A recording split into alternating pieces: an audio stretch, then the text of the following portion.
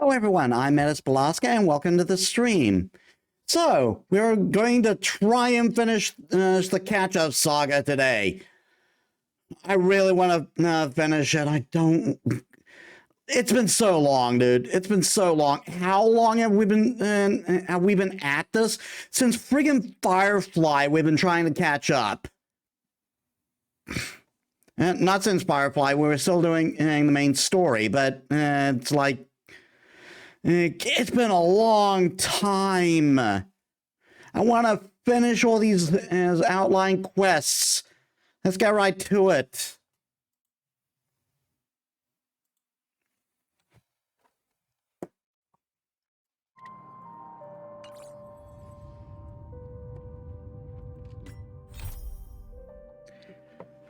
Okay, so... Supposedly, it's just these 4 left in Pentaconi, but that one quest we finished last time only had a 1 next to it.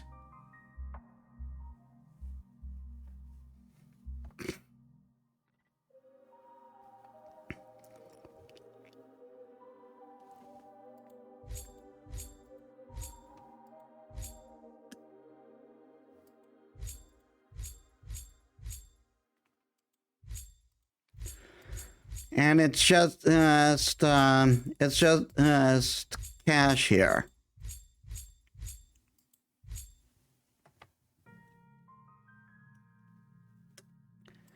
So I guess we'll go down in order.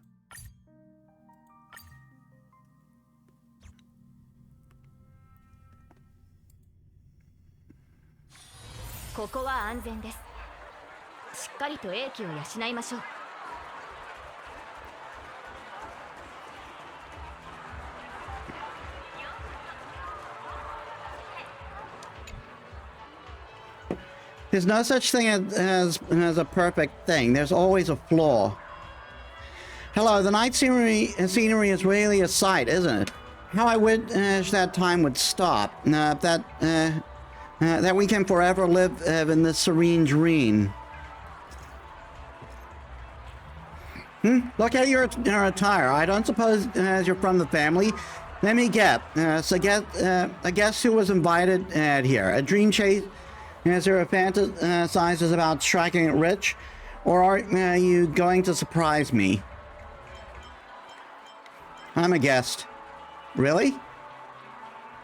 I do not doubt you, but there has been far too many imposters of late. Look, members of the Bloodhound family are on patrol, anxiously on edge, as if something major is about to erupt. If you're a guest, what would you like to know? The Astro Express? The Astro Express? Oh, that bunch of nameless scurrying around with their trailblazing? How admirable. I quite like that. Robin is a member of the family. I knew that. I even know that that lady has some disagreement with her family. Splendid things can never be kept long. You should understand that. Clockney really exists. You mean the character, the character Mr. Pocketwatch from the movie exists in reality? I can still talk to you, help you do stuff, solve all sorts of problems, and adventure with you. The wondrous sojourn of the Nameless could perhaps be interested. Alas, I have no soul glad with me. I'm essentially pairing when listening to your tale. I'm the fabled watchmaker. Sorry, it's a funny joke, but I'd rather believe that Clocky really exists. You're as interesting as I expected. Everyone has secrets, and every city has its dark corners. If its secret, it's your if its secrets are to be kept away from the public eye, you'd have to learn and to be very skilled in burying the truth. If someone you least expect to cover them, it'll be an awkward sight. You look like you have something else on your mind. What is it?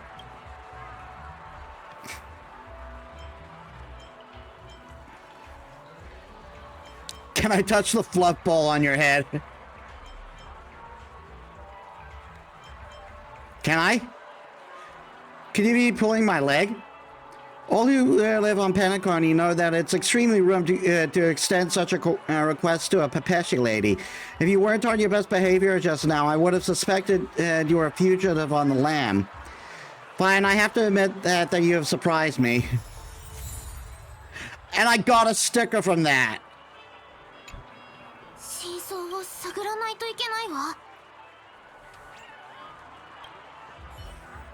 Oh.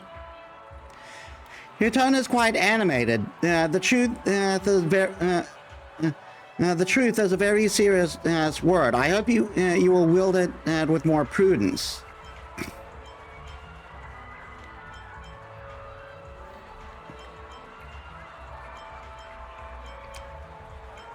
You weren't the one who sent the message? You mean... I remember now. I did send that agency a message to the group. Just that everyone mostly ignored me. The guests here are ambivalent and about uncovering this truth. I myself was about to abandon this mission. And the first person who willingly answered my call to investigate was you.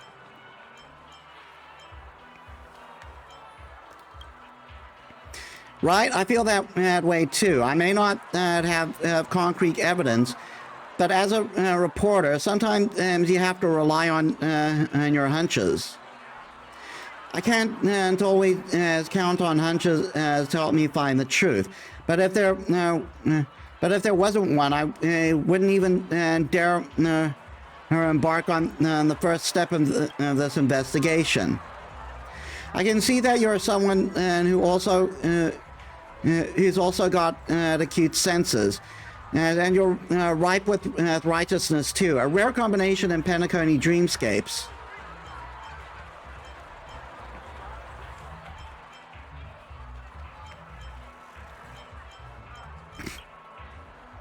Good, very good. Now we've got motivation, brains, and Singular's eyes quickly sweep over that baseball bat that you hold in your hand. Ahem, brawn. Let's not waste time. If you're up for it, we'll move out now. Before the Reverie Hotel has completely locked down, I overheard a few rumors. At certain hours, as a strange painting of ambiguous meaning would suddenly appear in that hotel, and perhaps even misleads guests, sucking them into an otherworldly dreamscape.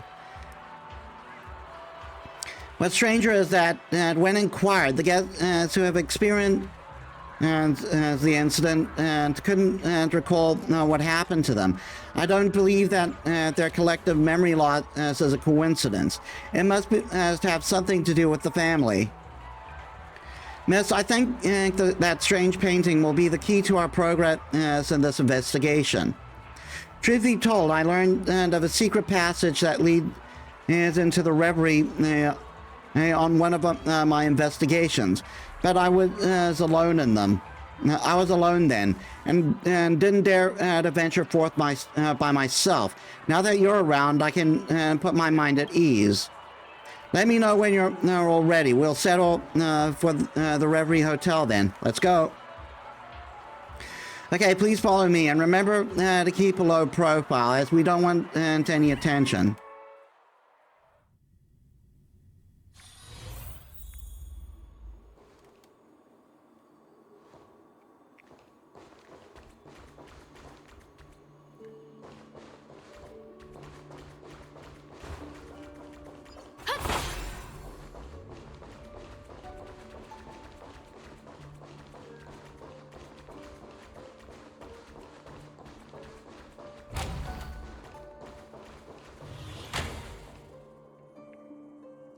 This is it, that creeping painting floating in the middle of the hotel hallway.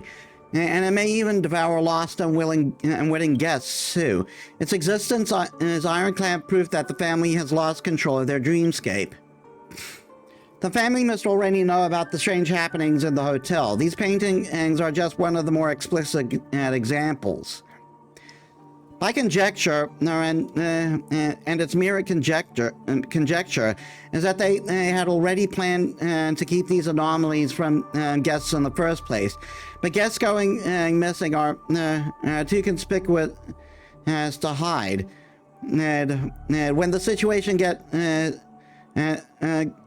When the situation went gradually awry, the family decided to shut down the hotel indefinitely.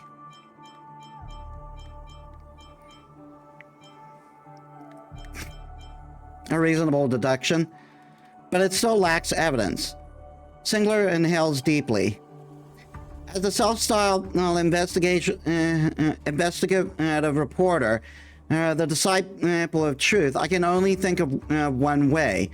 Let's try to establish contact with it. No matter what happens behind that painting, and I trust it will definitely bring us closer to the truth that the family is trying to hide.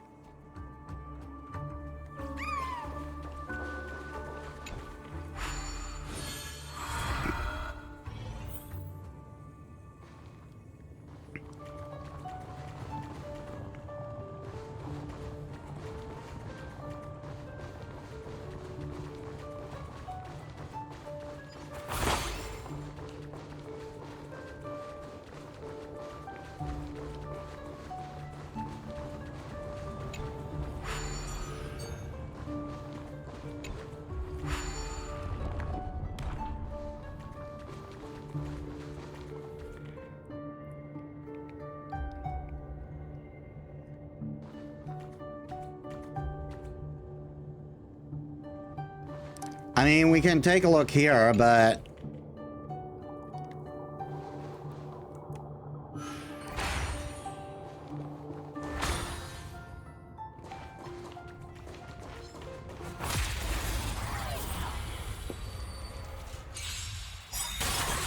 いいアイデアでしょ。いける。諸悪退散。指示マスター前。足手まといに。話し合いましょう。はっ。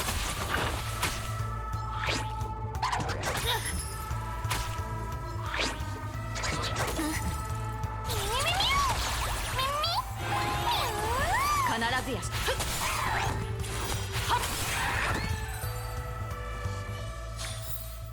この勝利をあなたに、マスター。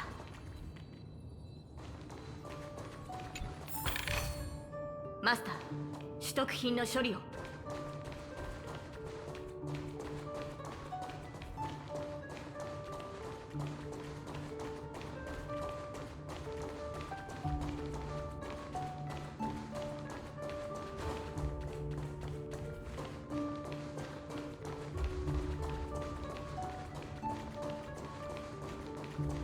Guards on the walls?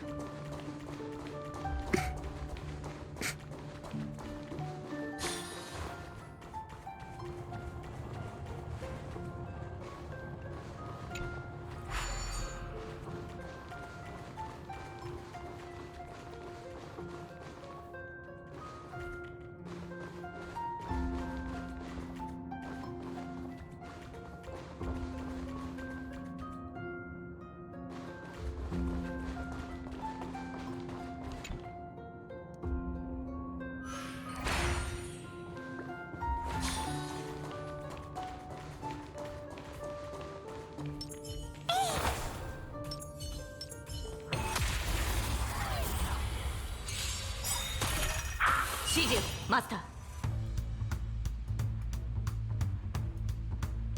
ストライクエア。頼むよ。諸悪退散。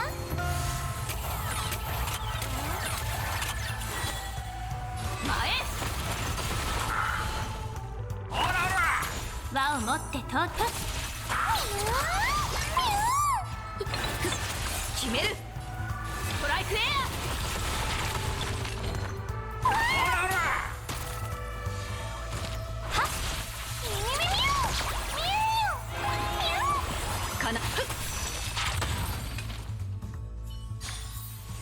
自分の意志で結末にたどり着いてみせる。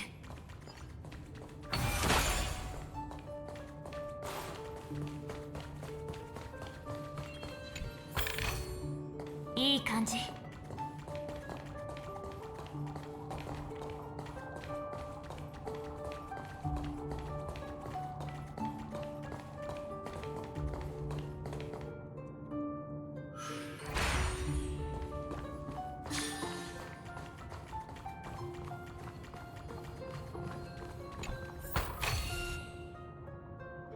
I think we've collected all the clues in this area, right? And it looks like that's all of them. I think it's time to sort out the clues we've gathered so far, Miss. Of course, we really should get out of this place. I'm feeling a bit woozy. Wow, didn't even let me hit the switch.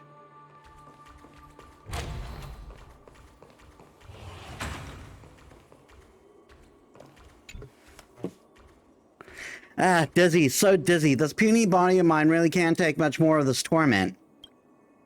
You, on the other hand, look fresh as all heck. I'm impressed by your constitution. You should work out more. Phew, I can see that. Anyway, let's piece together the information we have obtained first. Let's see what we found so far. The moment is finally here. Before I entered the dream today, the ship led me, and the ship's lead found me and had a long, earnest chat with me. He spoke too fast, and I couldn't catch most of what he was saying, but still sort of understood what he was trying to tell me. He feared that I would be in grave danger when I entered the dream this time. If I can complete the mission successfully, the family will surely banish me from their ranks. He even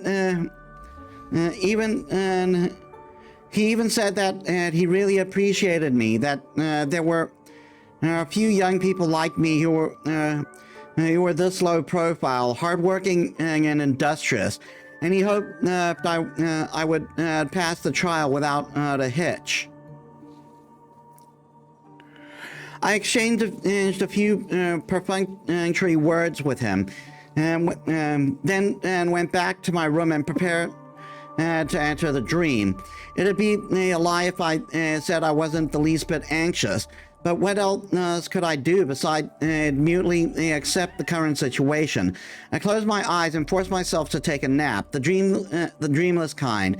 To be able to do that thing, I would have to be in an optimal condition, physically and mentally, no matter what. Miss, I think we stumbled upon a really precious clue this time. This family attendant named Hamilton, his writing indicates has much anxiety. The family must have assigned some secret mission to him. His name would be struck off if he failed the mission, or worse, his head.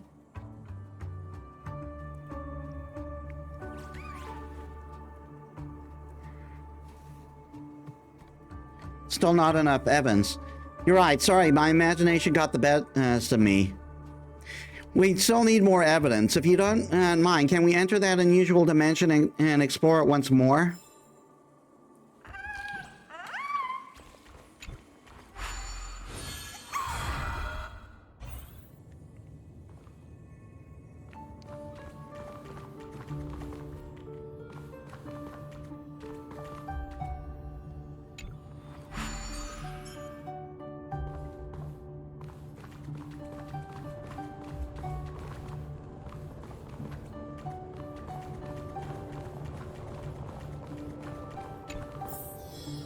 Yeah, I thought the pieces would fly off.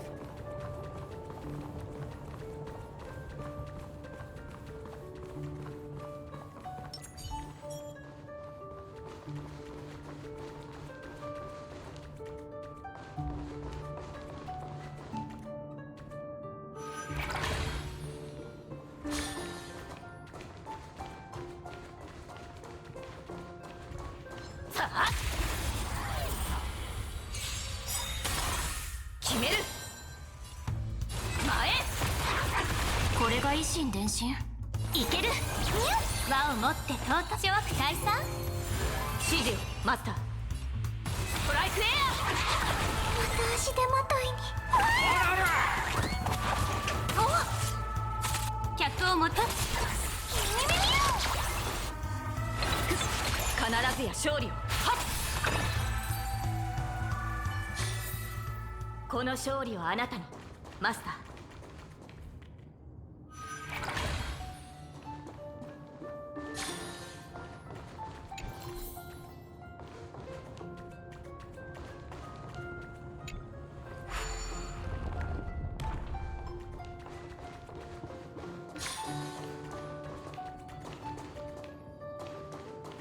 I can't get to that from here.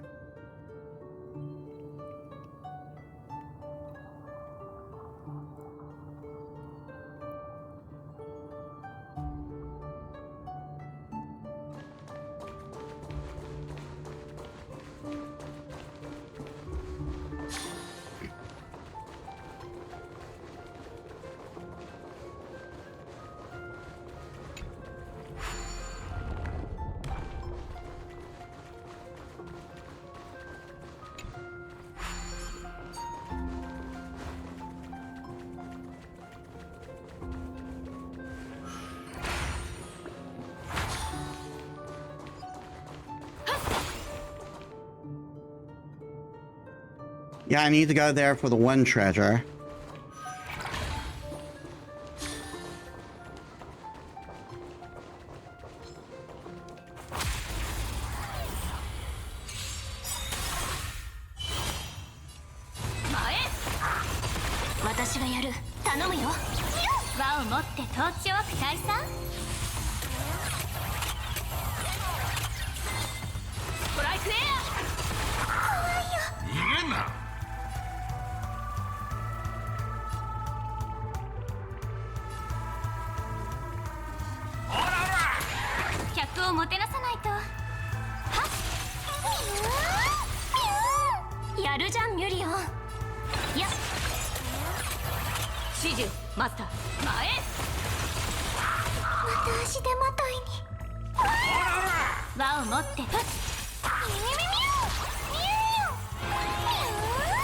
And chop!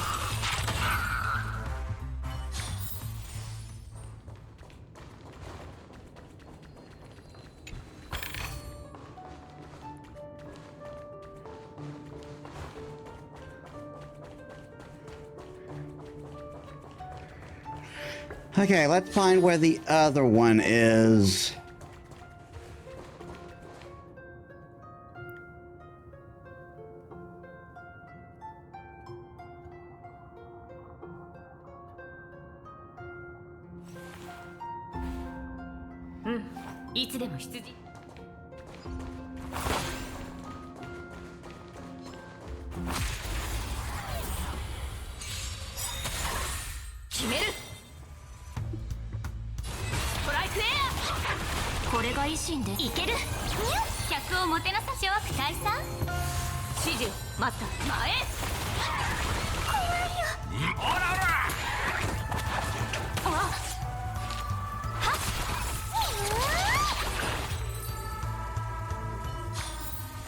この勝利をあなたにマスター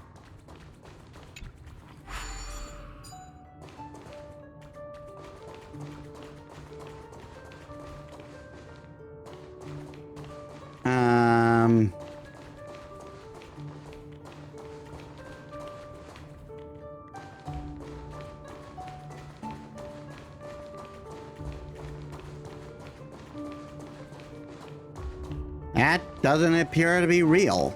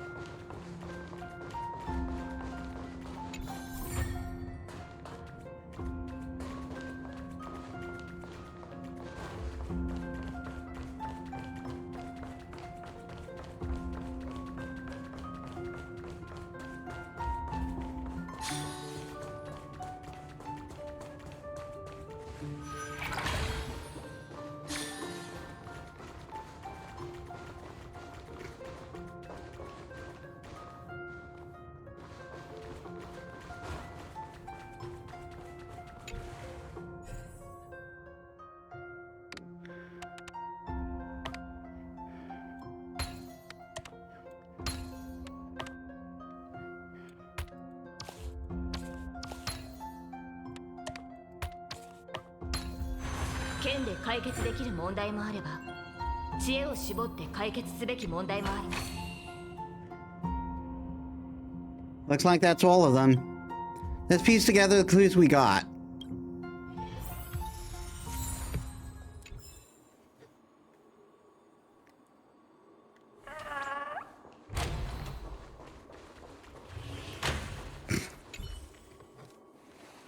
Good. The investigation has been going well so far. At least we can still walk and we haven't lost any limbs. Let's piece together the clues we got and see if we made any progress with our findings. I entered the dream and woke up in the Reverie staff dorms like usual, but the feeling of everything around here was oddly strange. People around me seemed to notice something, and I could tell and I could feel the peculiar glances they cast toward me. Yeah, of course, it could have all just been in my mind, but who knows? Someone I'm not very acquainted with suddenly tapped me on the shoulder, like he was trying to encourage me. But I didn't even remember what he worked as. A dreamscape motivator? Darn it. It was like my memories were erased by someone. Jeremy and I traded a few lines, mostly about those recent strange happenings in the hotel in the dreamscape. Paintings suddenly appearing, musical instruments attacking guests and such.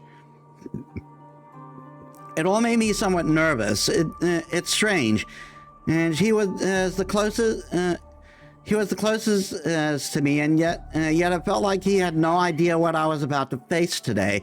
I even forgot to tell him before. It's fine. It's fine. This is good too. One fewer person to worry about. I changed into a jet black outfit. Black makes me feel safe.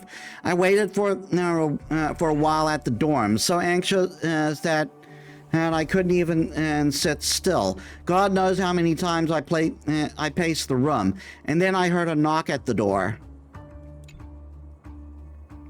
That attendant and Hamilton entered the hotel in the dreamscape, and people around him started looking at him funny. I now have ample reason to believe that this attendant experiences must be related to the Reverie's shutdown. And it doesn't matter what secret assignment it was. What secret assignment it was. It was that the family gave him. It doesn't matter what the secret assignment was that the family gave him. He definitely didn't manage to complete it, or this place wouldn't be in the state now, would it? It's unfortunate there have been no crucial clues recorded in these journals so far. We have to keep investigating. Let's go. We'll have to try again.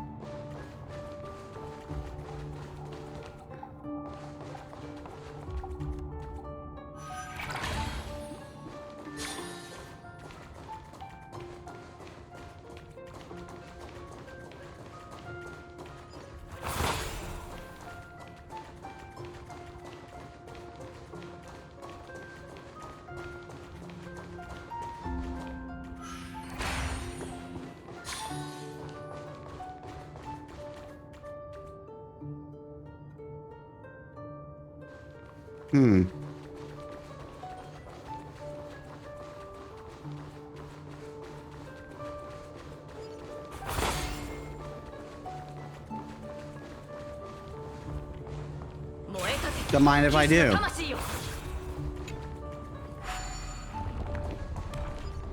はっ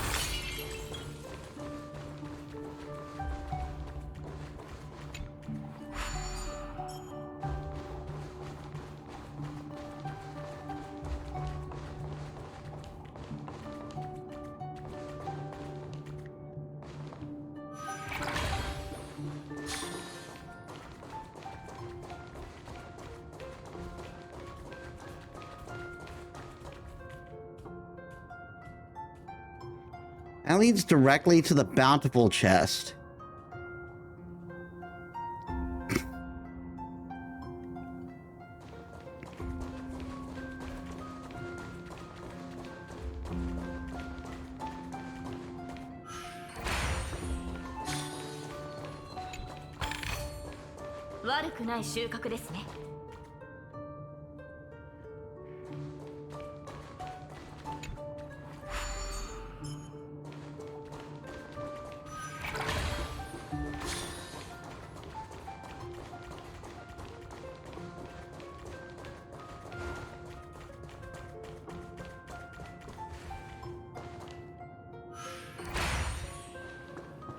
I promise I wasn't trying to look up her skirt. It just looked that way.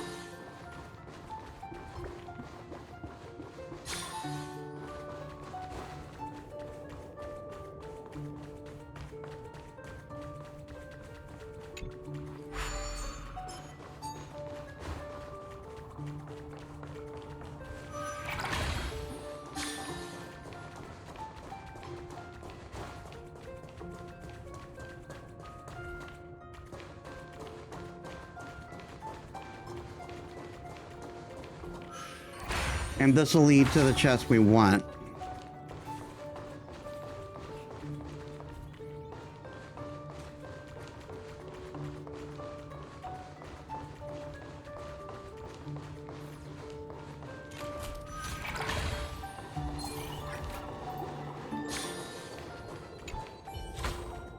I think we've collected all the clues. Let's look at all of them.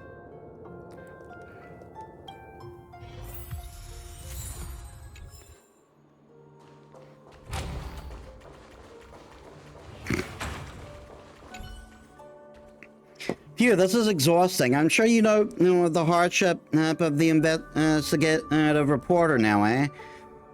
Come on, let's gather the clues we obtained this time and see if Hamilton said anything else. This is still so surreal to me. I finally had a chance to meet face to face with the lady Siobhan.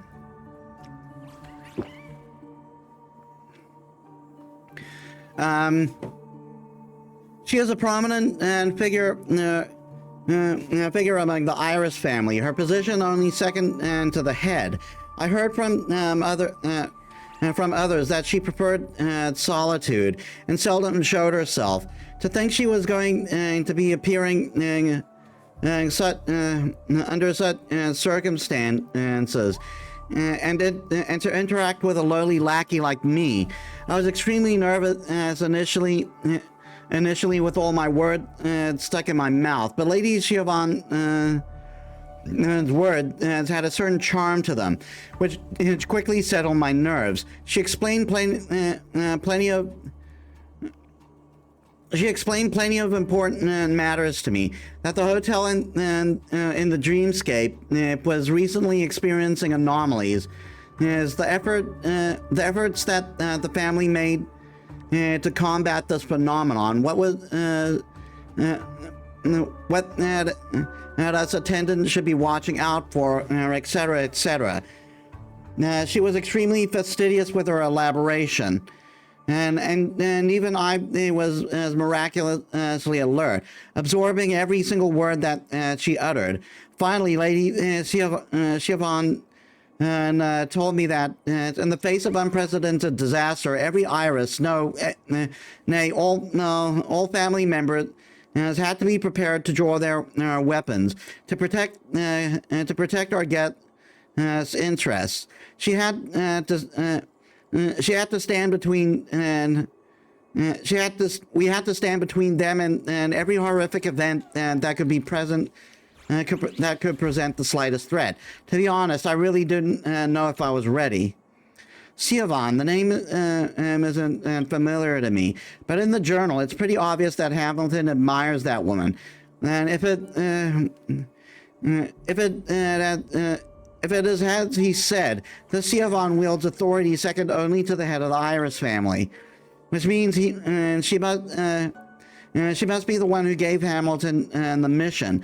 But what exactly did the mission entail? Erasing a guest's memories, suppressing the anomalies in the dreamscape, finding the source of the monster propagation? The notes reveal nothing on this. Honestly, I'm getting a little bit impatient. I don't know if the Hamilton guy is in the real world, but I think he has got the potential to be one of the Riddlers. But since we're already here, it'd be a waste of it'd be a waste to give up now. Let's try one more time. Think you're ready?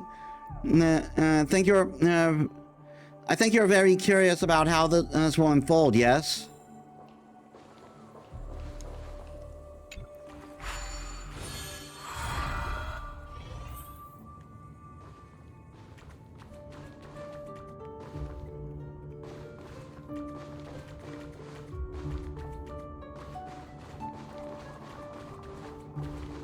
Yeah, so I gotta do the puzzle over there.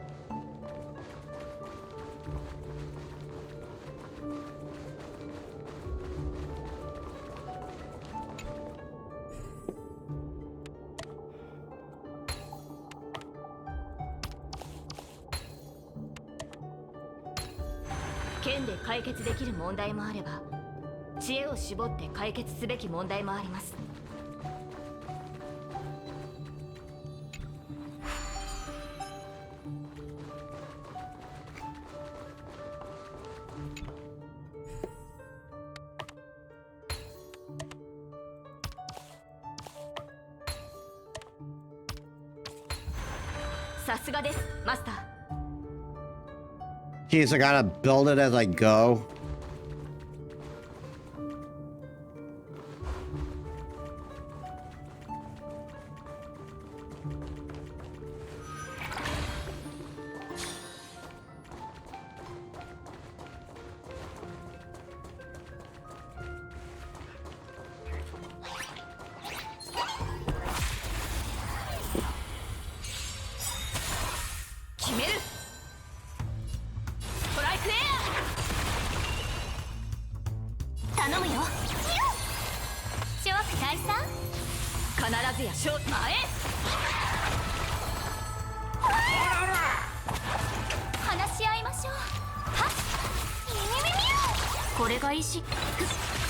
Chop.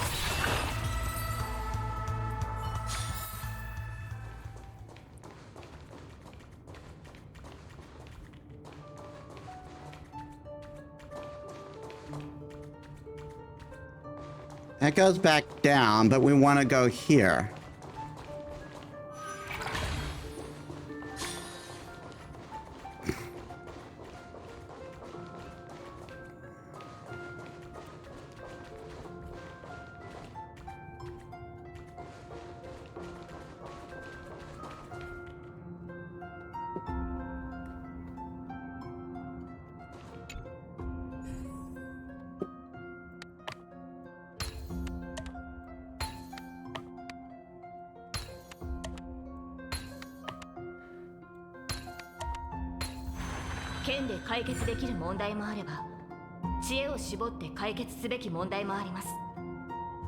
That created the path to the bountiful chest, but I want to find the basic chests first.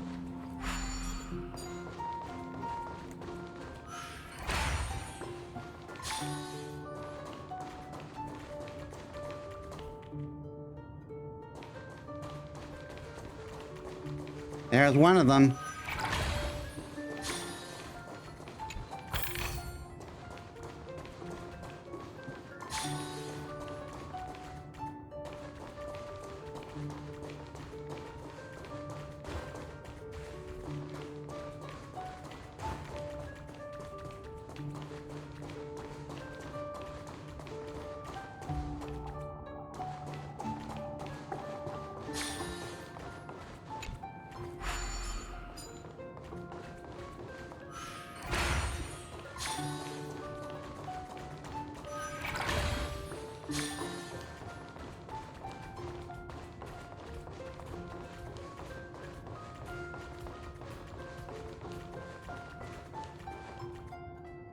Here's the other. But I need a refill that I don't have.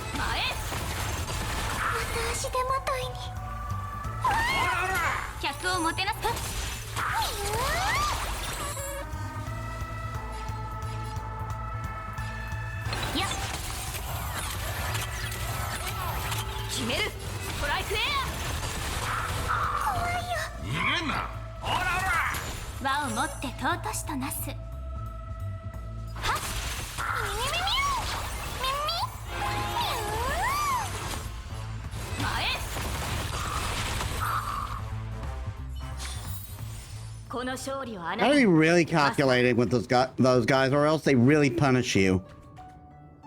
I need a third.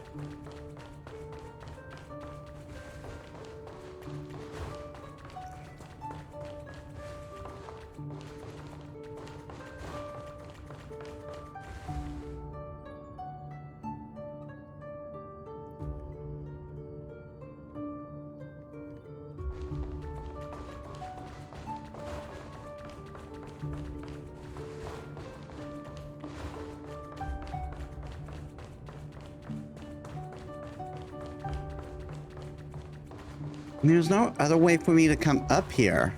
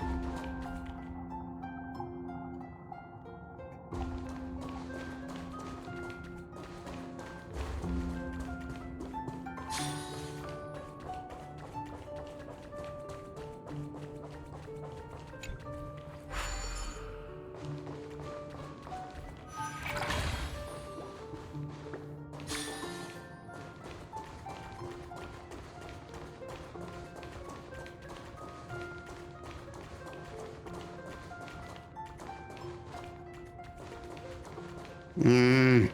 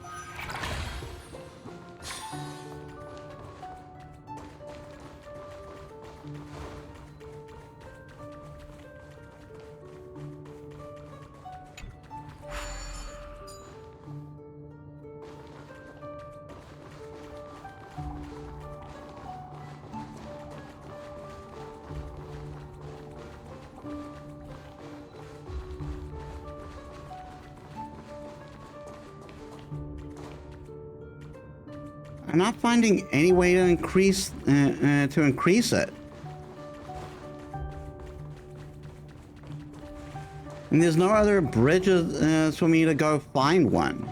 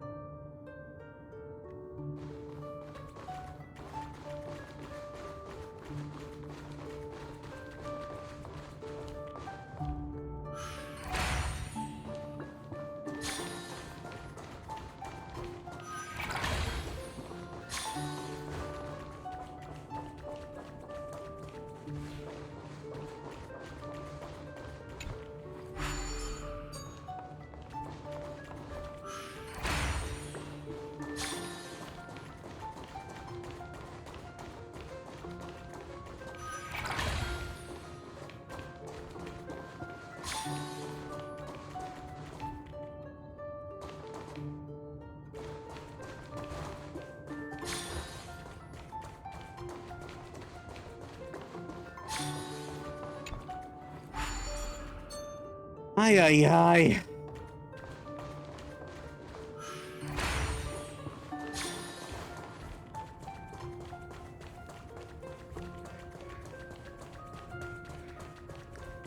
There's no hidden thing here.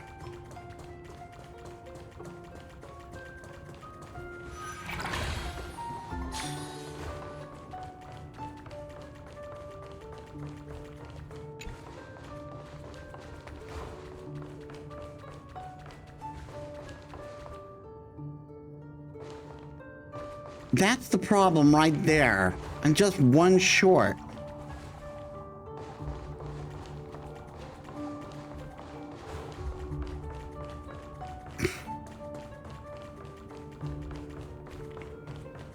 And there's no way to I can see to reclaim the one I've used already.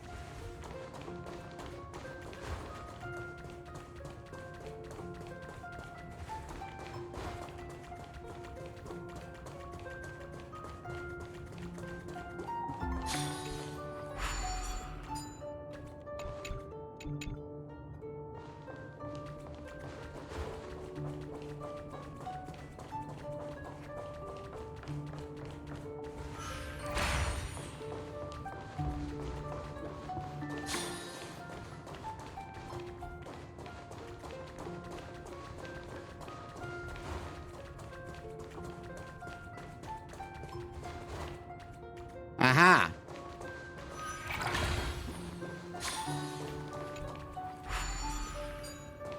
Now we're talking.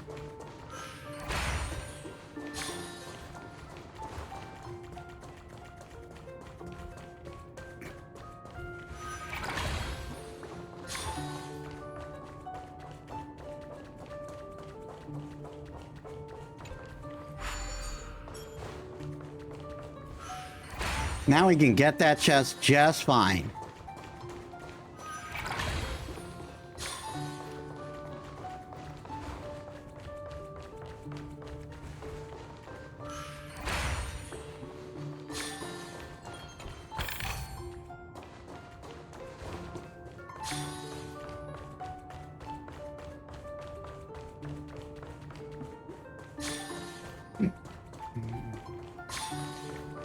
And now we can go get, the big chest.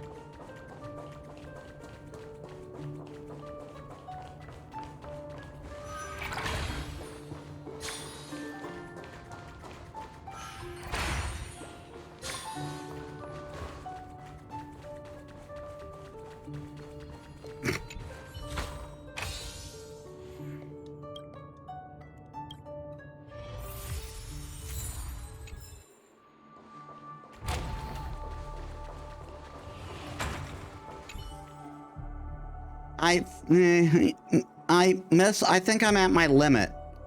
I hope that Mr. Hamilton will get to the point this time and stop beating around the bush with his entries.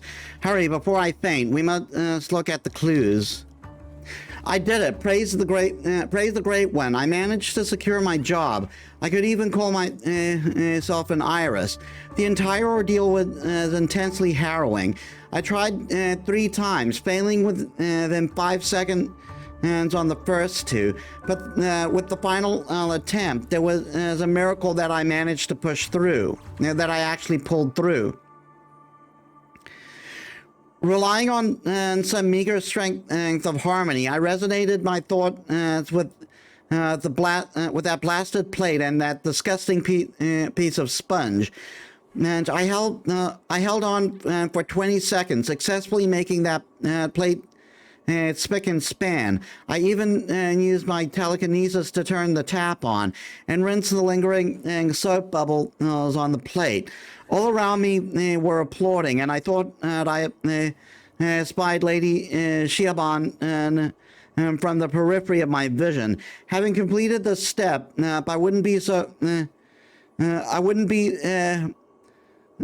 just be some ignorant and insignificant trainee any longer. I was now a proud member of the Iris family, now and forever.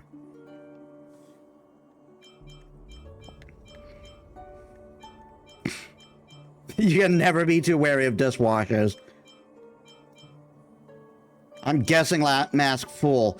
Hamilton, you annoying fool. No matter where you are right now, I'll punch your face in. The Pepeshi person is fuming with rage at that note. Not a figure of speech, but literally steaming with smoke. She turns her face upwards and falls over.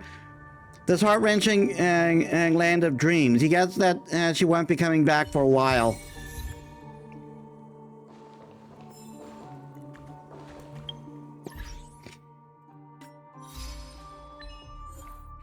Spacewalk. Complete mission Slaughterhouse and uncover the truth behind the hotel in the dreamscape.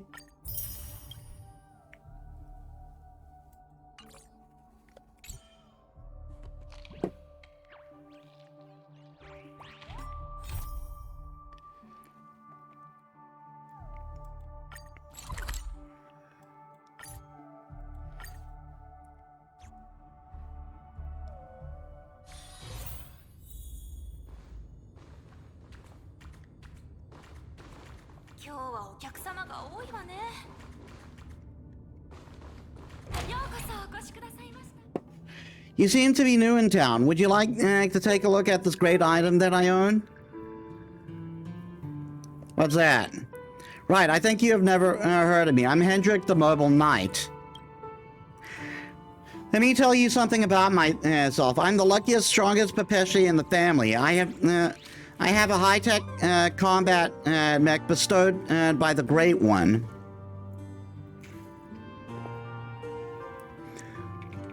Look at the black cannon on its right shoulder, the retractable energy blade on its left arm, and the dual thrusters on its back. I bet you can tell it's an elite armor.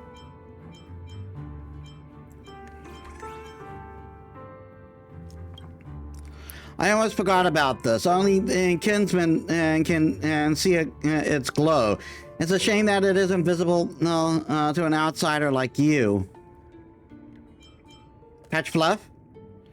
Hey, my armor comes with a counteracting electric current. Be careful or your fingers will be turned off. このクールな気候を見たまえ。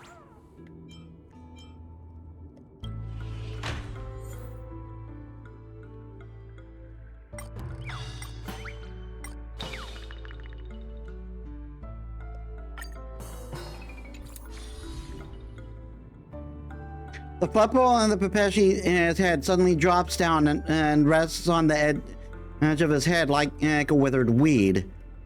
Alas, life doesn't guarantee pleasure, and death isn't all about pain. Even and with such powerful armor, many things are still beyond my control.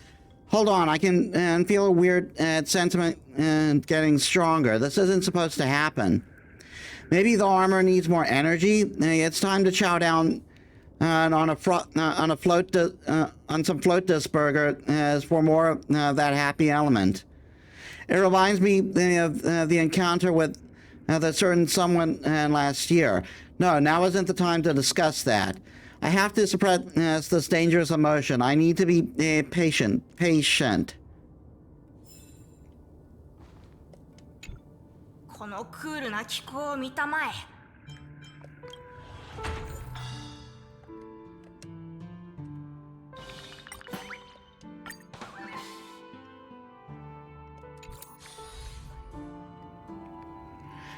Purple on the Pesci's head starts swinging vigorously like a propeller on an aircraft. He might be able to fly if it spins any faster.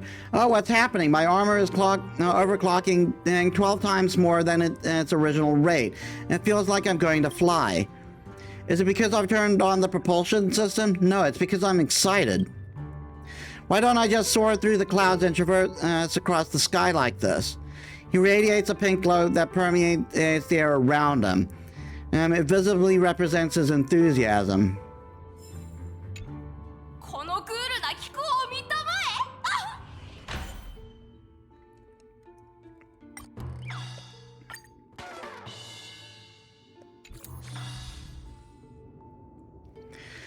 え。Pepeshi's cheeks suddenly turn red like an iron block heading up. What a miraculous sight to behold. Is my power furnace short circuit? I can feel the temperature within my armor rising. I've got it. The heat comes from my burning enthusiasm. I feel the urge to fire my cannon every time I think of the chaotic situation in the dream. Since the family doesn't want to be harsh on the bad guys, I'll do the job. I shall be the blade and dark knight that puts all evil to an end. I'll activate the annihilation mode to shred into pieces those who disrupt the law and order in the dreamscape.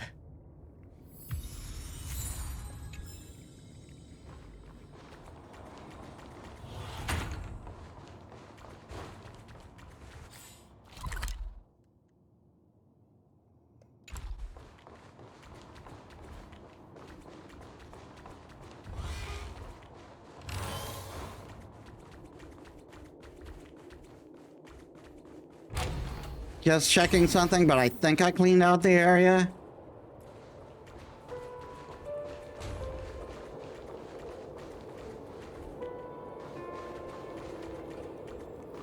Looks like it.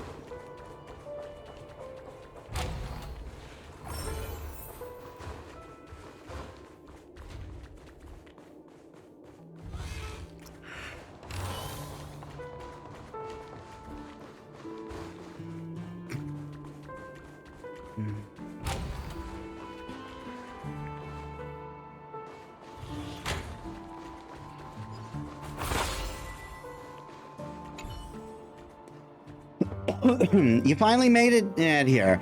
If you didn't show up, they would have had my head. Someone messed up the pavilion and triggered the security system we installed during the construction. The office is a complete mess now. It'll take a while to fix the system, but the documents inside are urgently needed and must be salvaged quickly. You're the only one in here. Let's just get started. Before I could even finish my words, those cowards just ran away as soon as they heard they might run into memes.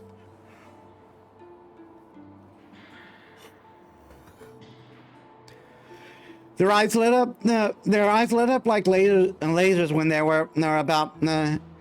they heard about money, and they ran faster than a trotter when they heard about danger. Now I'm counting on you, hero. Now for the reward. Brace yourself, because this news might shock you. It's 5,000 alfalfa credits, enough to redeem the same amount of IPC credits. Incredible, right?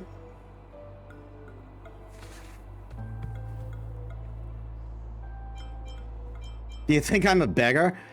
That's a decent price. Other agents pay even less. You'll get 5,000 credits because we're in this pavilion, and if it were somewhere else, they'd take another 2,000 credits from you. A 50-50 split like this is good enough. All right then, and everything's settled. I'll take 30% and you take 70%. Deal? Clock's ticking, and the higher up want some progress. See that door behind me? Set off whenever you're ready.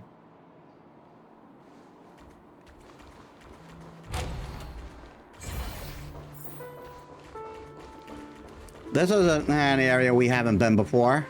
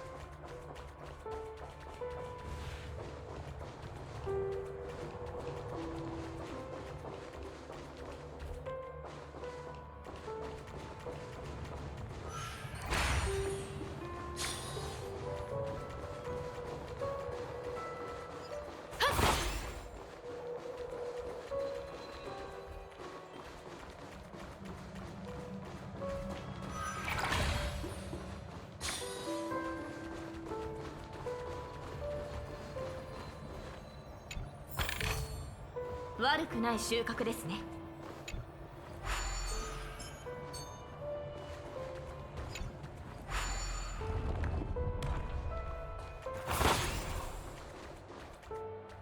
I don't want to go through the door yet.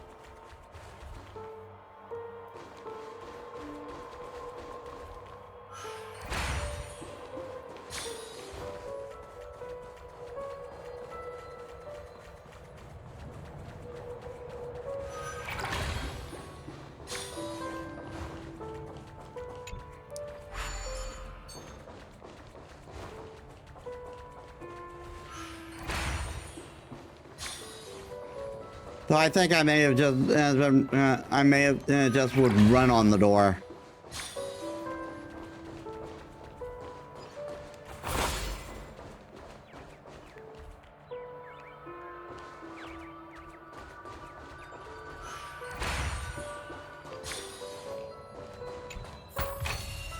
Master, 取得品の処理を。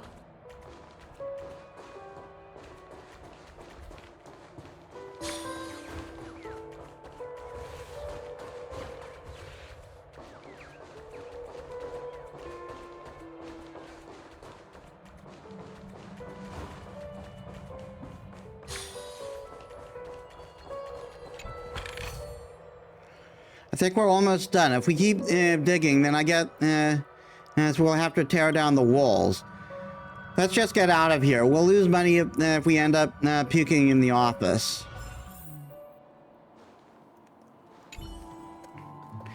We've been working our butts off, Hero. Aren't you curious about what's written on these papers? Let's just sneak a peek. Then we could either sell them to someone interested or use the content to blackmail the higher-ups. Are the Bloodhounds into this too? Hey, I never said that I was a Bloodhound. I'm just an ordinary employee trying to make ends meet. The Bloodhounds get these tasks from the top brass and then assign them to their agents. The agents then outsource the work to us. And then we help recruit people like you to handle it. So it's only fair that we take a little tip for ourselves. Huh? These documents? Seriously? Postpartum care for Sweet Dreams Troop and 100 Ways to Drink Soul Glad? What the heck are they reading in their leisure time? Maybe we should go in again, Hero. Just outsourcing work. No big deal.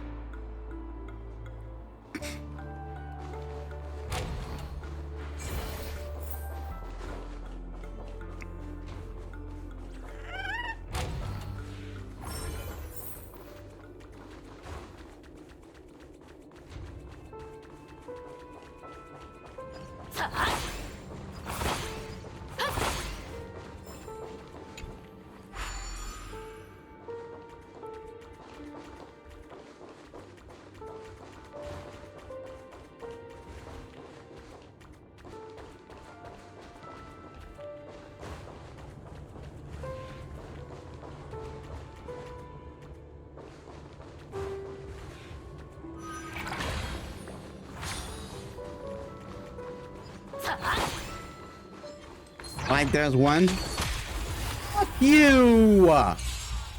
Bullshit game! No, I'm mad. I'm fucking nuking these guys.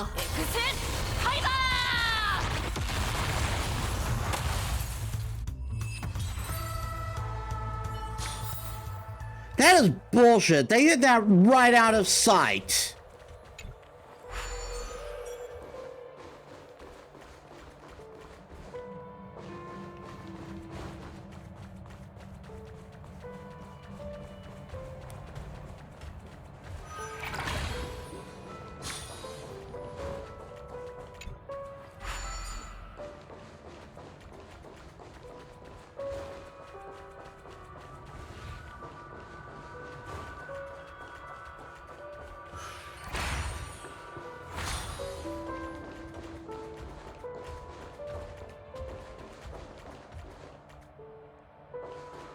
I hear something stomping around.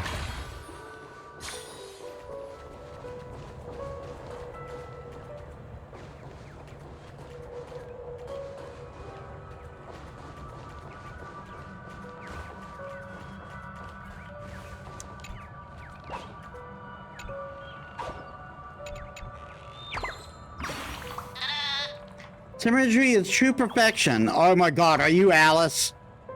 Just like this, symmetrical, harmonious, symmetrical, harmonious. Such a shame that I don't have 4 feathers, otherwise it'd be perfect.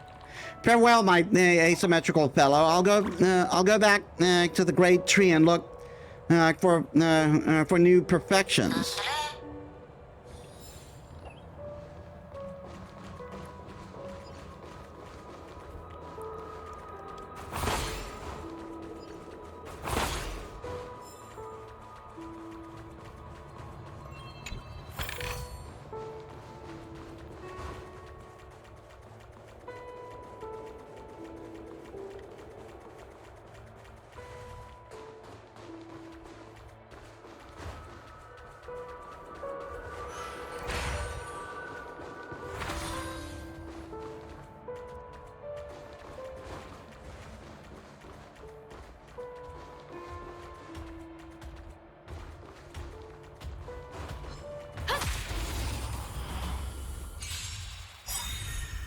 私がやる。頼むよ。輪を持って尊し多く退散。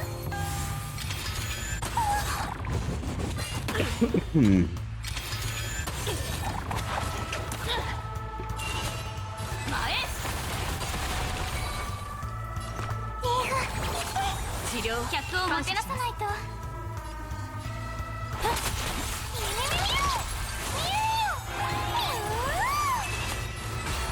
ストライクエア。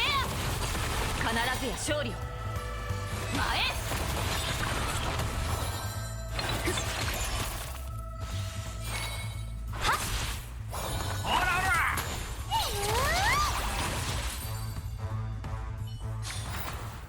You wanted a fight, you got it. マスター。さあ。ストライクエア。これが維新いける。小悪退散。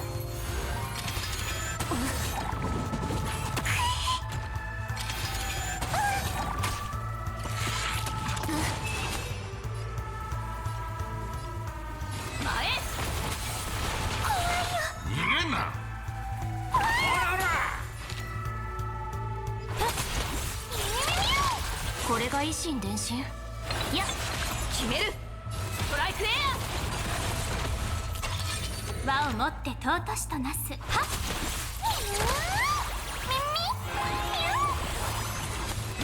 Die.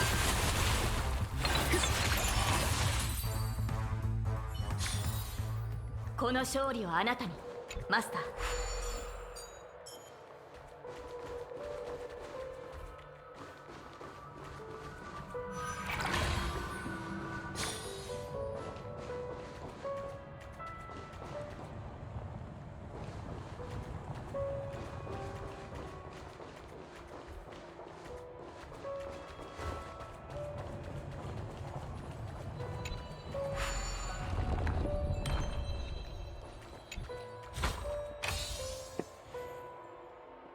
This is a bit too much. Getting such paltry pay for the toughest job. But hey, you must be way more exhausted, hero. Go ahead.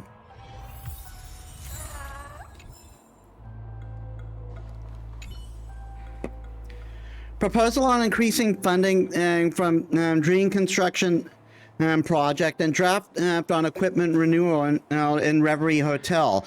All about asking for money. Looks like even the higher-ups are strapped for cash.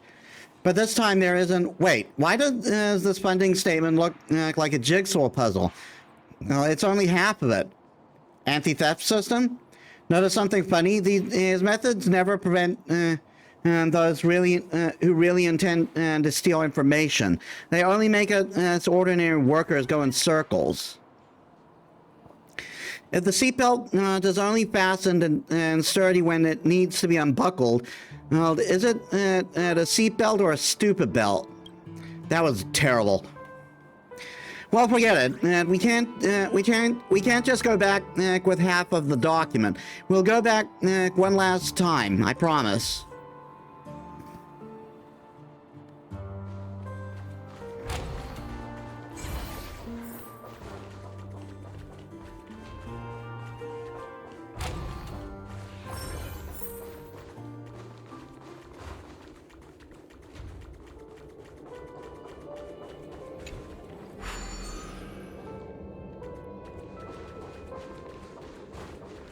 Just one this time.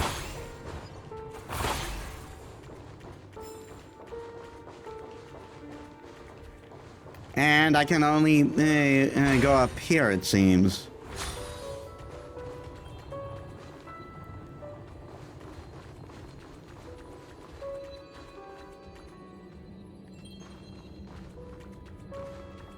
Serious? I can't go any further?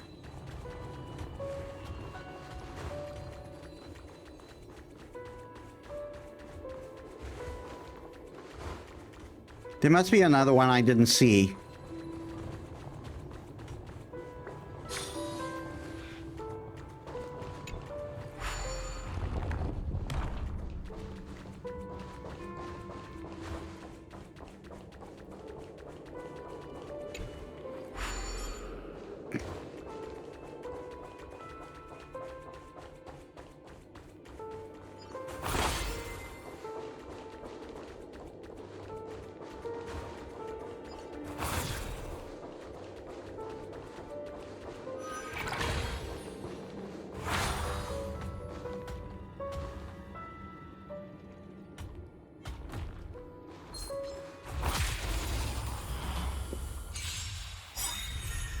必ずや勝利を。ストライクエア。私がやる。いける。諸悪退散。こっちけ。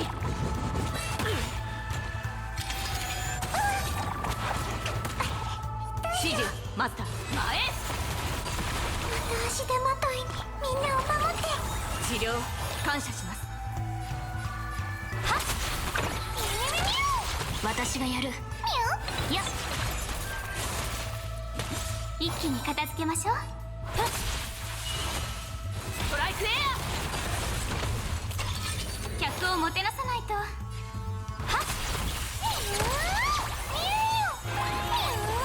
必ずや勝利を。前へ。この勝利をあなたにマスター。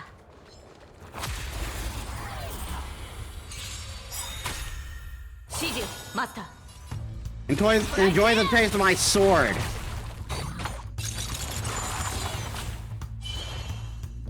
頼むよ。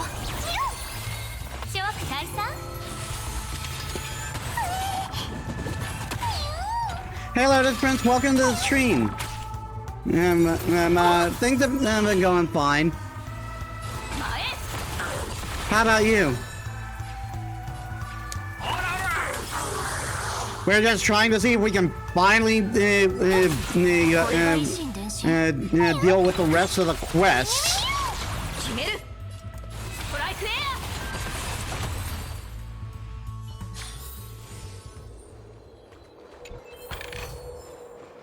Chill day today, but insanely busy week starting tomorrow.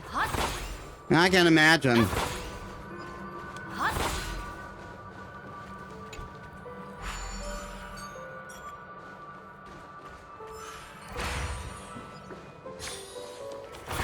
Oh no. You are not doing this to me. I dread it every time I see see this Hanuman thing.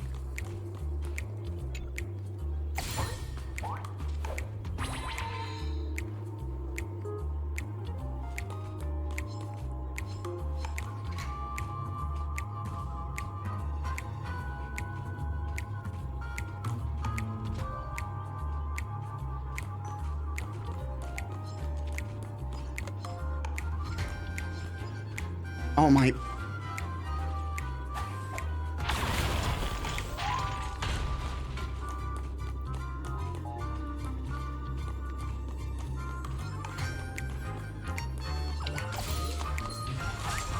Are you?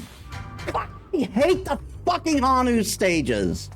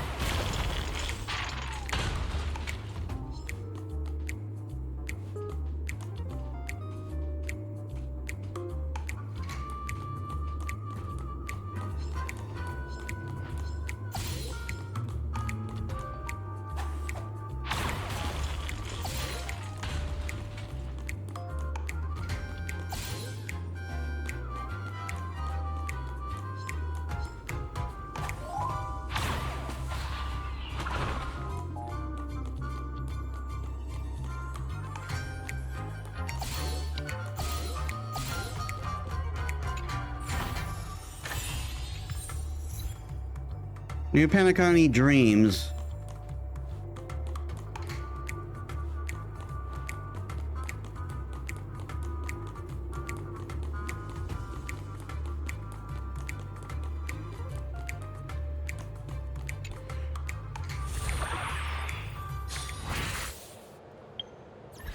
Please go away.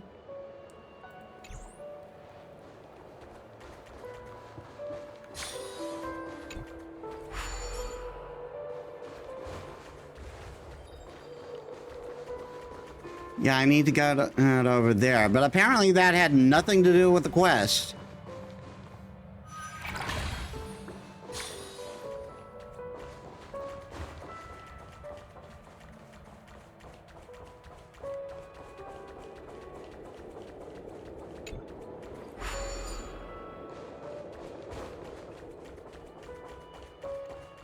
But we do have enough now to continue along this path.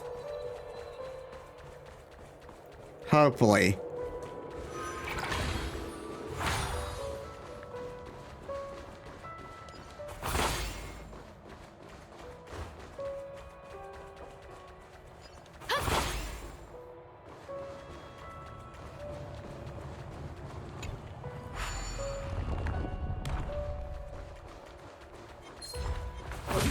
They fucking did it again. They fucking hit enemies in a secret spot again. That's it. I'm gonna Excalibur your asses.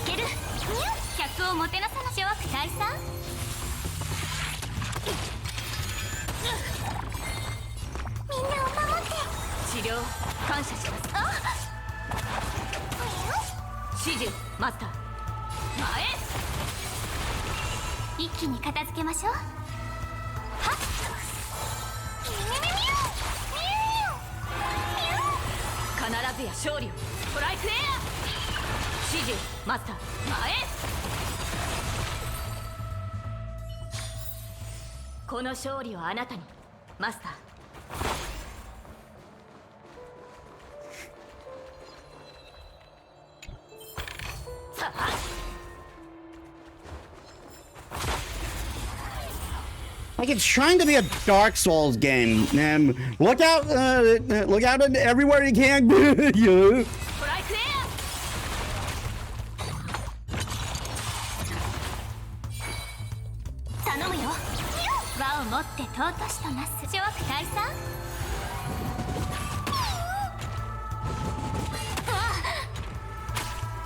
Are you fucking serious? Why did he suddenly turn? He was happy face before.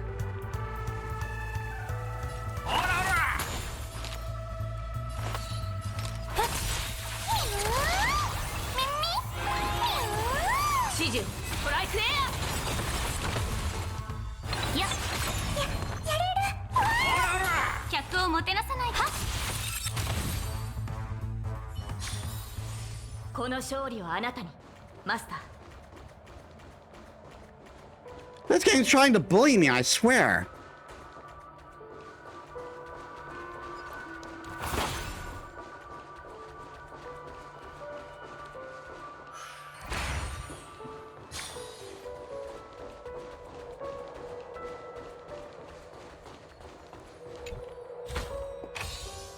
Finally, I almost got myself killed for the other half of the document. I'm the one who did all the work, asshole.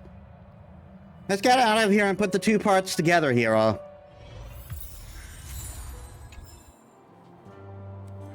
Okay, before we resume, I need to take a bio break. Give me a sec. Alright, I'm back. Open 300 chests in Penacony.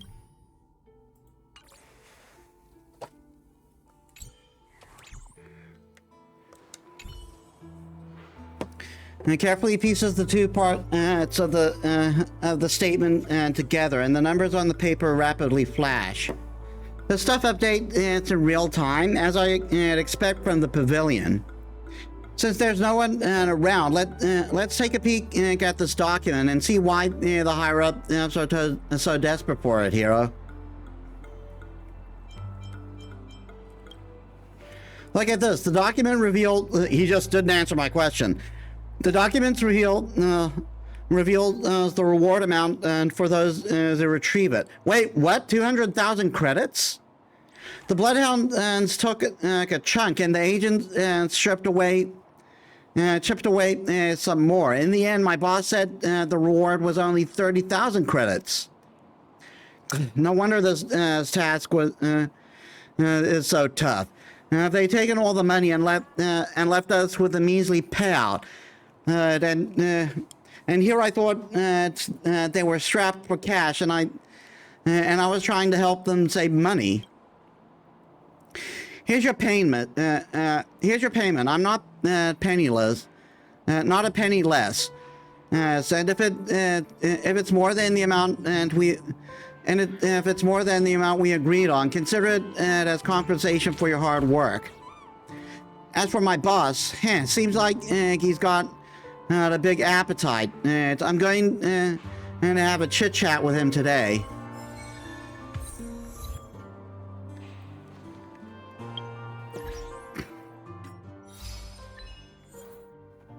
Dreamweaving industrialization. Complete Dreamwalker challenge at Daylight Pavilion with some extra income.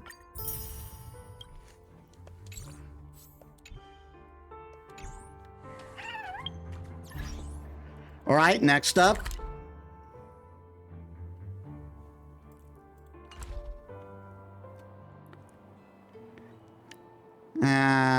Mission. Zero Pay Director.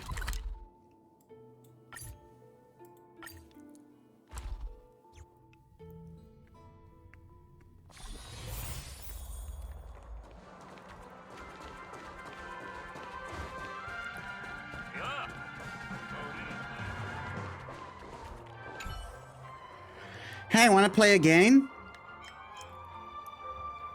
You're not going to put on a mask, are you?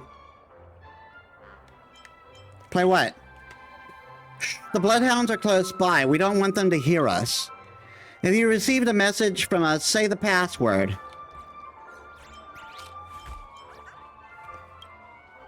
Impressive. You watched the Clocky series, but that's not the password. So your favorite teen? No, that's not the password. Right, that's the catchphrase from Brother Hanu and Hamsterable Night. And since you know the answer, you'll be allowed to shoot their films. We will ignore the fact that you failed to answer twice before getting it correct. I marked the film area and got the equipment ready. Come when you're ready.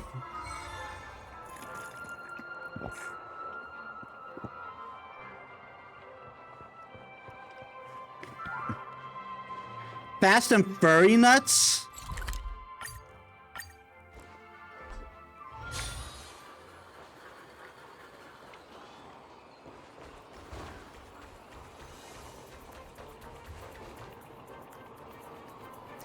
Phew, we're in a safe area now. I'm a staff member of Clocky Studios theme park, and I'll be your guide through the program while the park is closed. The family said they were doing a security check, but ended up creating tons of Dream Jolt troop monsters and Memory Zone memes, and something even chopped our precious mega screen in half. We just fixed that. It's outrageous. Oops, sorry, I shouldn't complain to guests. Now, Hamsterable Night, Fast and Fury Nuts, and Brother Hanu, Way of the Wolf, are now available. Please feel free to work. Have fun. I heard that. Well, I'm not giving it a try first. Our designers have turned the movie production process into a game, and you get a small gift upon completion. We all have fun. We'll solve the animation and workload, and other guests will have fun too. Isn't this a perfect solution for everyone? If there's nothing else, I'll take my leave. Have fun, and don't worry about don't forget the terms. The copyright of animations belongs to Clock Studios.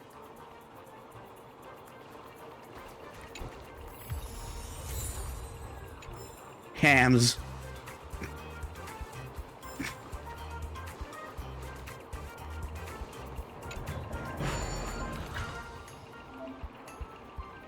Select serious mode.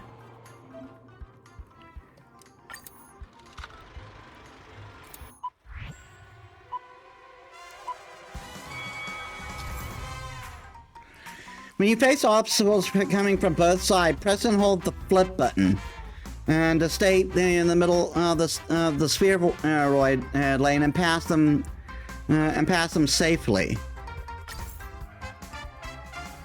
In serious mode, the tracks will continue endlessly. Challenge yourself to achieve the highest all-time score.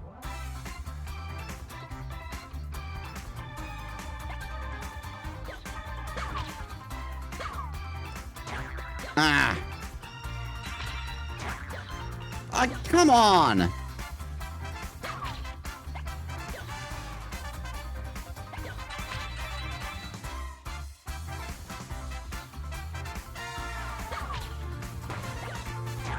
Oh my.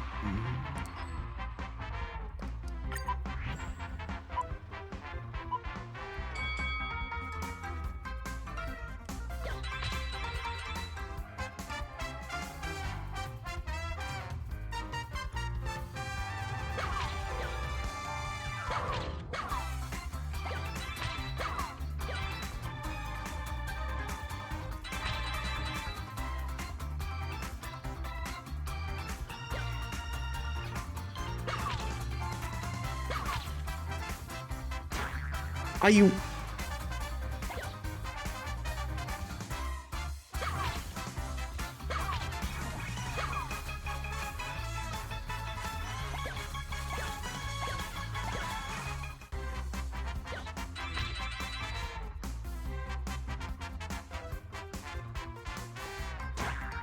Oh my God.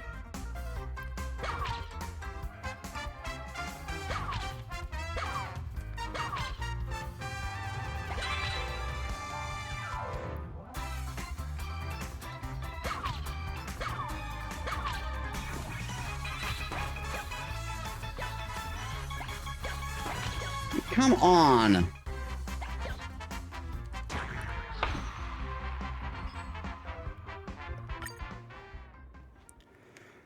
I need to get a minimum of 5,000 points. Are you fucking kidding me?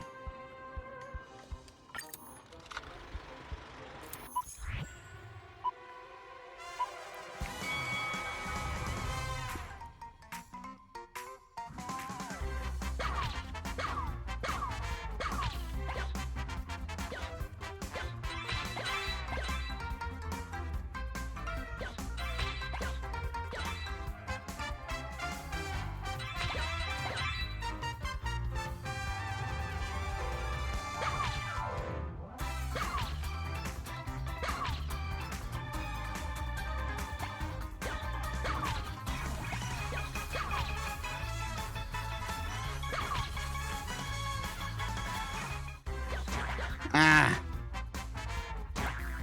Are you kidding me?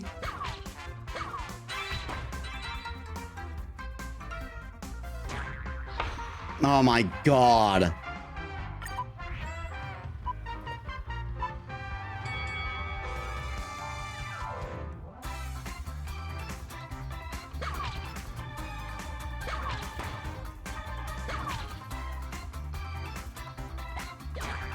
Are you...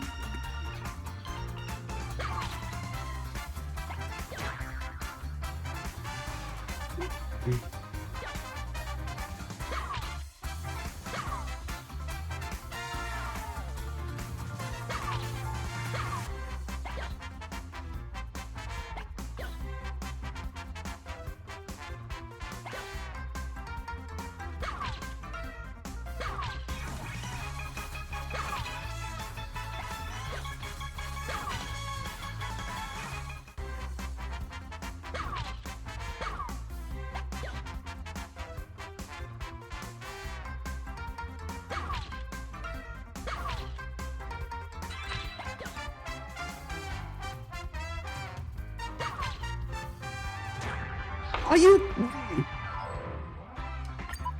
Oh my god, this is brutal. Now I remember why I never came back to play this game. It sucks.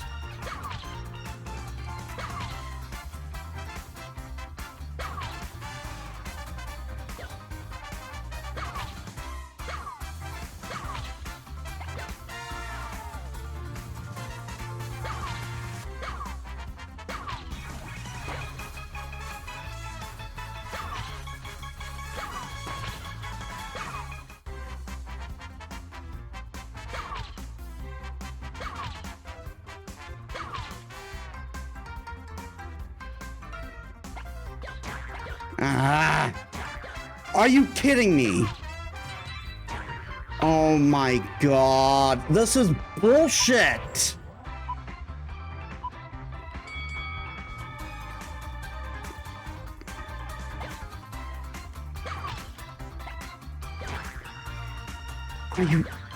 Are you fucking kidding me?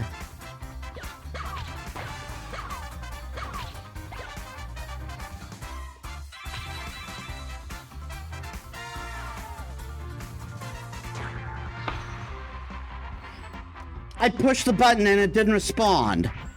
This minigame sucks.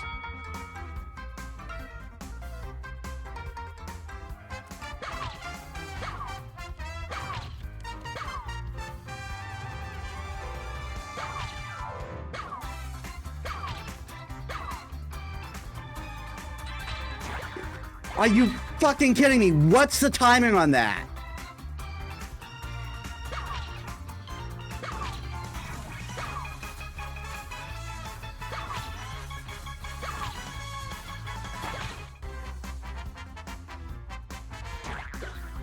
Are you kidding me? I was too late?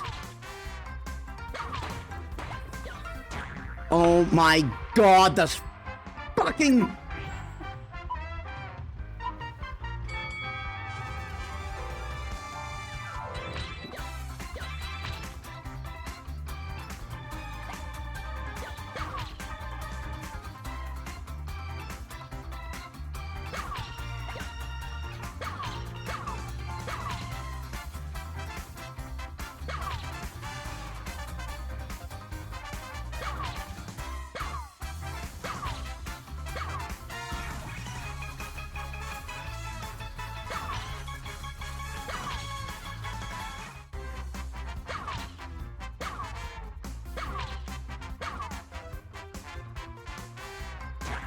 Are you kidding me? Sometimes it's right on time, sometimes it's just a little too late.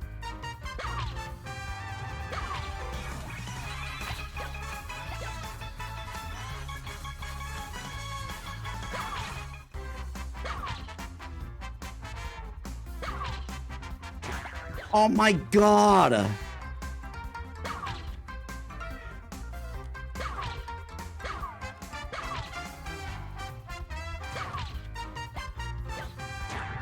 Oh my god!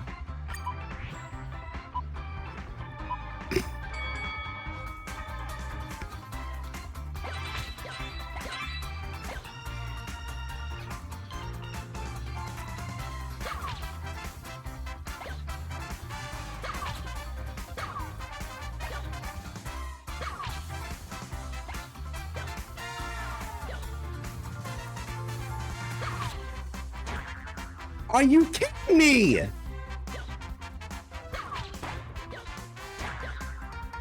Oh my god!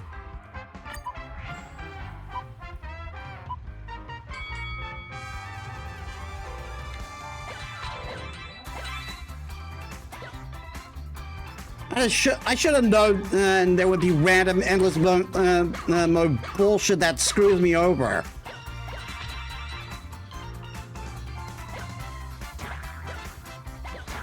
Are you... What is the fucking timing on those fucking cones?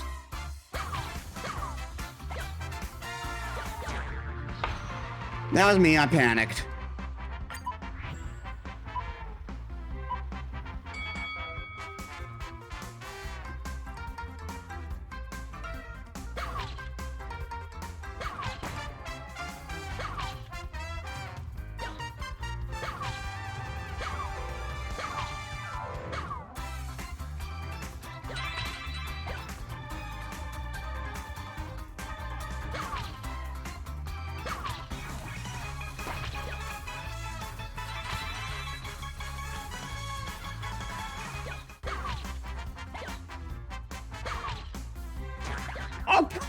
on, that one was hitting from me. That's not fair.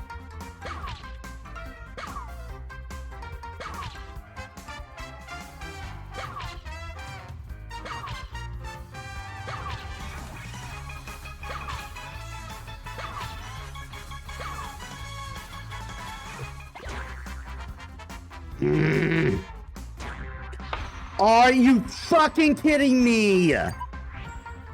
I can't even reach the fucking minimum. The fucking minimum.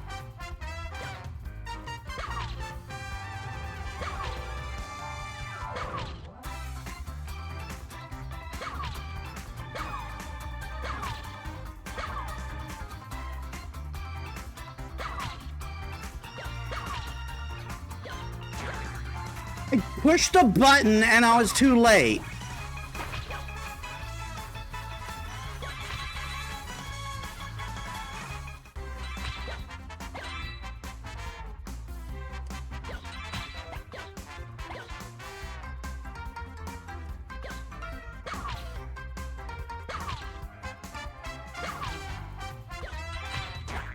Oh my god!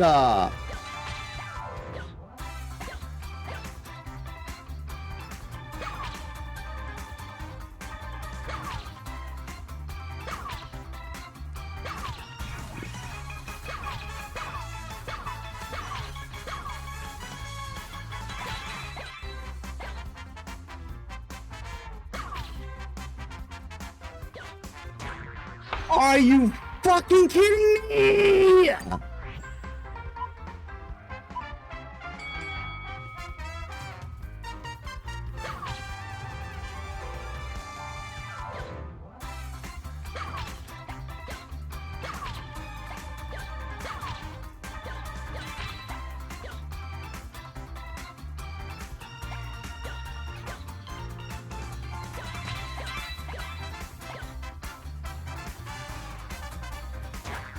I pushed the button!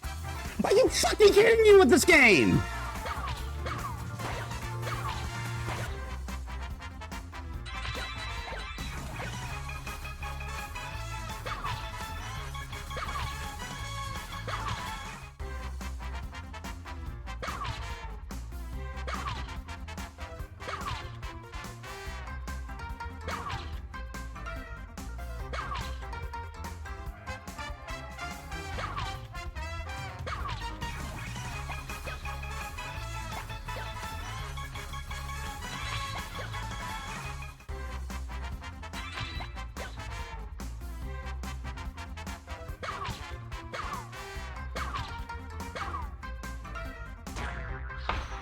I fucking hate those cones. I fucking hate those cones. It feels like their timing is so inconsistent.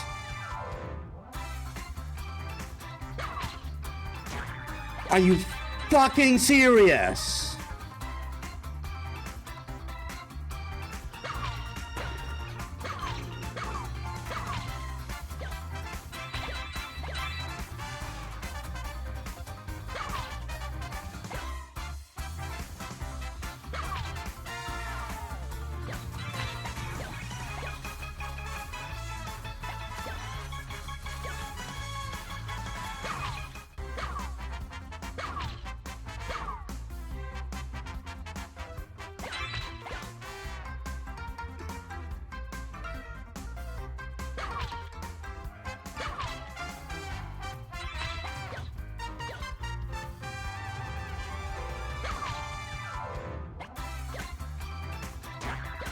Are you kidding?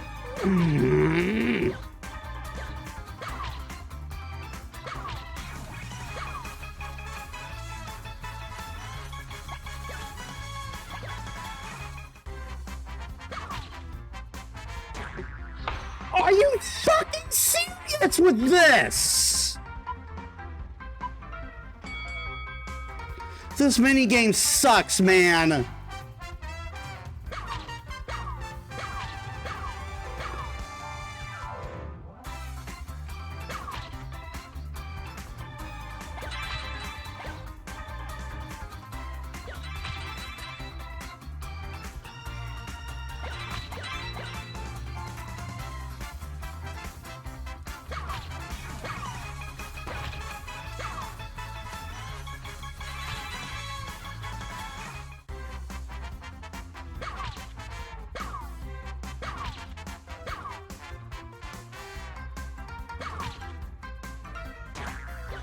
Push the button!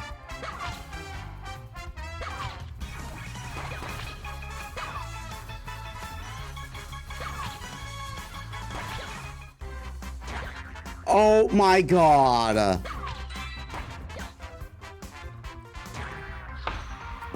Every fucking time, it's the fucking cones!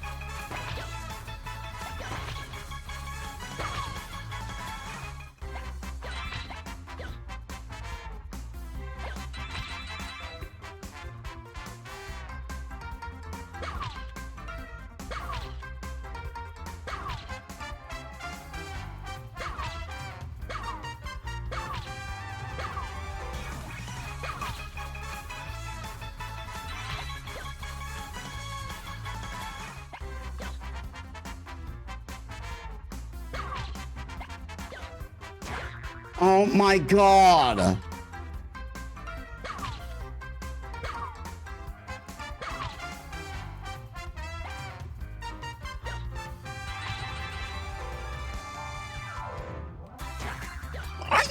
Hey!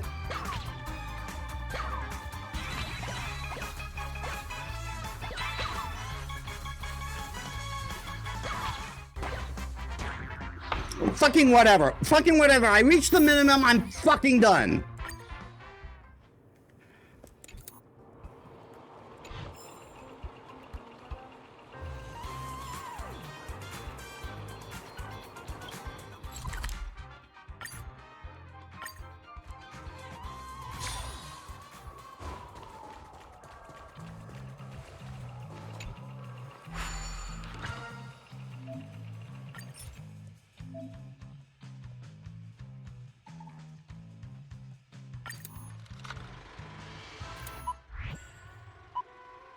And it's the same thing again. When you face off, yeah.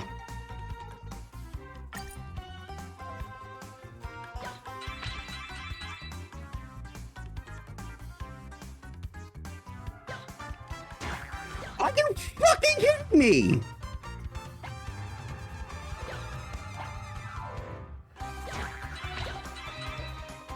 What the hell is the timing?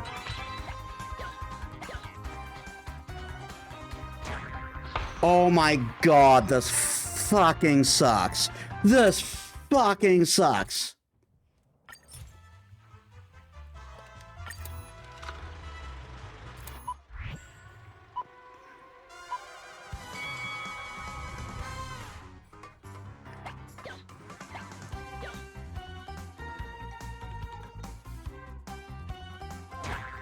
Are you kidding me?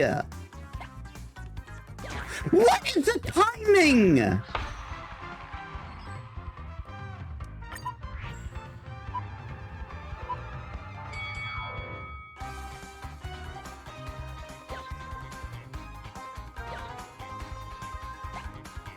What is the timing? What is the timing? All right, I gotta shoot them, don't I?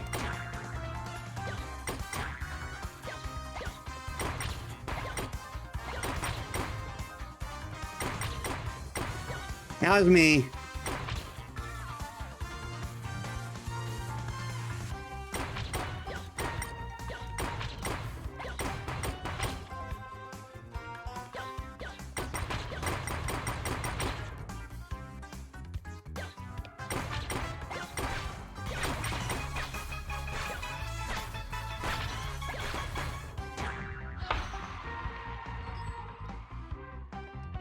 Oh well, at least I know what I'm doing now.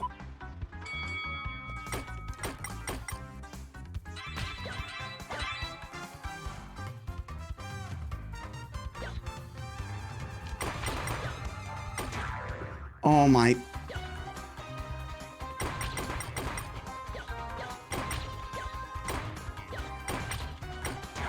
Are you...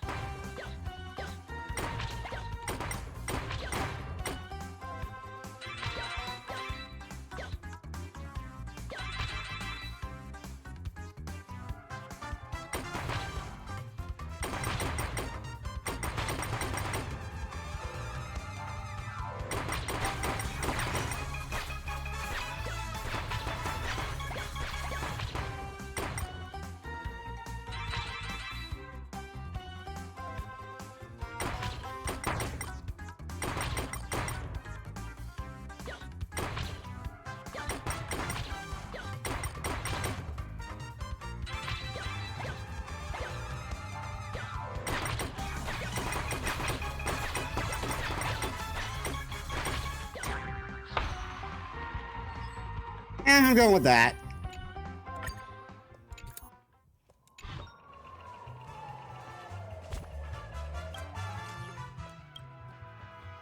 Value guest, we've been informed that you've completed significant portion of the film production experience here at Clock Studios. Don't tell me I need to get the highest score. We sincerely appreciate your support. If you wish to continue experiencing the film of animations, you may go to sequel mode anytime. Filming of animations, you can go to sequel mode at any time. Have fun. Have gun. Sorry for the typo. Have fun. You know what? Typo was actually appreciated.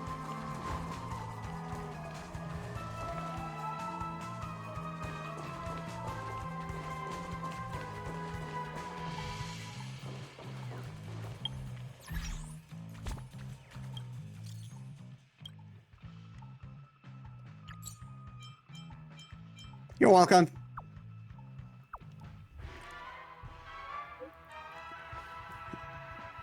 You're too noble. Back to the topic. Thank you for your meticulously crafted creation. Our attractions have been attracting more and more attention. Now, Clock Studios has fully upgraded this project.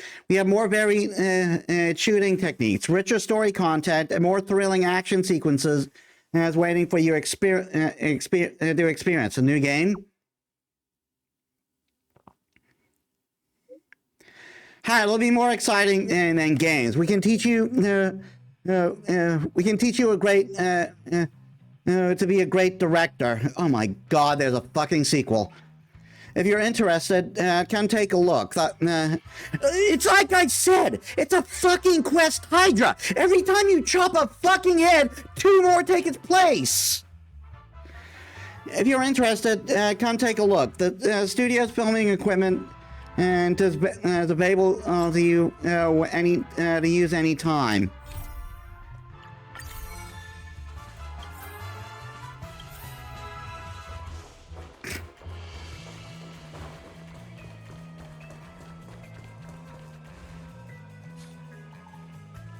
Huh? If it isn't our esteemed guest, I finally found you.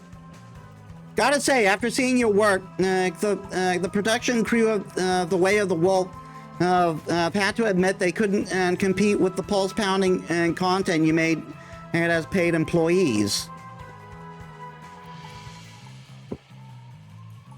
The crew has been putting their focus on filming more interesting extra stories, as in the hopes of giving devoted, talented guests like yourselves more room for expression. Ha! I knew you'd like it. I don't. All right, go try it out. The story is reaching its climax. The battle against Boss Stone is absolutely thrilling.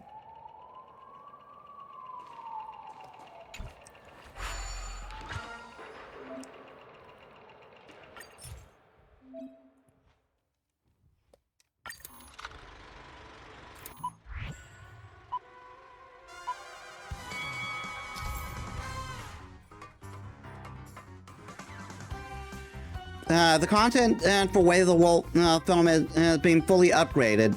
You will directly face Boss Stone in the story.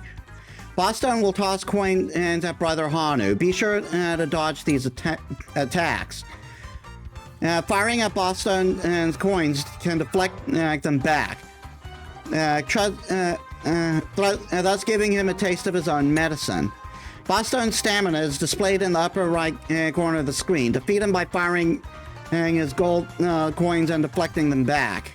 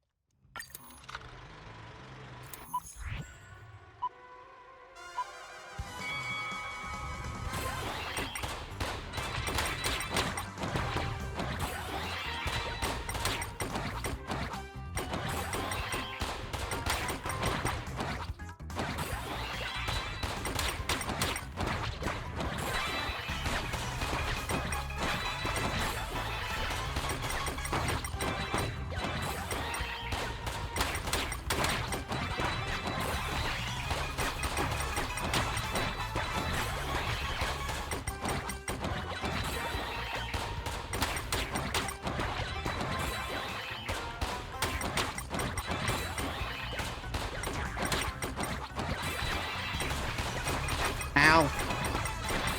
Hey Twitch, welcome to the stream. How was your day?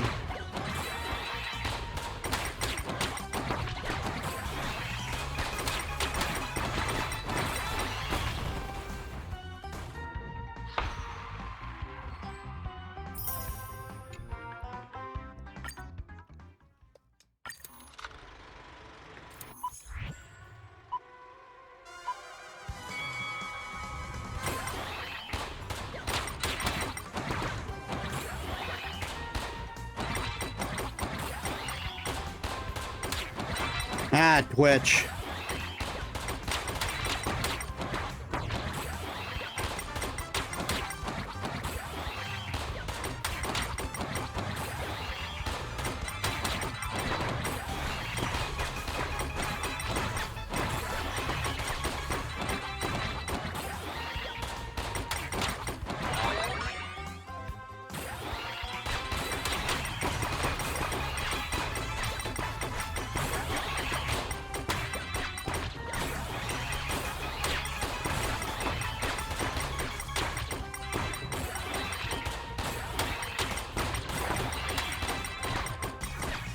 I just switched. This is one of my older ones, so it's one that's going to get an upgrade.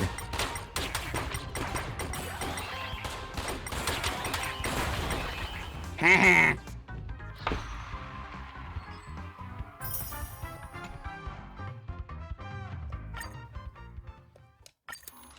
All right. Not doing too bad on this one.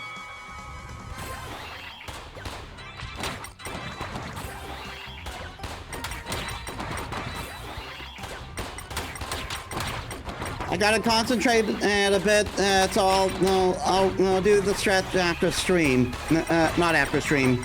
I'll do the stretch after this.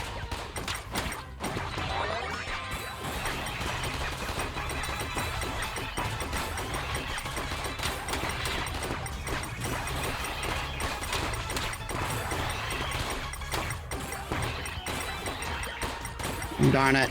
Darn it.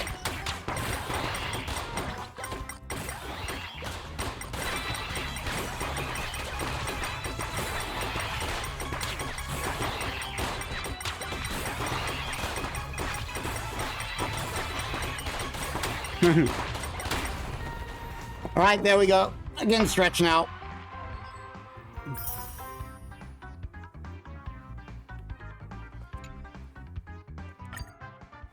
And final one.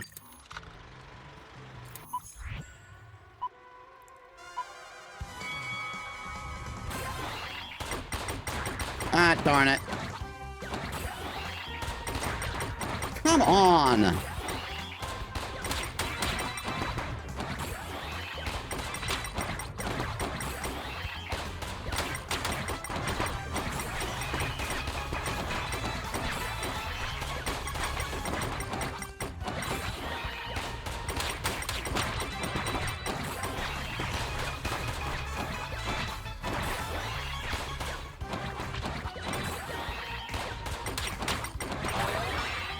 Oh my god.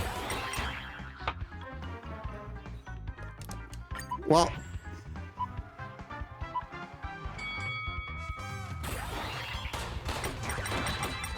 I'm screwing up on the timing a bit.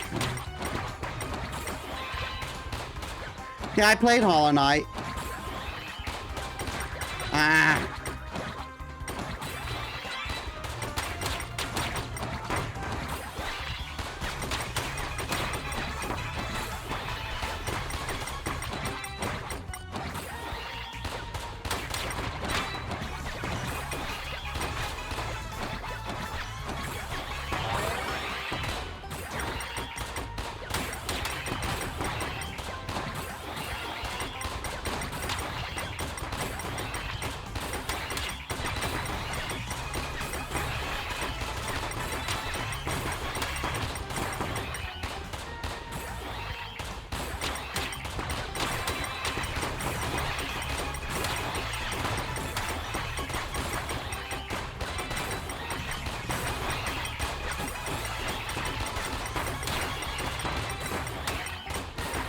Ah, darn it. I fought the Broken Vessel today, and I couldn't believe I beat it in 3 tries. So I'm so happy. That is actually really good. I think Broken Vessel is like one of the harder bosses.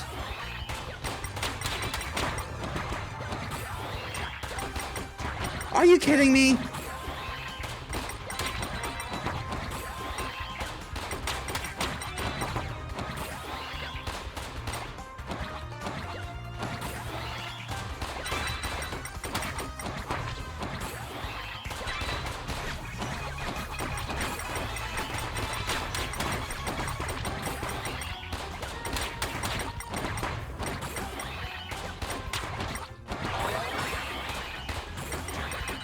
Are you kidding me?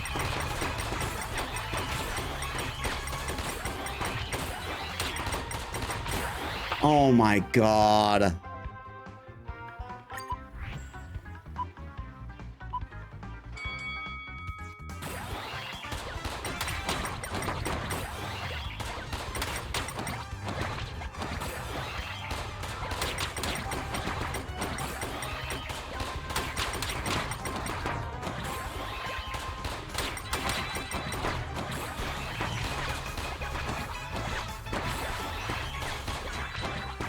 Are you kidding me?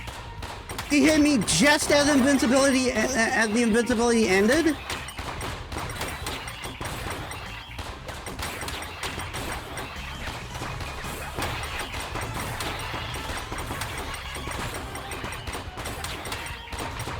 Oh, come on.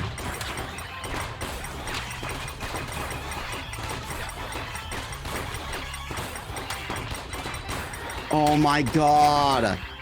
Oh my god, there's so much stuff coming out. Ah.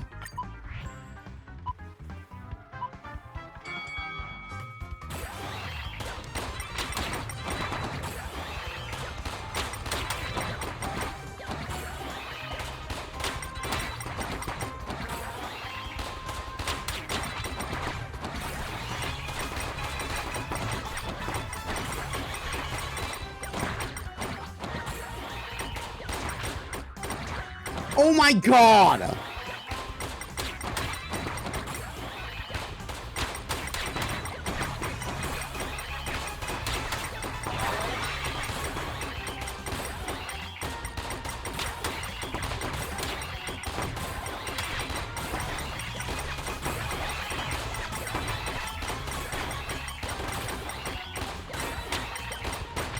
Oh my god!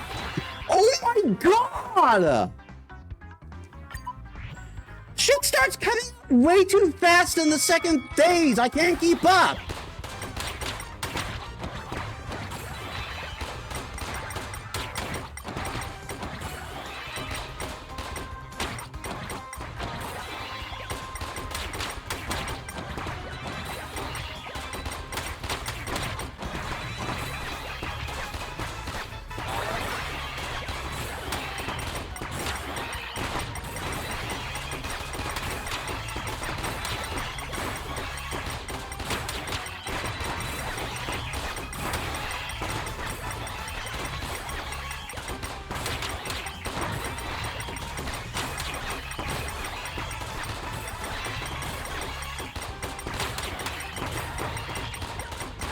Oh my god. Oh my god!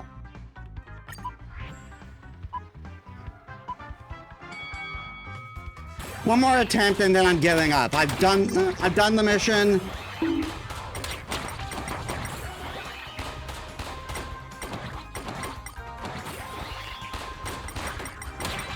This minigame sucks, dude. I hate this bullshit. Thought this was going to be better, then suddenly it was worse. Oh my god! One more time.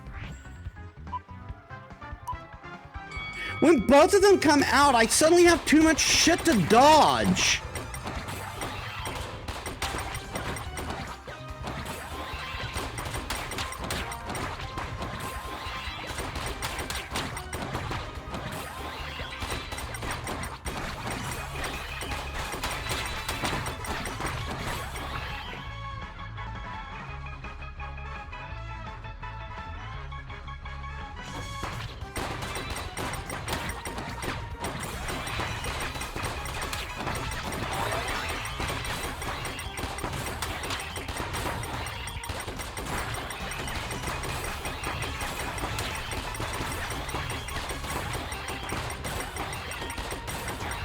Oh my god. Oh my god.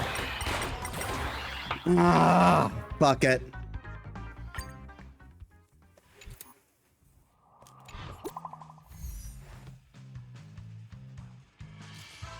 I hate that fucking minigame. Dear valued guests, I saw the film you shot. It was splendid. Thanks to you, we were able to deliver the sample to the investor on time. You are truly the savior of the Clocky crew.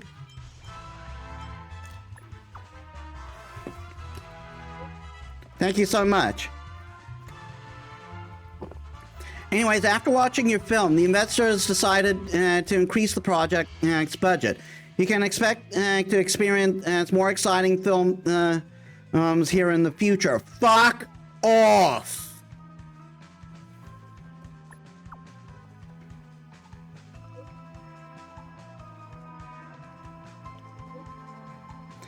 I won't take much more of your time. Keep it up, my future amateur. Fucking oh. No, you are not doing this to me again. Oh no, that was just I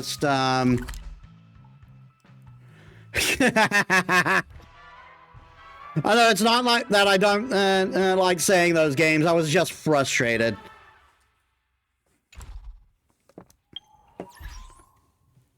I want their films to stay fucking far away from me. Anyway, this should supposedly be the last one, though probably not.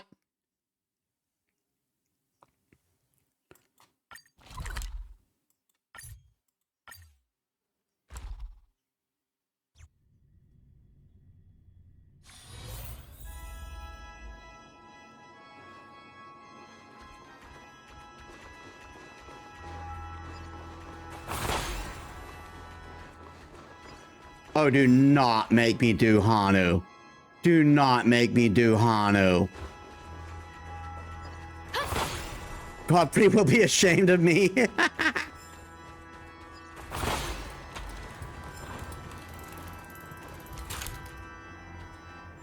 I remember him. I remember his memory is these things are tainted with. He was the professor at the Paperfold University 20 years ago. Then one day he walked into the library and borrowed a collection of historical documents only available to internal staff, and vanished without a trace. I don't know if you have played Elden Ring. Godfrey is from that game. I haven't played it, but I have seen a Let's Play of it.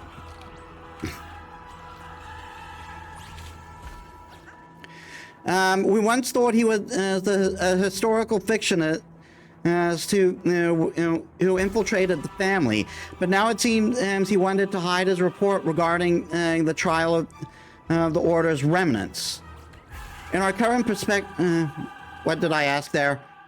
Did he succeed? In our current perspective, no. After all, many witnesses of the trial are still alive. If even someone like him is here, then there will definitely be more.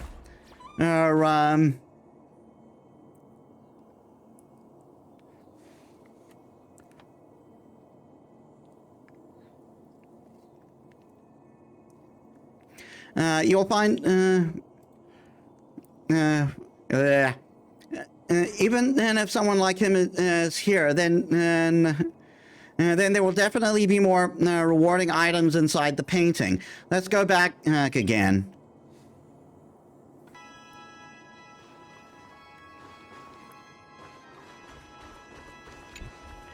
All right, if it's traversing a maze, I can deal with that.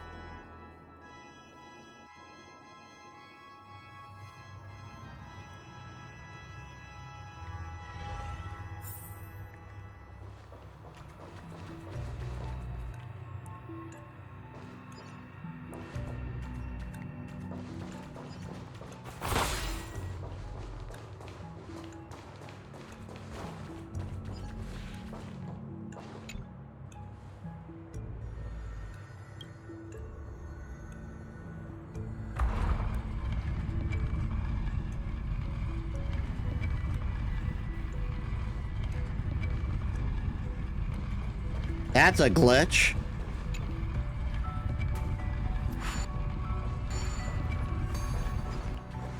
Yeah, it's just mostly for my socials. You can also see the commands on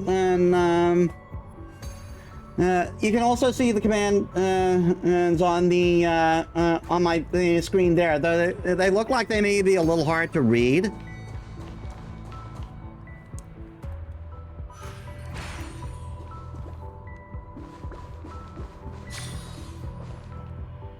Current song. I don't have any song set up.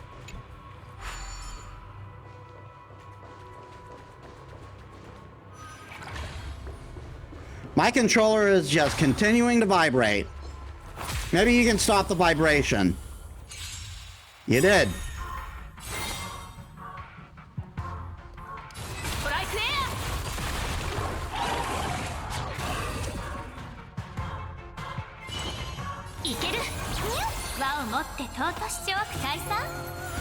I'm on PC, but I use an Xbox controller to play most of the time.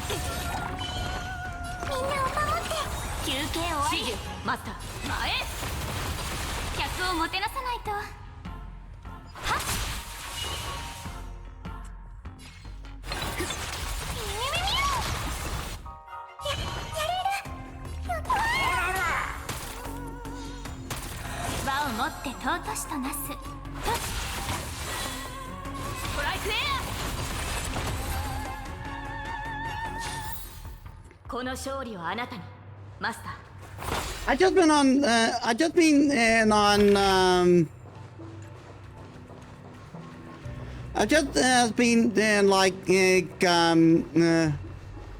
played with controller most of my time as a gamer. I game mostly on consoles because eventually I had a crap PC, and so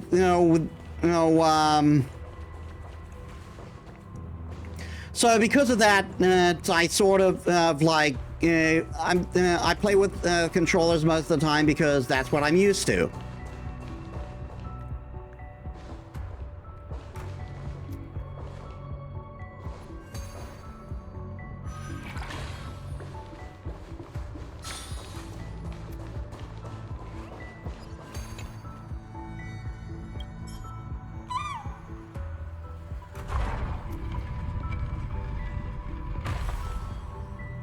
I get nightmares seeing my key bindings and still somehow manage to press the right buttons. Fair enough.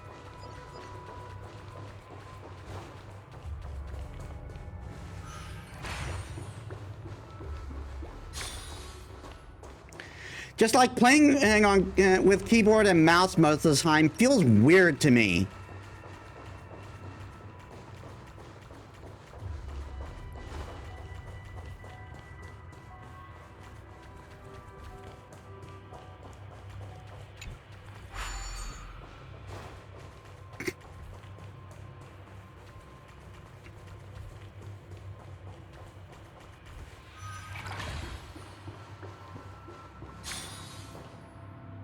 I'm good. Can't go down there yet. If I can go down there at all. It looks like I'm not going to be there. I just, if I just had one finger in my left arm, I could handle the whole keyboard. If 5 fingers can do this much, imagine what I can do with 6 of them.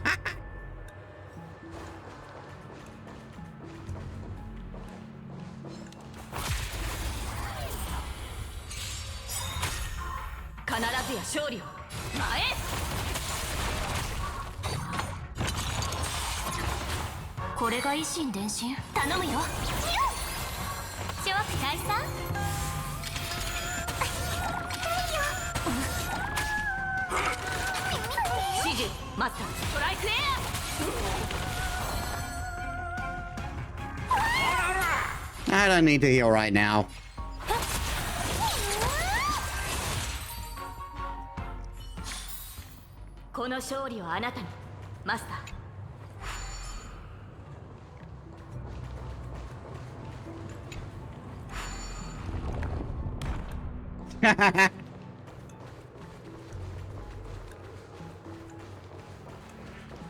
Ooh, we got a tough monster.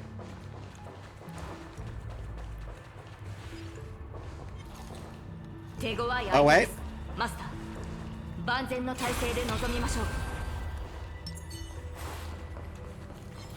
Freeze, bitch!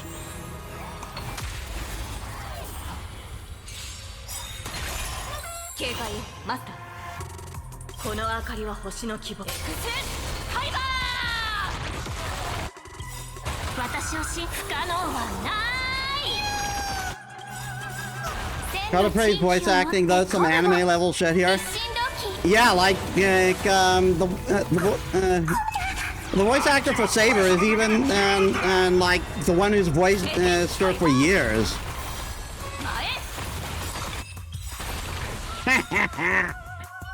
The power of Excalibur compels you, bitch!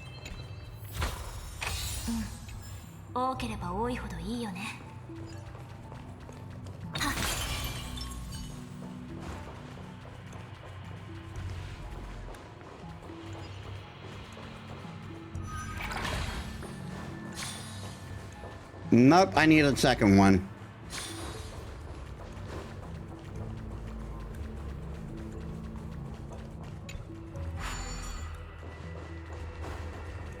All right, sleep well. Thanks for joining the stream.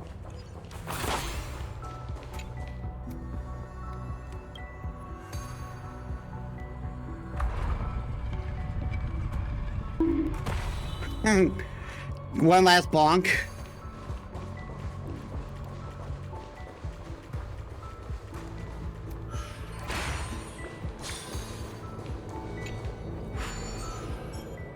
Now we got 2 of them.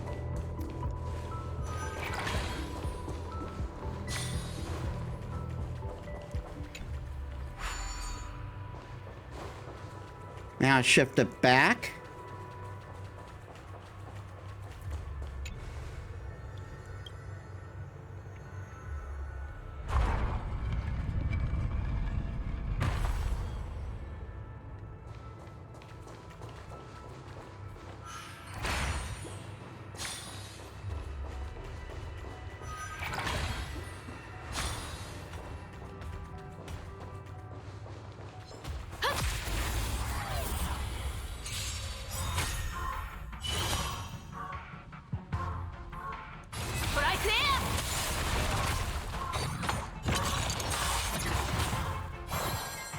ける諸悪退散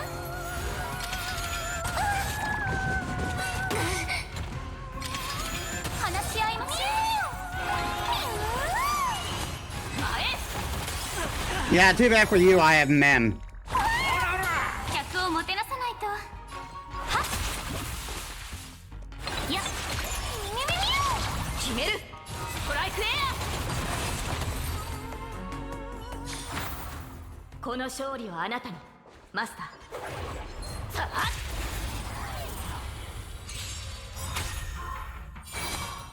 前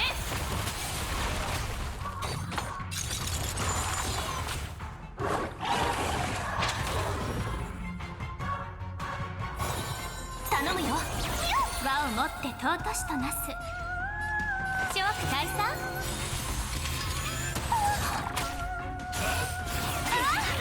まだですストライクエア怖いよ客をもてなさないこの勝利はあなたのマスター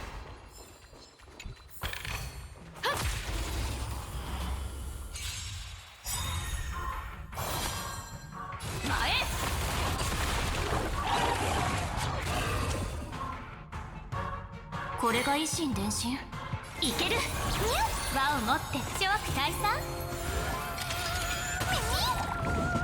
助けて尻尾指示マスターストライクエアはっ私が Breathe, bitch! 必ずや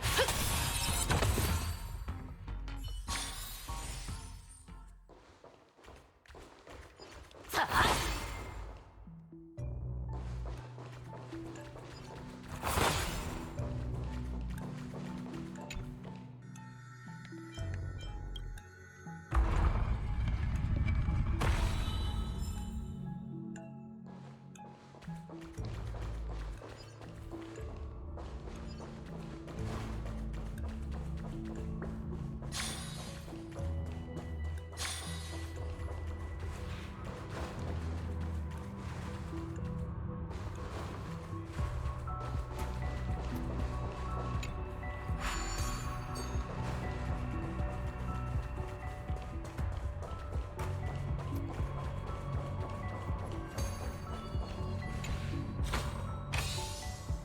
These filthy loots weigh a ton. It's no wonder they left them behind during their escape.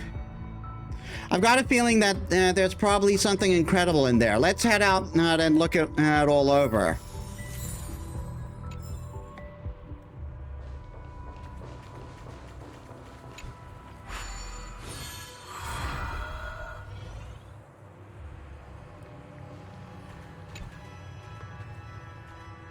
More unexpected surprises.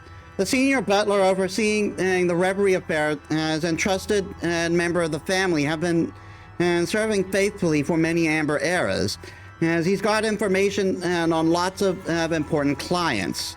He announced that he was leaving Penacony to find a peaceful world for a holiday a while ago, then disappeared. Who knew that he was hiding here and waiting for the order to create a paradise for them? So this list of clients, a few big fish have gotten in there. I wonder what their faces would look like when they see this list. Going by the efficiency of the Dreamweaver, there can only be a max of 3 special overlays in a room that they modified while on the run. Just to be sure, let's make a final round in the painting.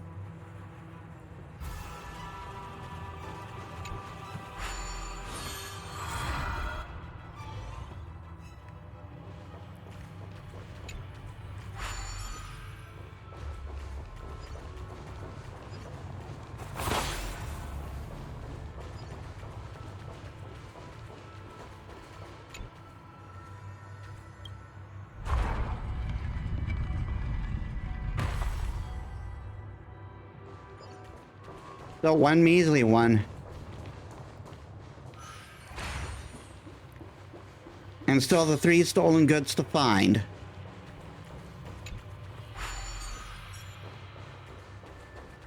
Sector 2, up here.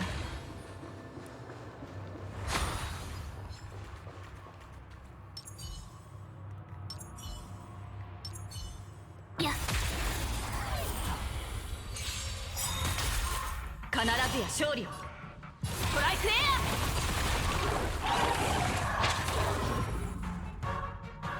ア。私がやる。頼むよ。輪を持ってトーチを解散。前。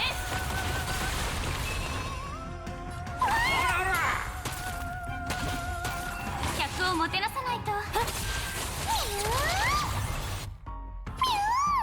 いや、指示。Smack! 自分の意志で結末にたどり着いてみせる。 Ooh, we got another tough enemy. I'm gonna fight it!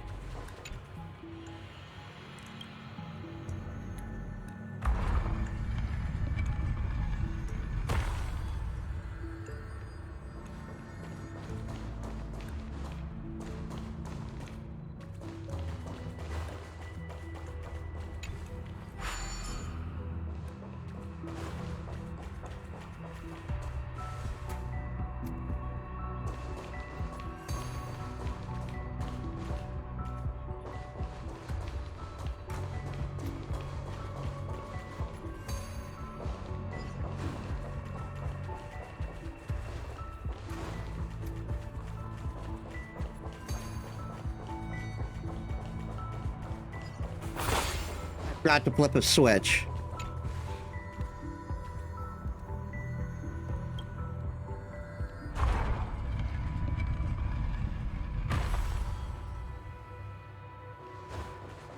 Now we can make the bridge.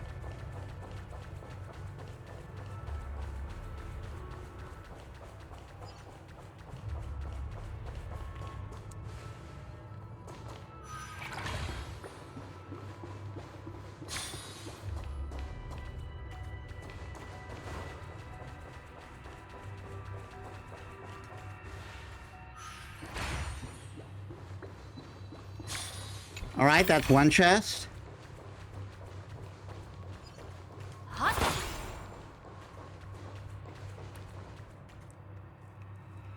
燃えたぜ騎士の魂よ。燃えたぜ騎士の魂よ。 Ah, crap. I still got この this. 明かりは星の希望。エクセンハイバー。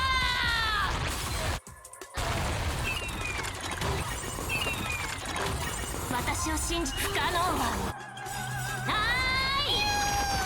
千の地域を一心同期。アッキは俺様だけで十分だ。指示マスター聖剣解放。前。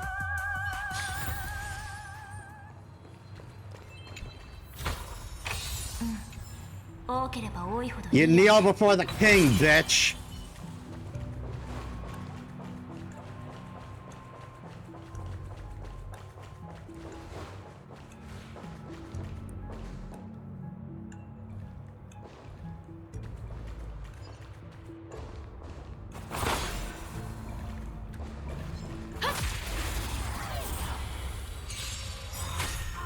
必ずや勝利を。ストライクエア。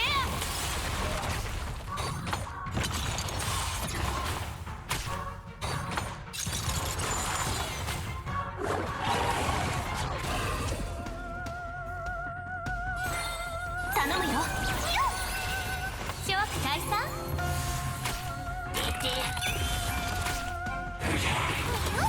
指示マスター前。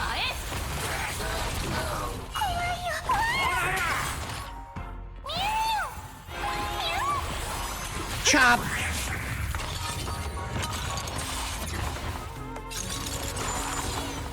客をもてなさないと。はっ。いや。私がやる。ス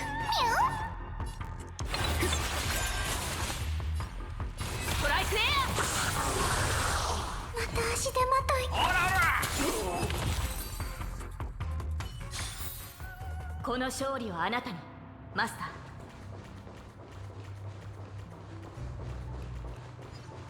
ー。さあ、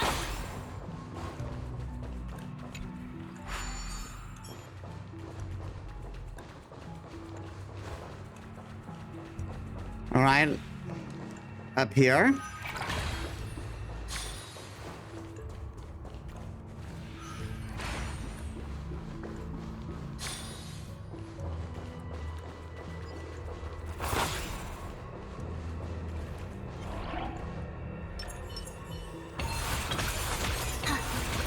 いや、必ずや勝利を。前へ。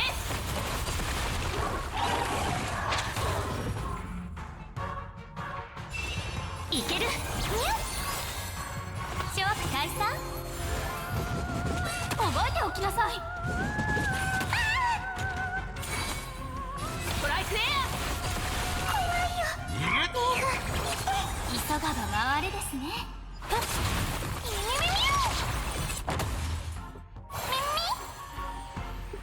Okay, I gotta take a food break.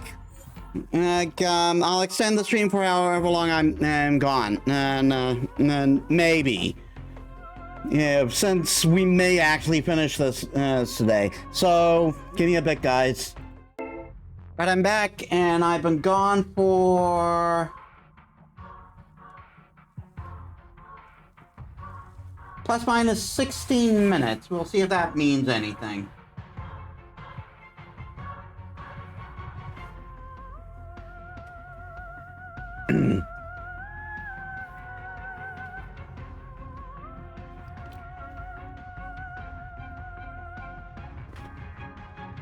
My blanket's all skew.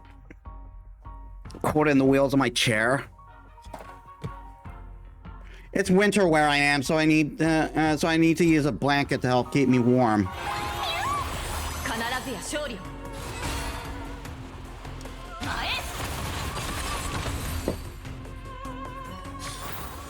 自分の意志で結末にたどり着いてみせる。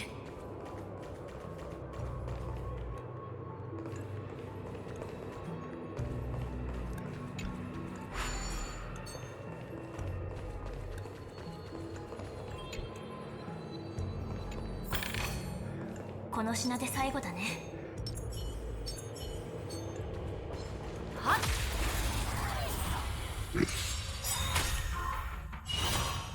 トライクエ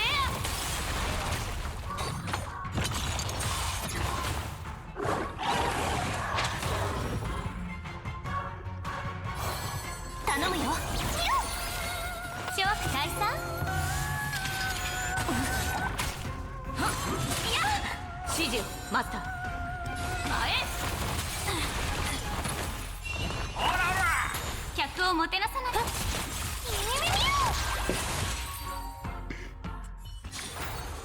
この勝利をあなたに、マスター。 Your turn, friend. 燃えたけ、騎士の魂よ。 Darn it. Push the wrong button. 必ずや勝利。ストライクエア。これが維新伝心。いける。輪を持って尊し勝負解散。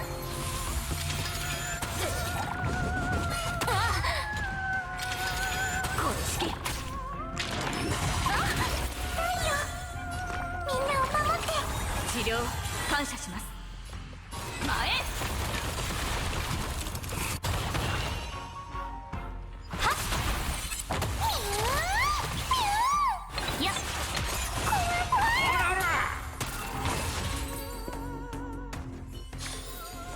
この勝利をあなたに、マスター。 All right, and something down here allegedly.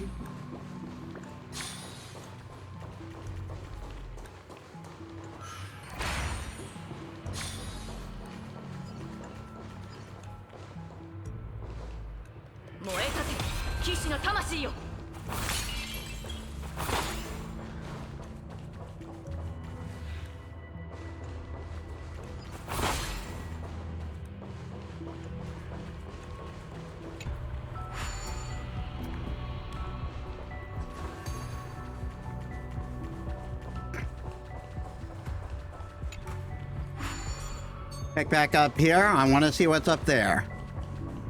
Oh no, I've already been there. Yeah, that's just a bunch of enemies. And that's where another recharge thing is. Oh, but I still can't go through there. Maybe I haven't been up there because there are enemies. Enemies don't just respawn and on the bat.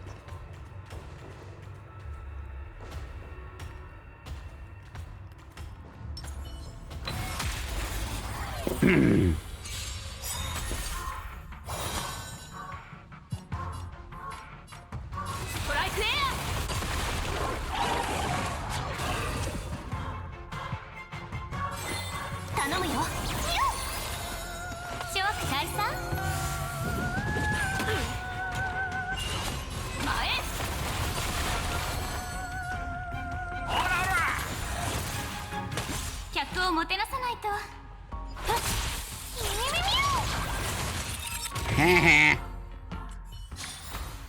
自分の意志で結末にたどり着いてみせる。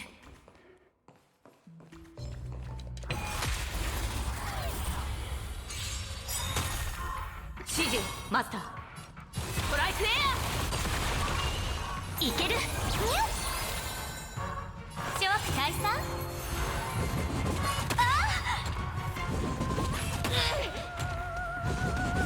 今に見てて。必ずや勝利を。前。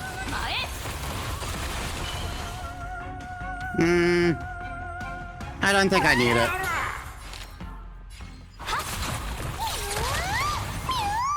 Yeah. 指示マスター。ストライクエア。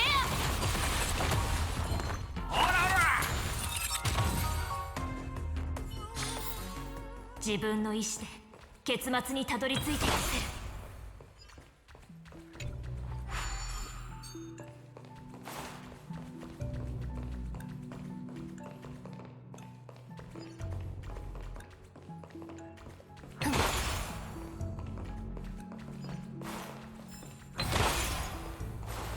Well, let's see what's up here first. Keep pushing the wrong button on that.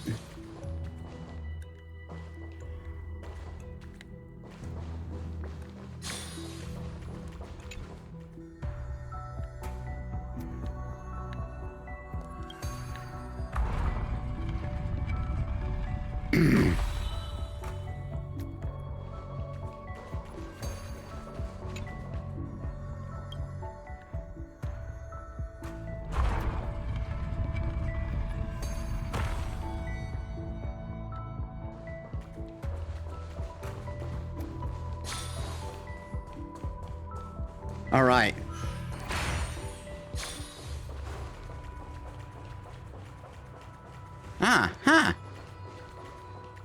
Neat. You're indeed the hero who saved Penacony. Without you, these loot would have been hidden and in the painting forever. Let's head back. This mate is giving me a splitting headache. I wonder if I can consider this an occupational hazard. I mean, I think it counts.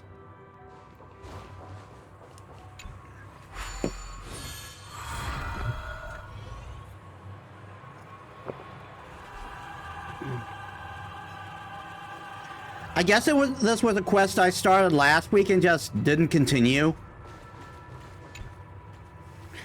Let's see, just what kind of treasure would get tucked away so deep?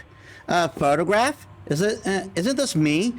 But why? I think I know I think I know who the owner of this photograph is.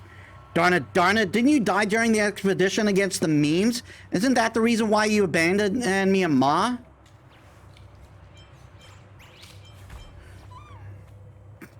Maybe he had his reasons. What kind of reason would get him to betray the family? Betray the Great One? I'll catch him with my own hands, even if he is just shattered, even if he's just a shattered memory or a fragment of a dream bubble.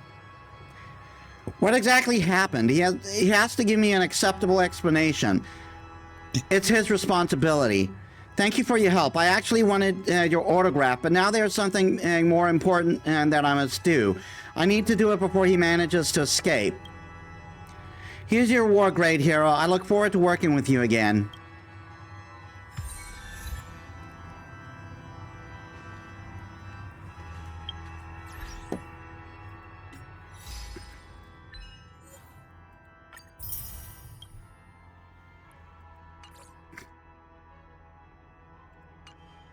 I didn't even and I didn't even read that. Ah, look at that. We almost got enough for a 10 pull. I'm still skipping 3.4, 3.5, though I would have wanted to get one of the new Chrysos heirs.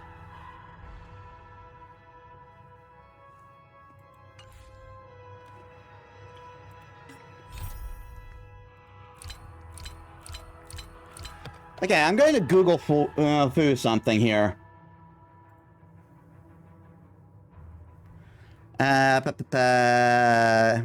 Nope. Boop. Okay.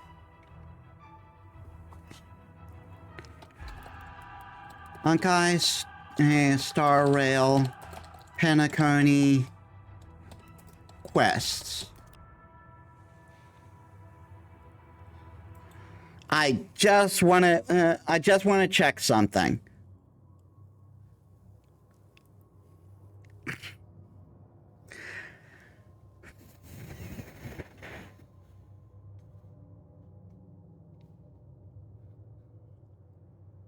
I guess that's the main story quests. Oh, no, it isn't.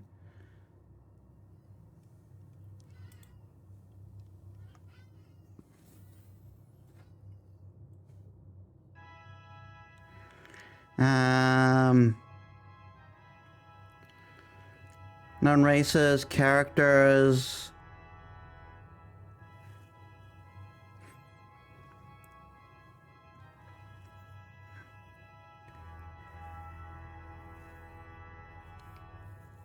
That doesn't help me at all.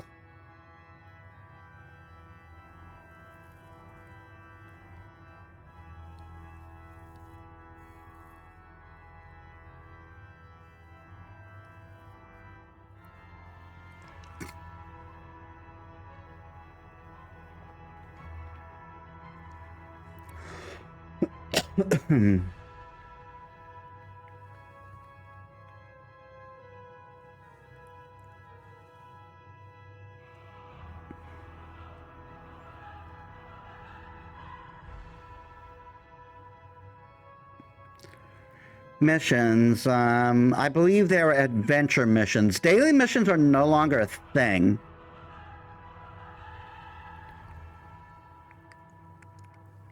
Shanjiao Fu, Penacony, here we are.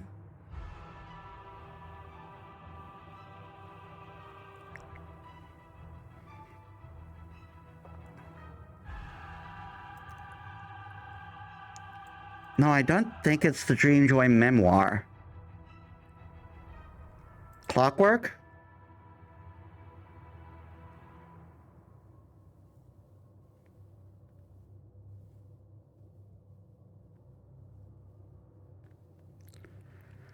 Okay, this one. We do have one more.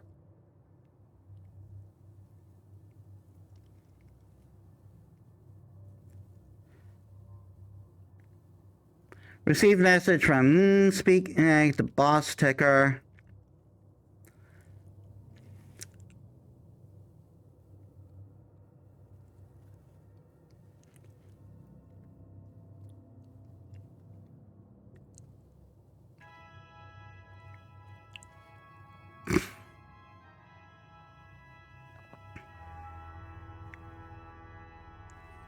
Yeah, but how do I get that message? Access to one of the dream tickers aboard the rain in Felspar is locked behind an adventure mission Cloudbound Hearts. So partial completion of Cloudbound Heart it says technically required. I think I've already done that.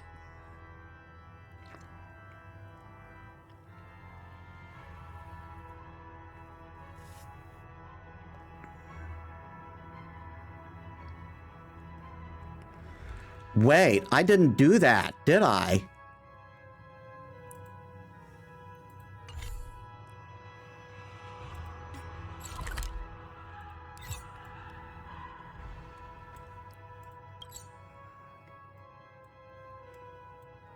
God damn it! Is there anything else I've missed? I know about the dream bubbles thing, and I'm thinking of doing that more as a, as an extra.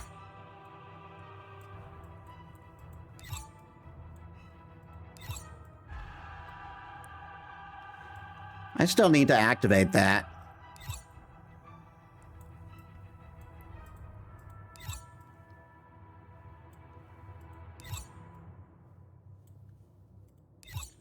Rivet Town, Robot Settlement.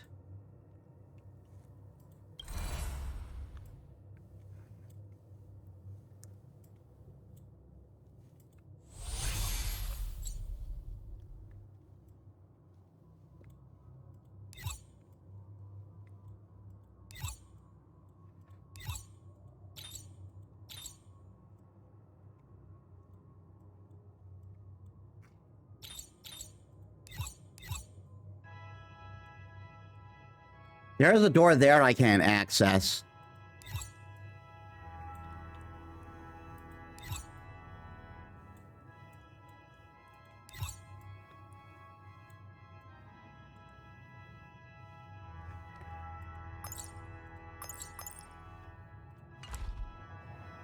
Darn it.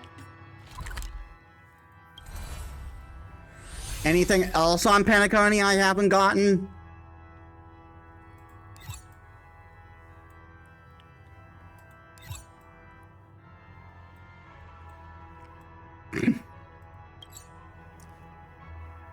Yes.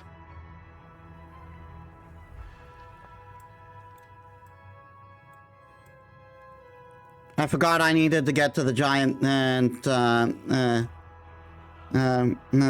the giant clock.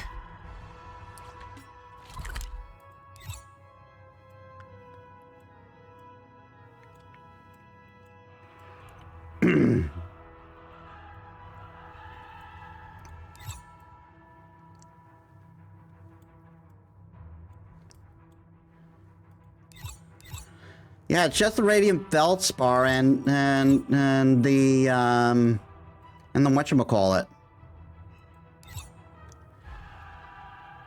The dream reflux.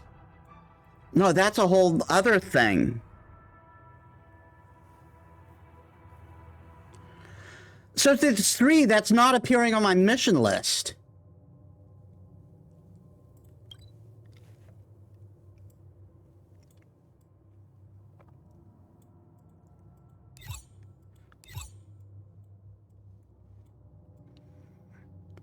Dream Edge, there's a tough enemy over there that I still need to get.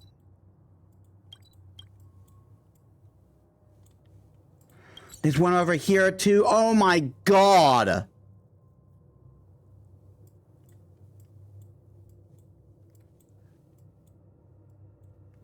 There's a puzzle there I still need to do. Tough enemy there that I still have to get.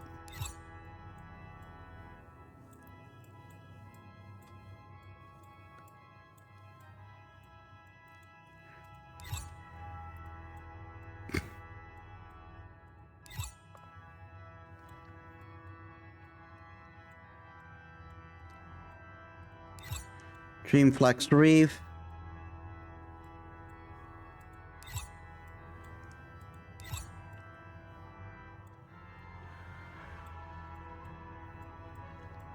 Nothing in Penacony Theater. Radiant Feldspar. Wait, where was the one I saw in the university? And where was the one I saw before?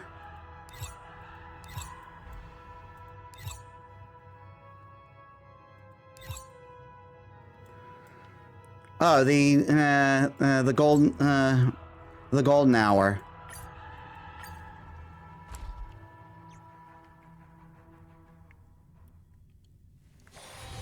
ここは安全です。しっかりと英気を養いましょう。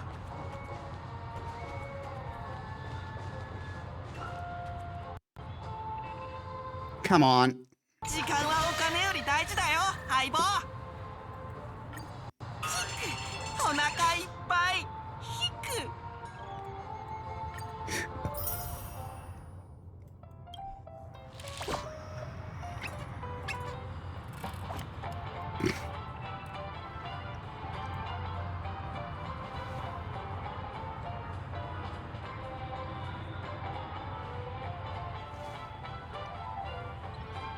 Um... "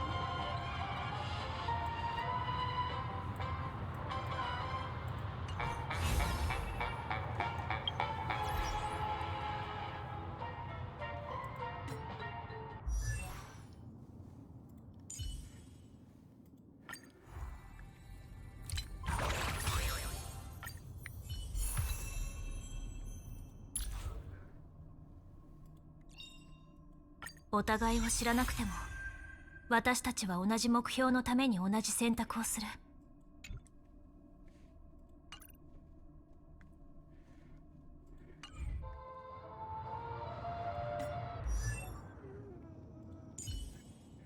I really wish you could have multiple instances for different teams.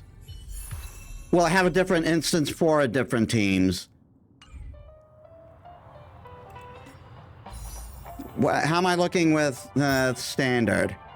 All right, two more until I can do another standard. The only character I haven't got on the standard banner is Welt.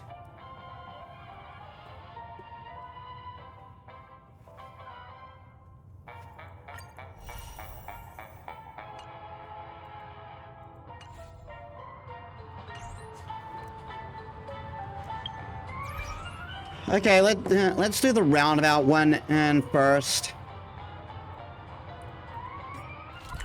At least they're all in Penacony.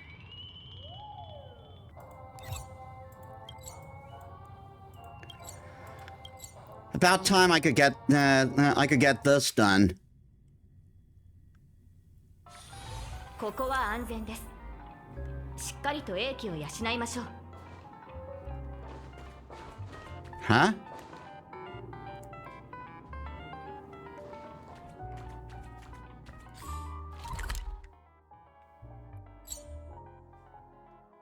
That's not even close. That's not even close. Why'd you drop me here?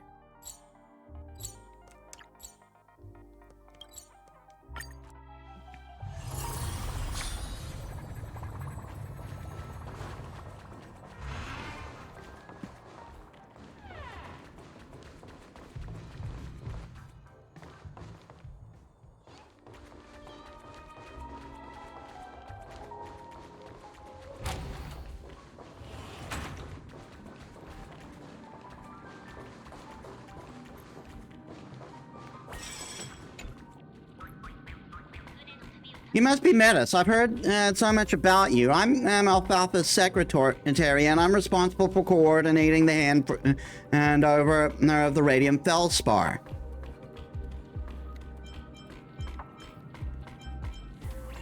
How can I help you? Regarding the issue of the Radiant Felspar's ownership, there are some matters that require your attention. The Astral Express has also confirmed with us, as they have officially authorized you to be the administrator of the Radiant Felspar, which means you are the present captain of the ship. Congratulations. Next, to ensure that the airship's proper operation, you need to hire a reliable first mate to organize the daily affairs. Where should I go for such a person? Please do not worry. I will assist you the entire way. I'll help organize the recruitment, and you just have to make the final call. Don't worry. As a show of sincerity from the family to the Astral Express, I've selected a few suitable candidates from the Alfalfa family, from the Alfalfa's talent repository.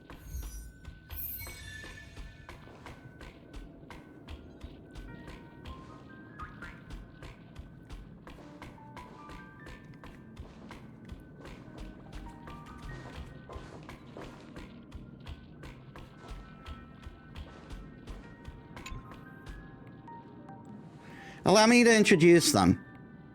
Our number one candidate is Rosa, a Hellovian, and she is known as the Iron Lady in the Circle. Number two is Caldwick, an elegant Intellitron, armed with the PhD in management. The third and final candidate is Pedro, a Pepeshi hailing from a lineage of navigators, and is a veteran spacefarer. Which will you choose?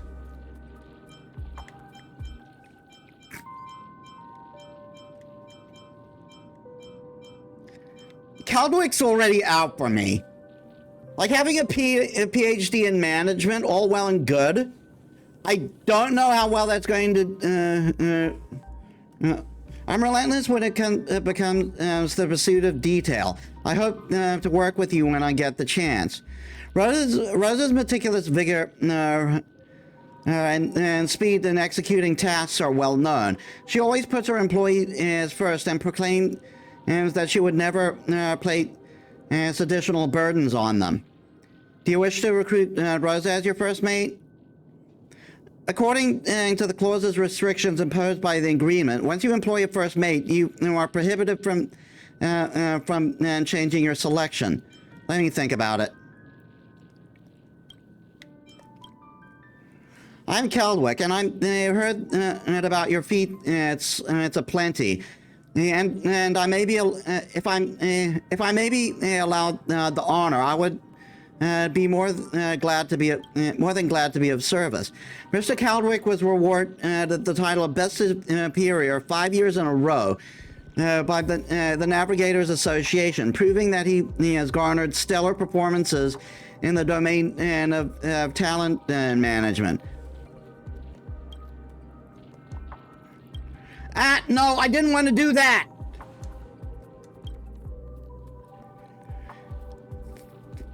Onboard training. The onboard training has been completed, but there are still some miscellaneous handover issues that have been handed onto the airship. I'll leave you to it.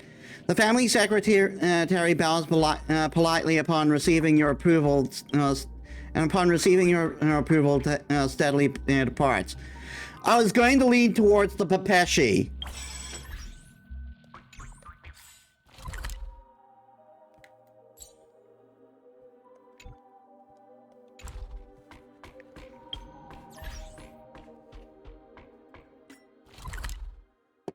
Not navigation.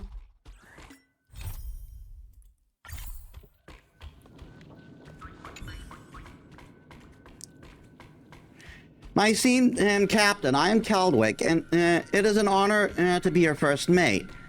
There are certain ship-related matters I must report to you. These problems I noticed when I set foot on the airship. The first being, I have prepared a set of management guidelines, which I hope will be adhered to aboard while aboard the airship. Please grant my request. Fine. Thank you for your trust.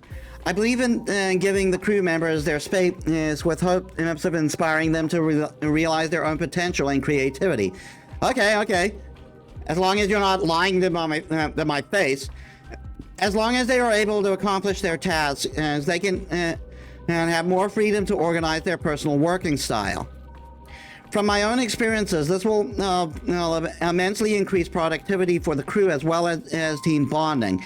From the trust given to them, they will often perform with elevated enthusiasm and show greater sense of responsibility. So I implore you to allow me to follow the management style for a trial period. Go ahead. Captain, thank you for sincerely for your trust in me. I'll follow this guideline for a while. Then evaluate and adjust the plan based on the outcome. I'm confident that you'll see satisfactory results soon. Request to report with his results.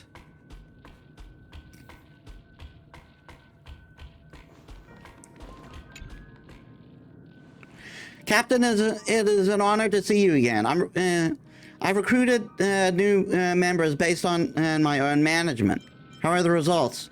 The feedback from our guests is overflowing with praise. With the freedom and trust given to the crew, their performance level has increased, and the guests of the airship have been showering us with compliments. Additionally, we have also gotten a glowing recommendation from a famous travel influencer. All these events prove the effectiveness of my management guidelines. With this successful endeavor in hand, I'd like to suggest a few improvements to be made to the airship. A couple of crew members have come forth with feedback on an issue they're facing in a single area. I need your help to conduct a site visit for me. Takes you to the deck.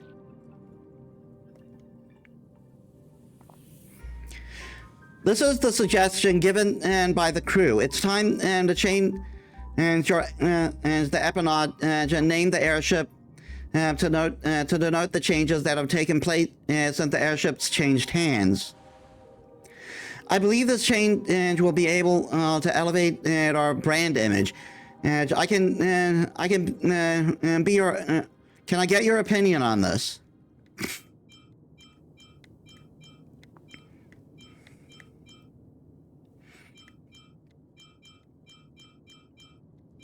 Just use my name and face.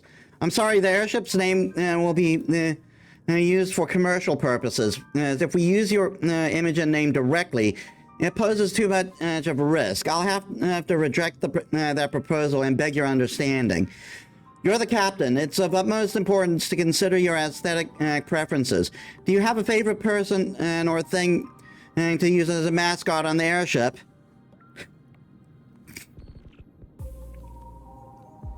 Pom-Pom. Let's give him the honor. It'd be a nice touch of paint to paint a pom-pom look on the airship's empennage. Then the airship's new name shall henceforth be the Trailblazer's stern, emphasizing the importance of Conductor Pom-Pom and highlighting your status as the Nameless. Thank you for your support, Captain. Please hold on a moment. Instructs the crew to repaint the empennage of the airship. I use the dream bubble to record your preferred proposal. It also concludes different opinions options to prepare for possible future repaints. The paint job for the empennage is complete. The crew has been informed of the name change, and everyone is happy with it. I've also received feedback that the crew members wish to honor you by placing your statue in the promenade gallery. Please follow me. Leads you to the long gallery where visitor must pass by.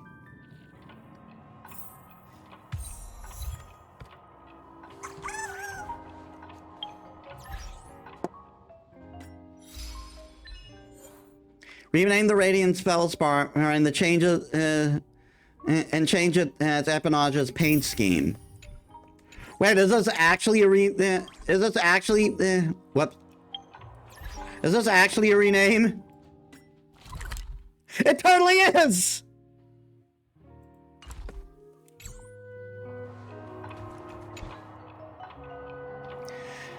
It's usually bustling here. Once you board the airship, you'll have to pass by here no matter what you're doing.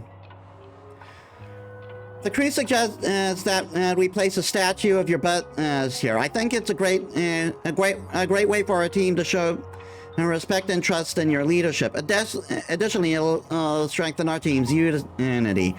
We had many new recruits, among them having graduated from One among them having graduated from Paperworld University. He has already tried reprinting your statue. I wonder if you agreed to having it placed here. Let's do it. Just a moment.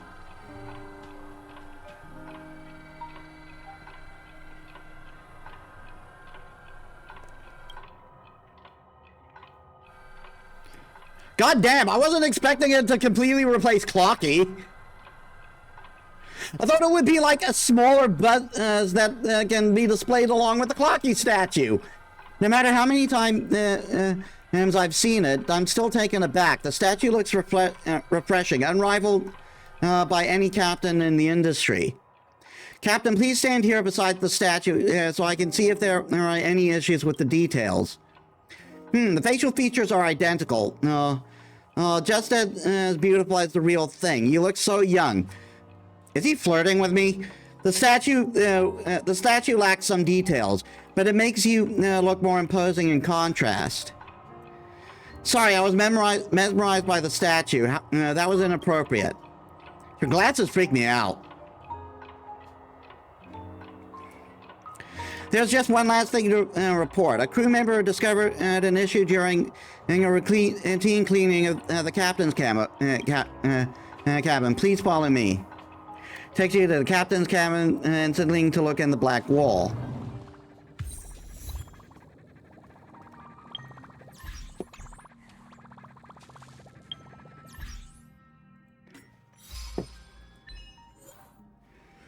Enter the captain's quarters on the Trailblazer's stern for the first time.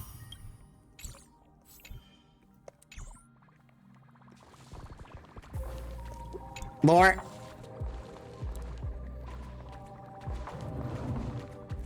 Lore.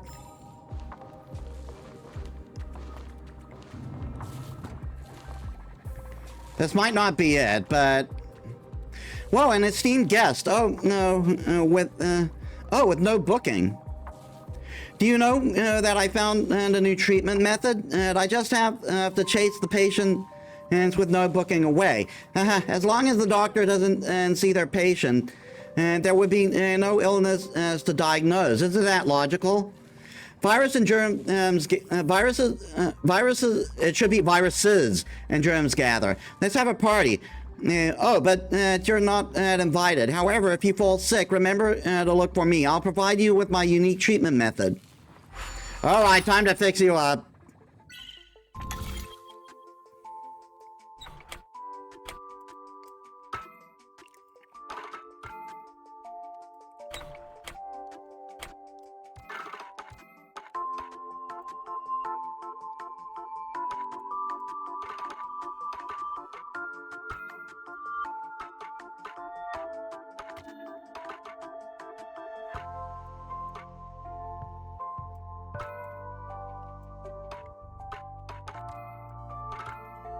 Huh.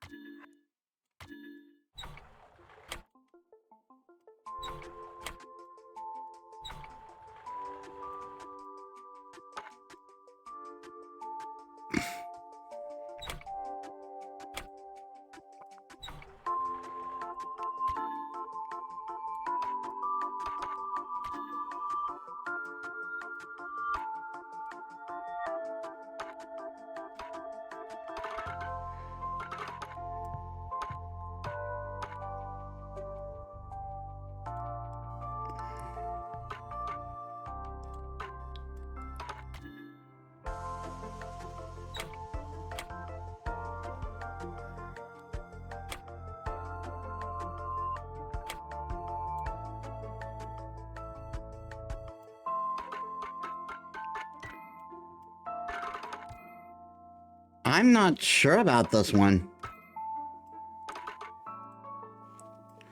Hey, Abso, welcome to the stream. How was your day?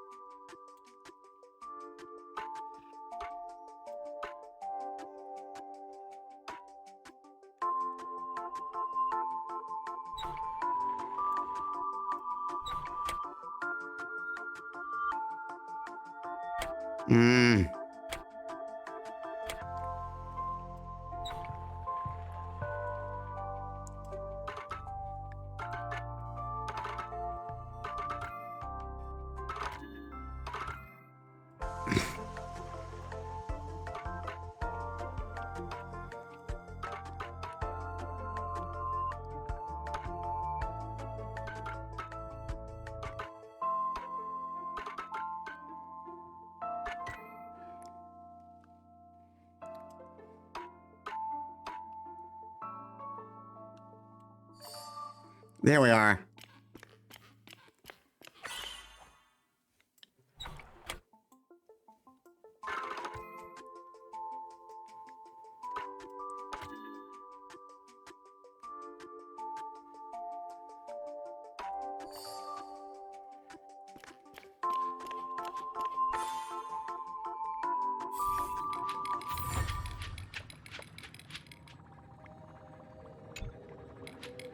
Did I say something strange previously? It seems like I also need some treatment. Don't worry, I'm much better now. How are you feeling? Any discomfort anywhere? That's good to hear. I wonder how Boss is doing. If only I could cure him.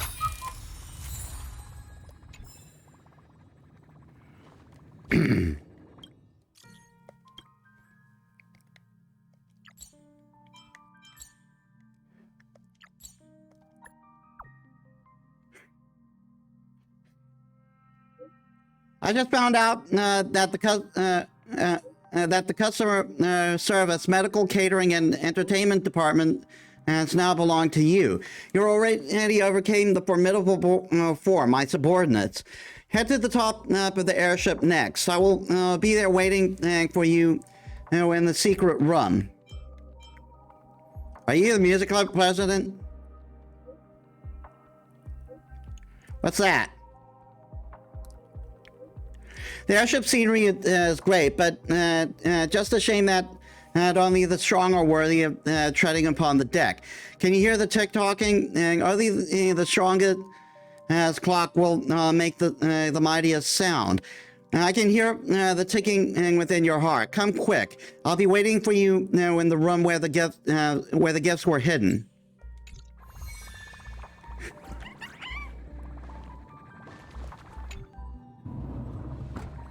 The crew members suggest hanging a painting of you here. And you, when you leave the airship, your presence will still be felt here. We are a team. Everyone wishes to see you, no matter the form.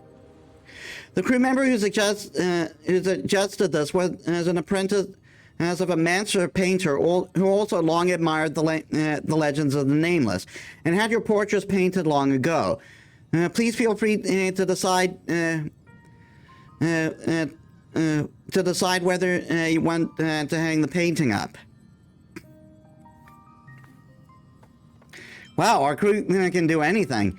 According to the management guidelines, I allow people to showcase their specialties.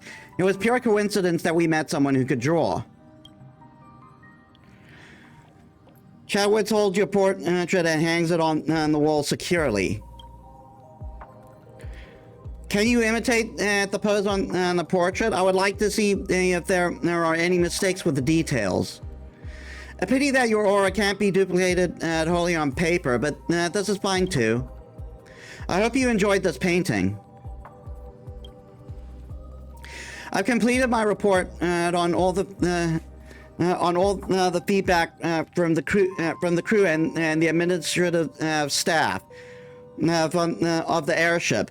Usually I'll be standing by the wheel of the airship I'll be standing by the wheel of the airship. I'll report back if anything comes up. Until we meet again.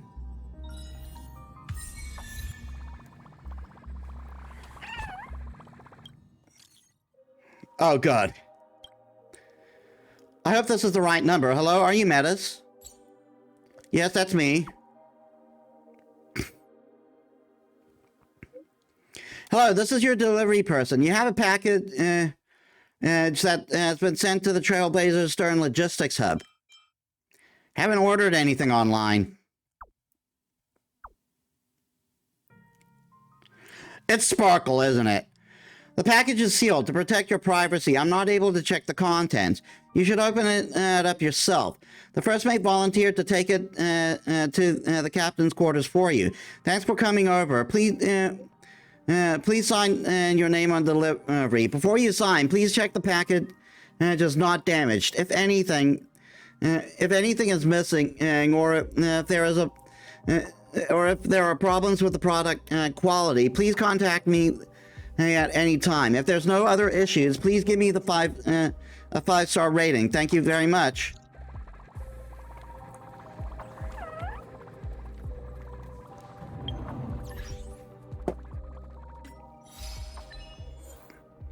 My captain, my ship. Complete the adventure mission and Cloudbound Hearts.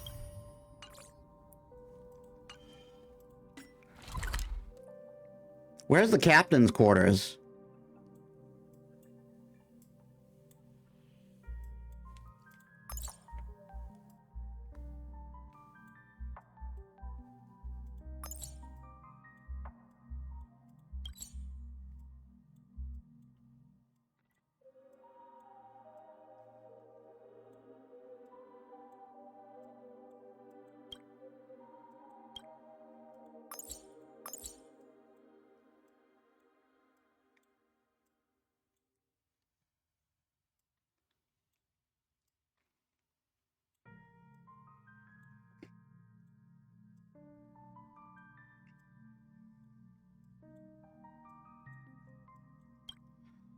Like, this is the deck, not the captain's quarters.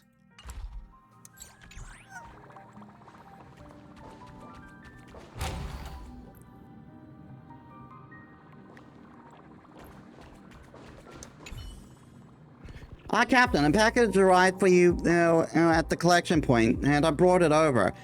I didn't see you, so I was wondering if it was okay to leave it inside. But you came at the right time. I'll leave it to you now. Call me if you need anything. The package is neither damaged nor dirty, and has its seal intact. Your name is printed clearly in the recipient field on the waybill, with Aventurine listed as the sender. That makes me even more suspicious. The only person in the IPC that I trust, as far as I can throw, is Topaz. But I guess Aventurine isn't that bad either. The Interastral Peace Corporation's mark of authenticity has also been carefully made visible on the package. You subconsciously let out a sigh of relief, now knowing that this is not a prank by one of those masked fools. Though you cannot be absolutely certain either, at least not until the contents of the package are revealed. Or whatever it is what it is, just open the package. The package is just stuffed full of Penaconi's specialties. After thinking about it for a while, you are certain that the natives of some planets call the unprompted act of delivering gifts feeding. According to local customs, such behavior is viewed as a symbol of friendship. After a brief search, you discovered a note sitting beneath the layer of exquisite gifts. It seems that a coin has been taped to it. Turns out that the coin is merely an aiding token, and not some other valuable metal trinket. A pity. At least there's no need for you to bite into the coin now. You pick up the note, upon which the following has been written. Using this coin, I won the Capsule Machine's grand prize 7 times in a row. I hope you will be blessed with good luck as well.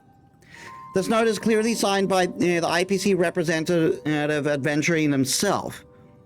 without shadow of a doubt.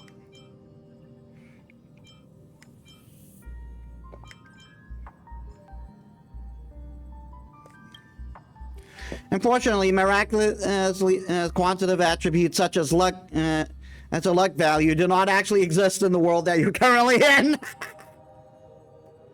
Nevertheless, you grip the coin tightly, almost as though you are holding the entire cosmos' fate in the palm of your hand.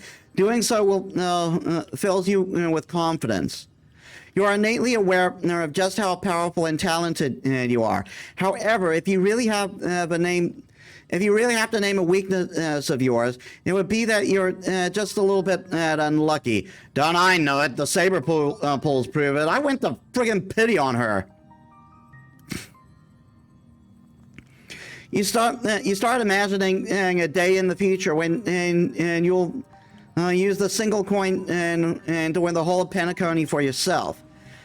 You wish to thank Aventurine in some way, but due to your consistent noble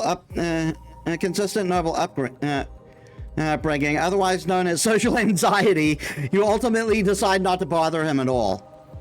Given that people say that there is an unspoken bond between true pals, you believe that Aventurine will understand your thoughtfulness without you expressing it.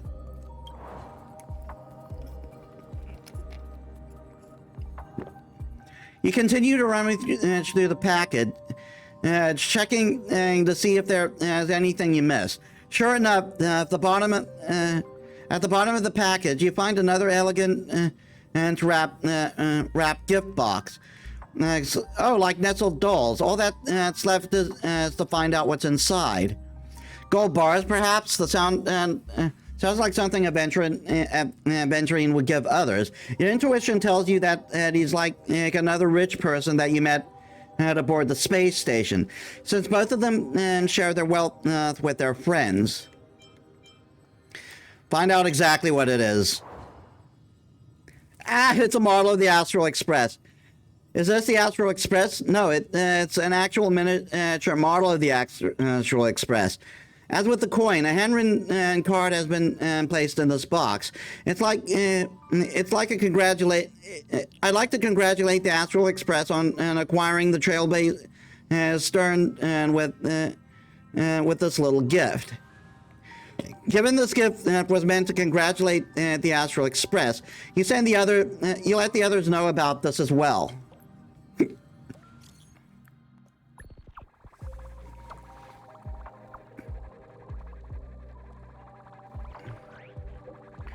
Oh, it's a model. That brand is renowned for making quality product. If I'm not mistaken, this is limited edition. Metis, open the window. Are there figures of us inside?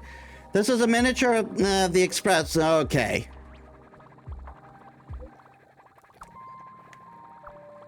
Oh my God.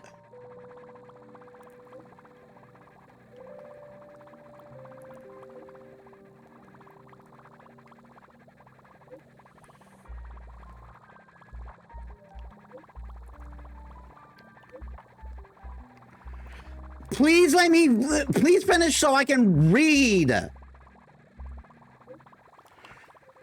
Family's come over, so I have to get going. Enjoy the rest of your stream. Thanks for joining us, Lotus. Have a good time.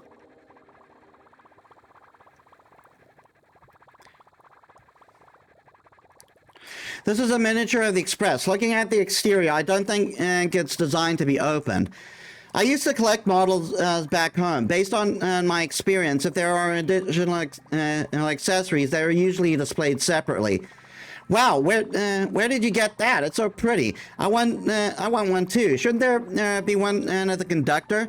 You'll have to ask Metis about that. Doesn't seem like that. Like it. There's only some other snacks and beverages in the package. Maybe your packages are still on the way. I only received this one. I don't have a package tracking number. I didn't receive anything either. Looks like Metis is the only one who got it. I'll take the snacks if you don't want them.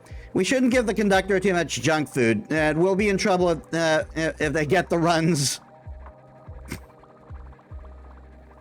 Jokes aside, this looks like it's specially prepared for Metis.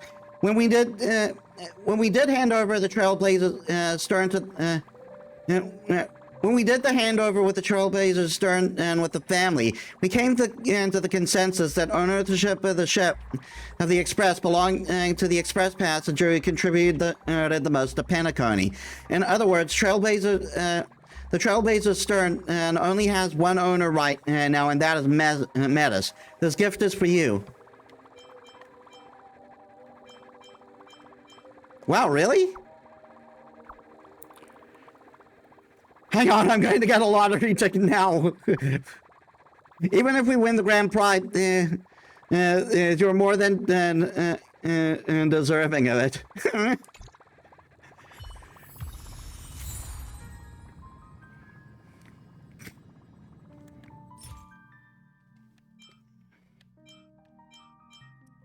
Yeah, they're all just mission items.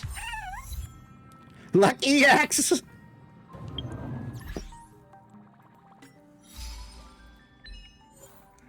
Receive the package delivered by Adventuring and on the Trailblazer Stern.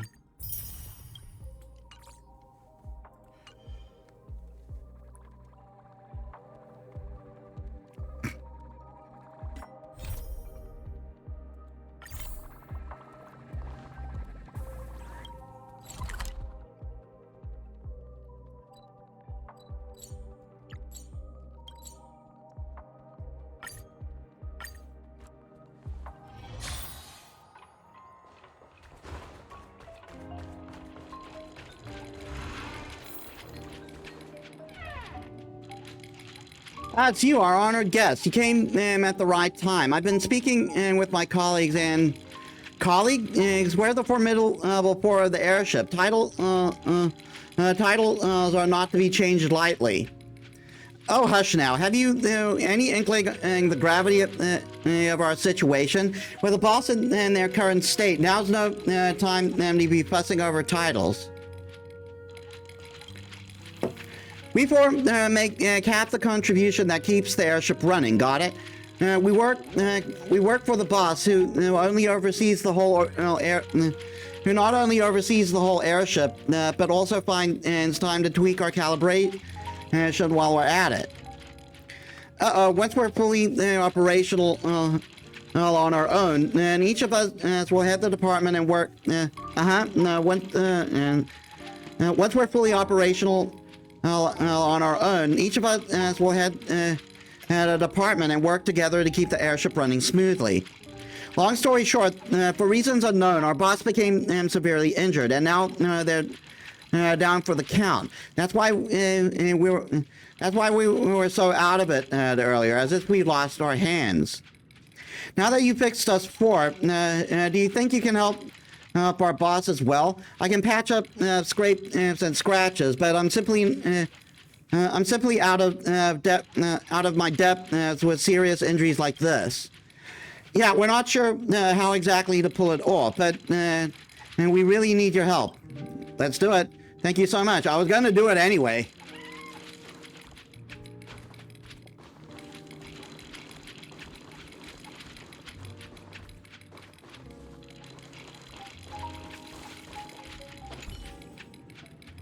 Look at this. I wonder how I've been able to last this long. Everything is weighing down on me. Sometimes I wish that and we're just a normal clock, so I wouldn't have to worry so much. What was my original duty? Don't worry, I can fix you. I don't even know where to begin. This isn't even an external injury. My heart is just missing a piece. I feel terrible. Leave me alone. Let my dial remain empty so that I can breathe more easily. I'm already used to that, so I just need to catch my breath.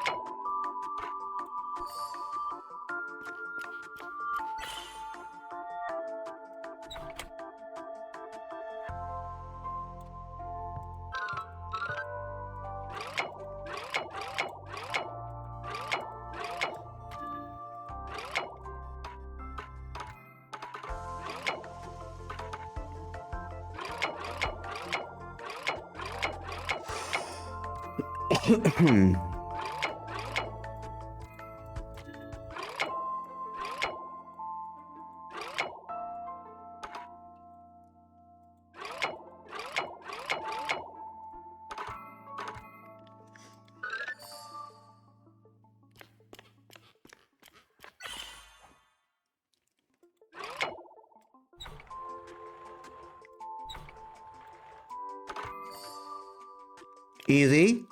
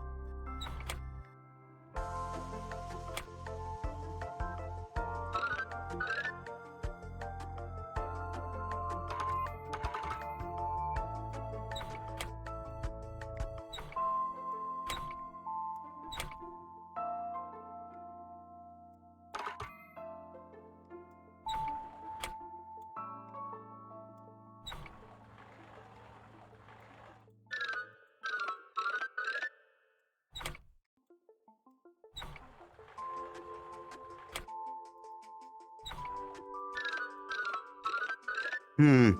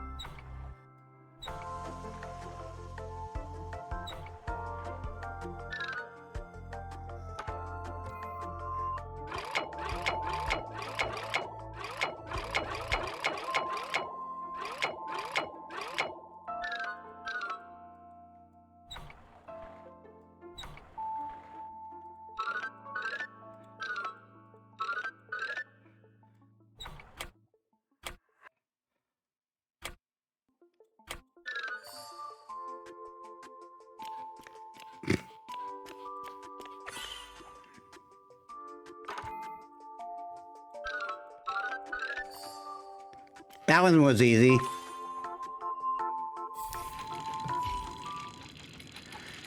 Oh, what is this feeling? I feel that my parts are moving more smoothly. My hands are also turning. Amazing. It feels like something heavy has been lifted from me. I didn't expect you to be able to fix me, although I don't understand how it was done. I'm truly grateful. Now I can raise my head and do what I want to. I no longer have to look down and watch the time. My name and my duties, I remember everything now.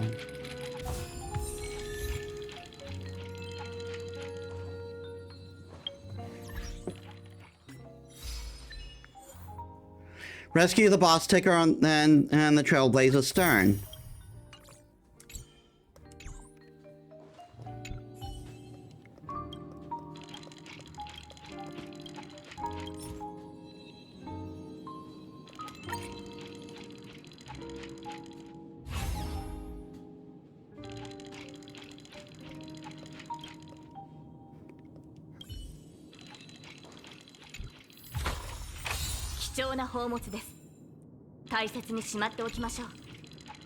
Your skills are like magic. You actually fix me. Truth be told, I've noticed this issue, which happens from time to time. For a while now. When I looked into it, my findings revealed that it's caused by a strange type of building block. These blocks emit an ominous aura, and over time they interfere with our minds, causing us to malfunction. Unfortunately, I will collapse before I collapsed before I could find them. But we all live and learn, don't we? I've taken full precautions to ensure that they don't affect me again. There's just a small problem. I don't know where they are anymore. With my limited abilities, As I'm completely at a loss. If you happen to have any of these building blocks, please hand them over to me. It's my duty to destroy them.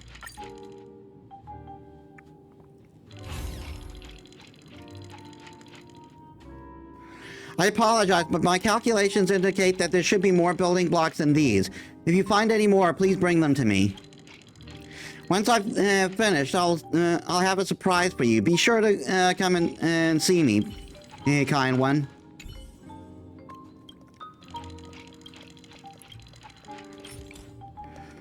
Yeah, I need 4 more for the next one.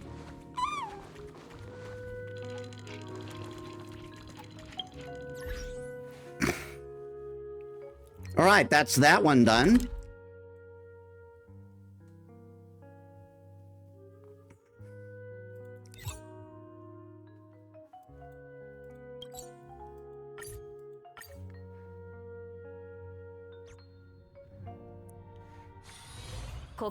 This is safe.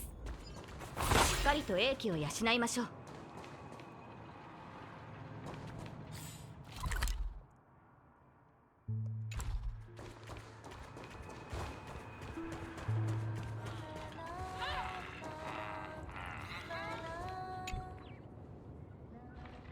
You and the bluebird stare at each other, but it doesn't look like it's going to speak anytime soon. Tweet? Did you go silly from hunting for birds? Never mind, since you're here, take this mission before leaving. Let's see, according to the plot, I should be playing a kind origami bird in this chapter, and you're the kind-hearted guest to help me find my companions. But playing a bird, it is tiring, so I'm refusing this role. I'm busy enough fixing up Bruceville. Anyway, I'll give you your just rewards as long as you get enough birds back. Huh? Looks like you've already found half of the birds. This is a gift from the origami birds. Take it and don't let me keep you. This hat. This hat looks like you found. This hat looks like you found the treasure that the watchmaker left behind. This does seem like his last wish. Does this mean his last wishes are fulfilled? You told me, Dr. Blues, all about what happened on Pentagonia, about the Order's conspiracy, and the last wishes of the watchmaker. This watchmaker sure is a stubborn one, planning such a gigantic plot and betting it all on someone else. I never thought he'd actually find the perfect ending after going around in such a huge circle. All right, now that the watchmaker's wishes have been fulfilled, that drunken hound can also probably retire with honor. And I'm the only bird left in this place again. You don't intend to leave? Me, I'm an origami bird. Don't you get it? The sort that can only appear in dreams. Pentagonia does not welcome birds that can't tweet, which is why I trusted the watchmaker's deception and built a new nest here. Later, he dragged a bunch of naysayers here, and this place became the Dreamplex Reef. To a certain extent, this is a grand haven, and especially sheltering poor souls who could neither fit into the dreamscape nor leave the dream.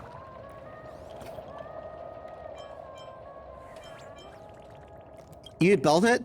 That's right. Treasure all this, for Pentaconia will be hard-pressed to produce another Dreamweaver as gifted as me.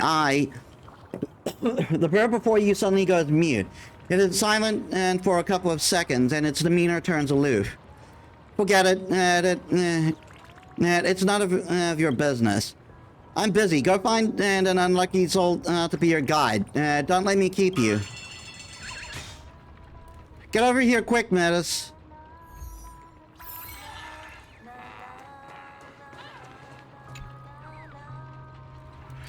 Something's wrong with Dr. Blues. It's completely different from when I saw him in Dreamville. It's missing something that an origami bird should have. The tweet? Not just that, it seems there's another soul inside that paper body. Maybe Dr. Blues is no ordinary origami bird? You got a point. And if we're to search for Dr. Blues' past, we'll just have to start with the information it provided. A bird capable of building Dreamplex Reef must not be an ordinary bird. Let's take a look at the place where Dreamweaver gather first.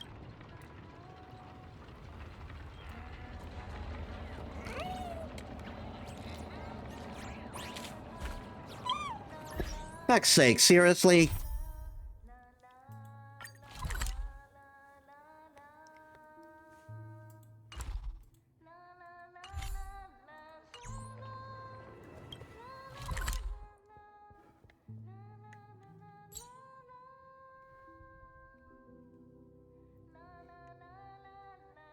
Right, we still got so much to do.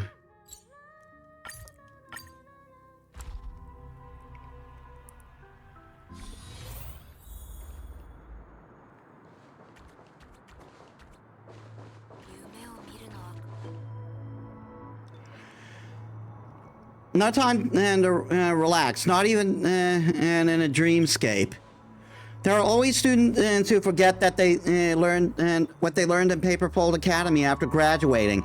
Dreamweaving is based on architecture and is a technical foundation, and so safety and practicality are the utmost concerns. You should look at those new plants again, and they completely defy the principles of architectural design. I understand your frustration, Professor, but we should also respect the Dreamweaver's freedom of expression. Please refrain from being dismissive, esteemed head. This concerns the cornerstone of future Dreamweaving education. Of course, I'll consider, but we appear to have other guests today. I'll be sure to remind you. But the current generation of Dreamweaver is always more lacking than the last.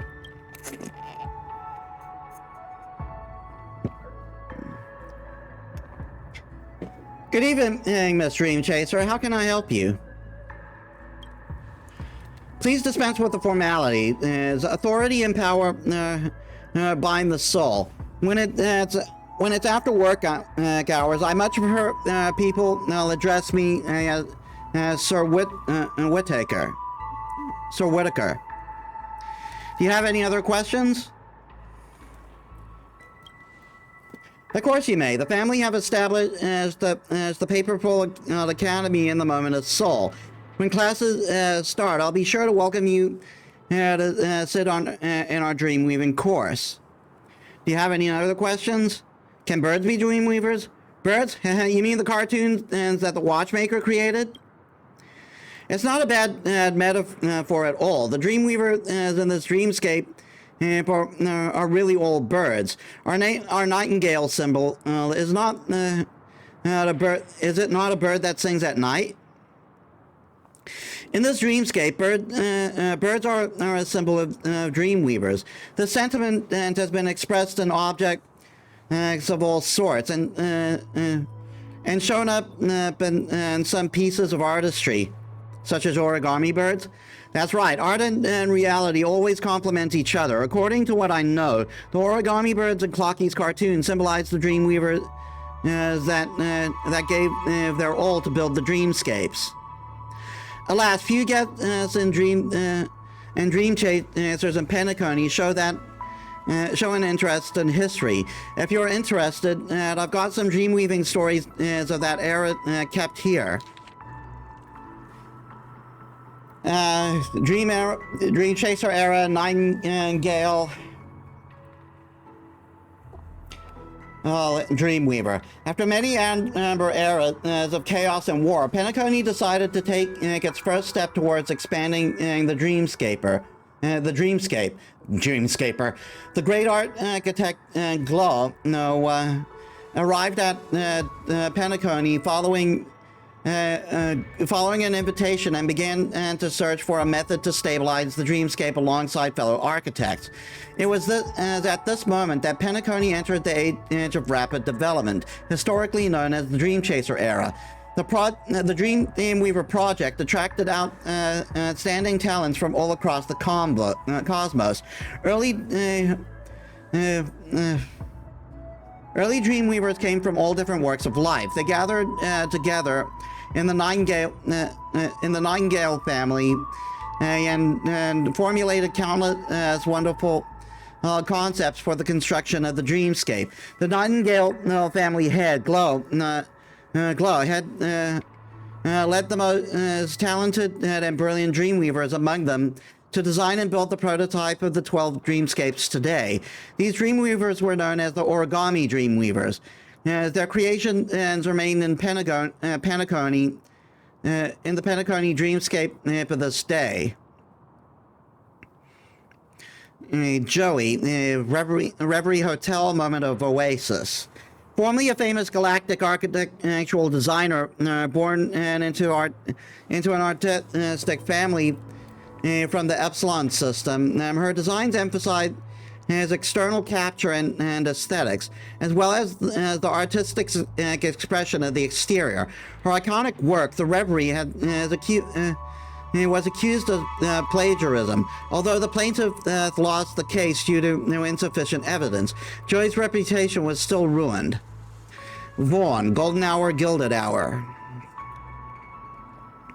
Originally the team leader of the technical development department to the International Peace Corporation, he was fired due to the demolition and experiment. Later, he joined the Nightingale family. This mad inventor is known for his eccentric inventions, and with his most notable being named the destructive Vaughn III.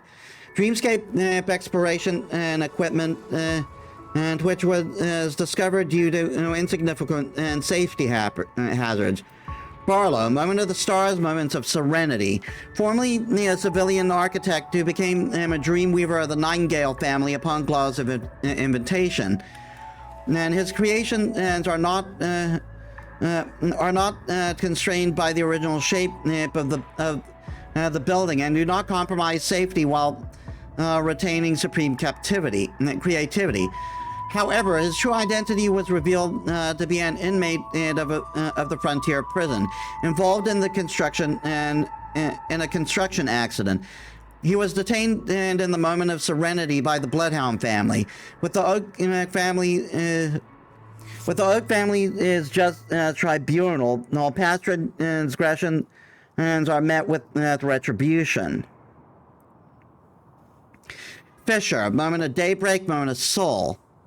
Originally a member of the Intelligentsia Guild, he came to Penacony alongside Professor Glow and later became the Nightingale family head and the dean of the Dreamweaver Academy and Paperfold University.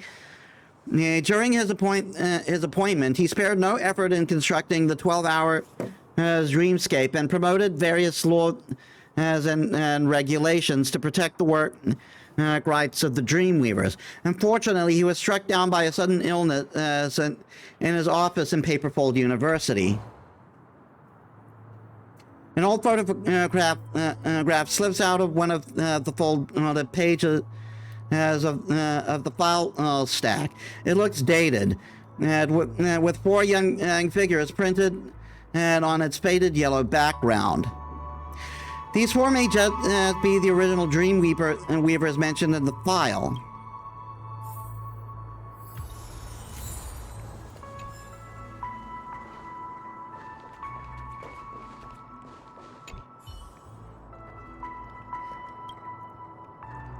About this photo. This photo really brings back memories. It once belonged to Origami Dreamweaver Fisher, who was also my mentor. In his latter years, he led us Paperfold University students in compiling a family history of the Nightingales. This photo should have been from that time. They were students of the first Dreamweaver, Professor Glaw, and legendary Dreamweavers who created the 12, and legendary Dreamweavers who created the 12 Hours. What you witnessed in each dreamscape is their legacy. Alas, it's a shame that this dreamscape only has their works engraved, but left their names long forgotten. The era? That was a time when countless dreams sprouted. Mr. Fisher once told me of that age. During that time, Penacony had only just completed the dreamscape's development. The lineages weren't completely given into Harmony's embrace, and countless opportunities buried in dreams were awaiting to be unearthed, resulting in numerous dream chasers gathering like moths to a flame, thirsting for fortune and success. To build a true planet of festivities, Professor Glaw, who was the Nightingale family's head, began recruiting the most stellar talents across the cosmos, leading them in the exploration of methods to modify the dreamscape. What you know as dream weaving technology. His foremost outstanding students were coined the Origami Dreamweavers. They were architects, but first and foremost, they were great dreamweavers who conquered the dreamscape. This may be my speculation, but the origami inspiration for those leader bird, but the origami inspiration for the leader birds in the Clocky cartoons, they were these origami dreamweavers. The numbers don't add up. Origami birds have come in 5 colors, but there are only 4 legendary dreamweavers here. Which one is Dr. Blue's exactly? About this, I'm not too sure either. If you're interested, you may wish to seek the truth yourself. You may wish to seek out the truth yourself. Time to cause the color as a past.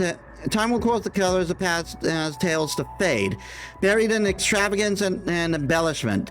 Young one, and I'm very glad that you still remember them. I'll lend you this photograph for now. I hope you can unearth the history behind this matter.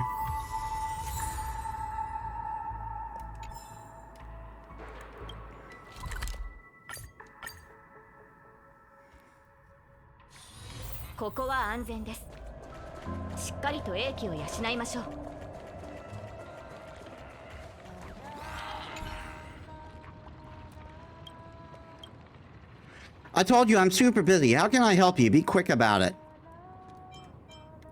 You're a Nightingale Dreamweaver?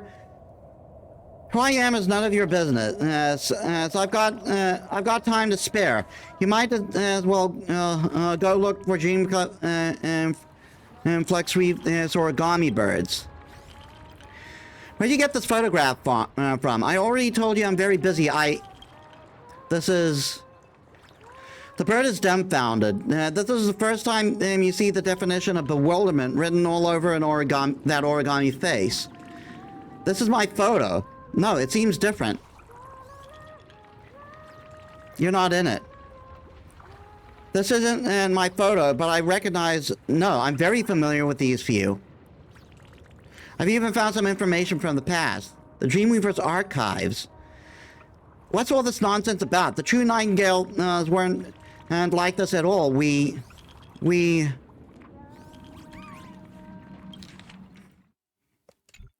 I don't remember. Oh no, I've been a bird for so long, it's as if I've forgotten something important. Let me help you. No, I've seen what Clocky does. Letting someone into your brain, that's disgusting. No. I mean, fair enough, actually. The bird regains its sly expression. Honestly, it's most unpleasant. It's the most unpleasant cartoon character you ever seen, hands down. If a good cop, if a good cop won't work, I guess I'll have to be the bad cop then. Hey, wait! What are you doing?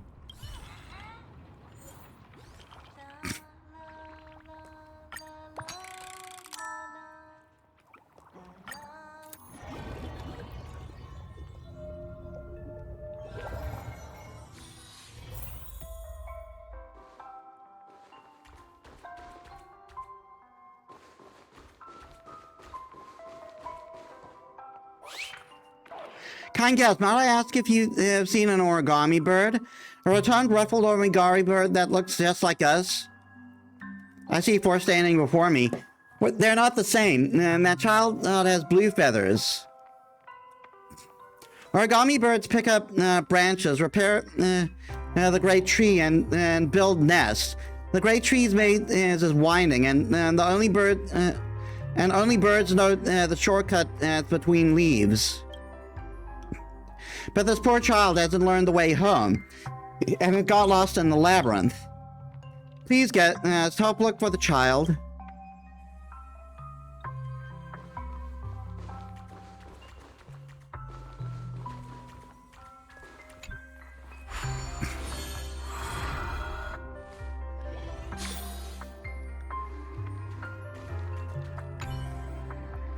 A glossy new Dream Chaser bullet and is placed on the desk, with following header print in huge letters.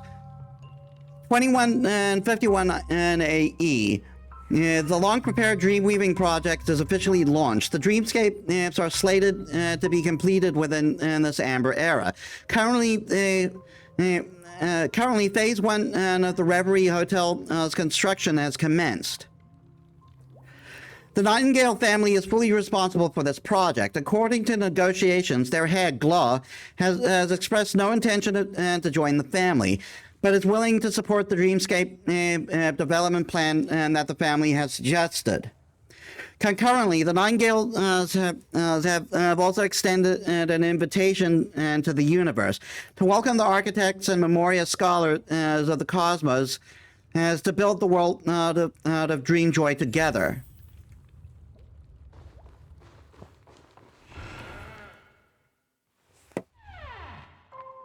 I never heard of anyone who brings their kids to a construction site. Designing its structure, studying how to work with its finicky memoria, and being hunted by injury monsters.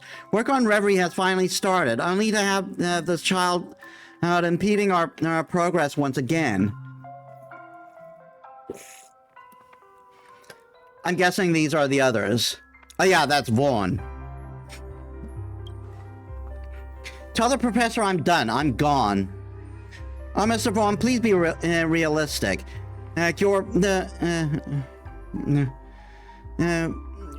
Your name is still blacklisted by the IPC. Apart from the professor, no one in the universe will hire you. Furthermore, it's not like that child wants to be in this dreamscape of his own accord. So please be more understanding. Also, no. Isn't he super cute? Just because he's young, how's that? How's that fair? I'm a child too. Just because you're in a dream doesn't mean you can spit delusions, Mr. Vaughn. You're the oldest among us. From what I know, the child was a wandering interstellar refugee before he came into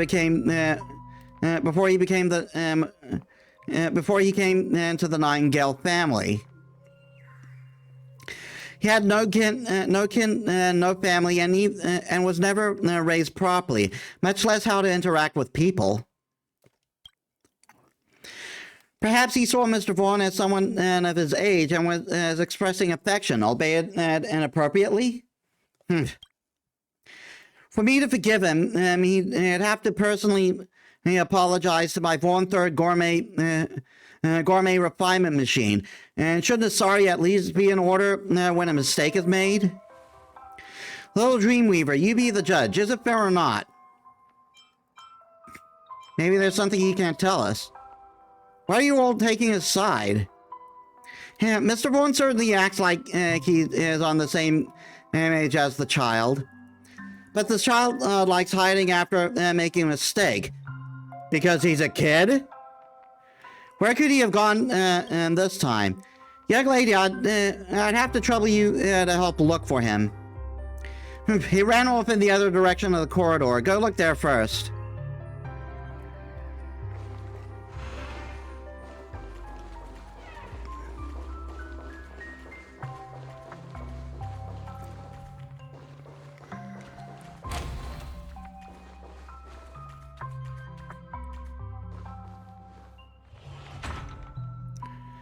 He probably ran in there and hid. The little brat, he locked the door.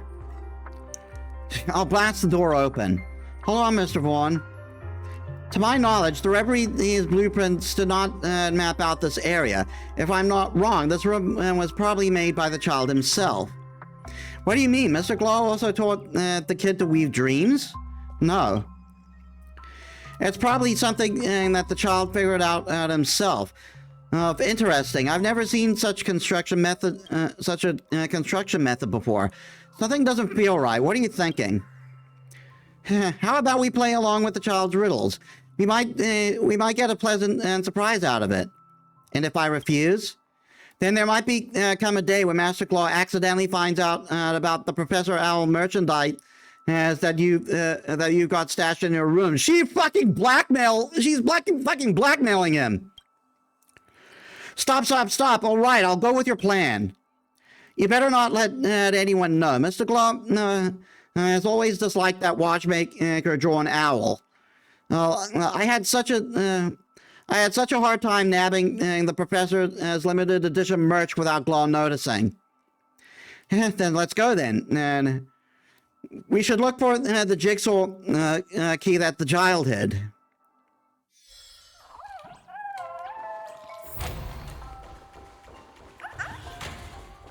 So it was pointing here.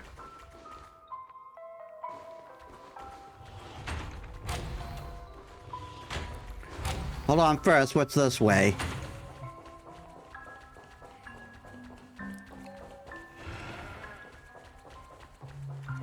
Nothing.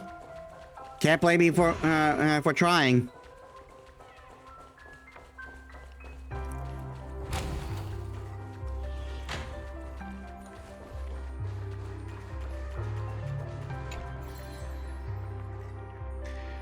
One the third. I finally managed to get the hang of making snacks in a dream too. That antiquated bunch claimed this was something explosive. It looks a bit. It just looks a bit odd. It's all.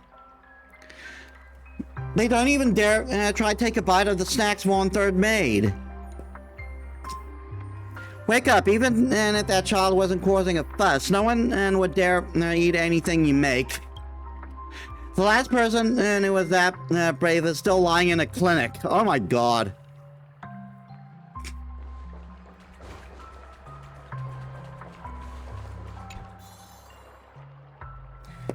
The Referee's construction was just started. I hope he doesn't barge into somewhere dangerous. Only that fool Barlow would knowingly do something bad. This kid wouldn't be that stupid, right? Hard to say. Most dream weavers work under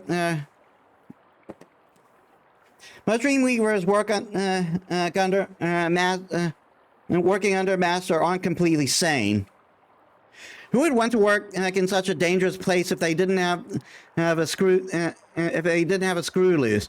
Yes, with heads buried in architectural drafts, working deep in the dream, and even subjected to accusations and slander. Lady Joey, your design for the Reverie Hotel looks highly similar to a certain building in Epsilon. Do you have an explanation for this? Sheesh, just listening to this tripe makes me want to puke. You can tolerate this? It's just some chatter. You get used to it after a while. No, it's nothing major. But it's only in a dream that are supposedly harebrained and concept as can be realized. Mr. Ford, didn't you come for this very reason too? You're right. I mean, neither of us is anywhere close to normal.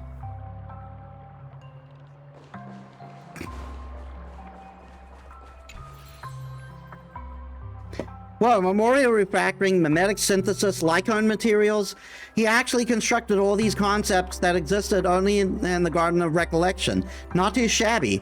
Where this kid learned his dream weaving techniques? Probably while we were working. And he's always been lurking by the side watching us work. I thought this child was just curious. I didn't keep him out of earshot during our architectural conversations. Turns out he memorized it all.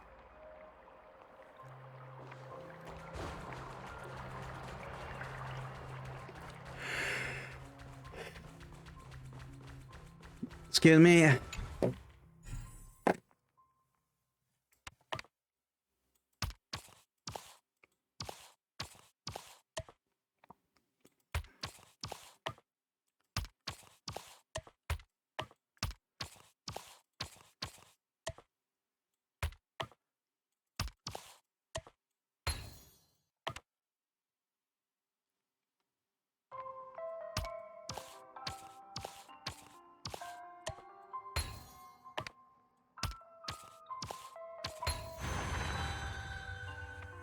Maybe this child is more capable than we thought.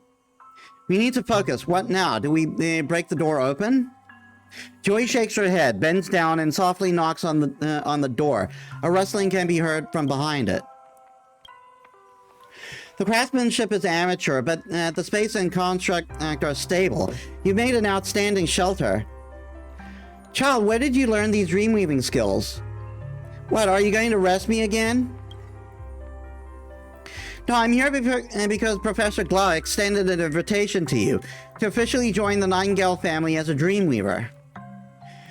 You're sharp, familiar, and the dreamscape. Familiar with the dreamscape, and possess a talent for building dreamscapes. The professor would never refuse such a prodigy. Why? I don't understand. I did something wrong. I believe Mr. Vaughn just wants an apology, right? The translucent gene bubble coalesces on Joey's fingertip, turns into the shape of a bird, and flies through the door. A gasp can be heard from the other end. Look, dreamweaving is similar to poetry or songwriting, analyzing the present structure, then constructing it to create an elegant and exquisite masterpiece. Our proficiency lies in reshaping the chaos into other forms. To you, this must be an orderless, reasonless place. But one day, this place will become a real dream joy. I promise you, in the name of the Nightingales. Don't worry about making a decision now. Consider it carefully. I haven't properly introduced myself. I'm Joey, a Dreamweaver scholar of the Nightingale family and chief designer of the Reverie Hotel. I'm the greatest inventor in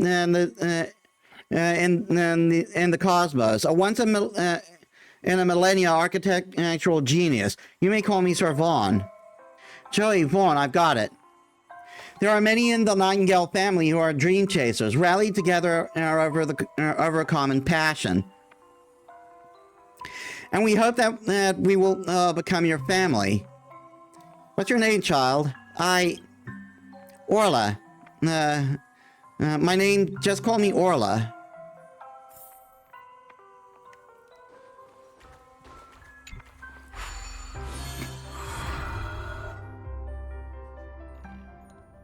Orla, that's probably Dr. Blue's real name. He was invited by the two Dreamweavers to join the Nightingale family.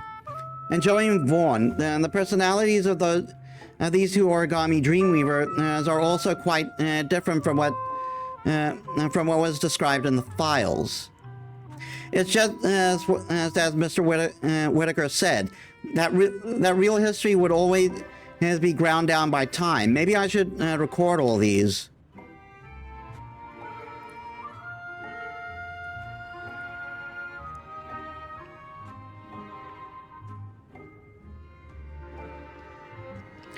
The true designer of the Reverie and also a gentle dreamweave scholar who sought dreamweaving talent for the Nightingale family, passed away after being assaulted by Memory Zone meme while exploring the dreamscape's wilderness. A proud and brilliant inventor, a fervent fan of Professor Glau. His cutting-edge creations may not be the most practical, but they are definitely flashy enough. He went missing during dreamweaving-related research and developed experiments, and his whereabouts remain unknown. And nothing new on Barlow and Fisher yet. The bluebird in the distance, is that Dr. Blues? This is where we talk to. This is where we talked to Misha when we discovered when we were discovering the legacy. Finally found you. I remember now. Orla is my real name. Later, I went to the Nightingales, and the Dreamweavers took me in, taught me everything, and brought me along with them to build the dreamscape. And I had the world's best family. The gentle Joey, the eccentric Vaughn, and Barlow and Fisher. They taught me everything about dreamweaving. I saw that too. History only wrote their names, but not their true selves. Why? I recall that we had another promise among us. I waited for them at Dreamflex Reef to fulfill that promise, but no one ever came. I must take a look. What exactly happened in the past? Oh, God, a lot of reading.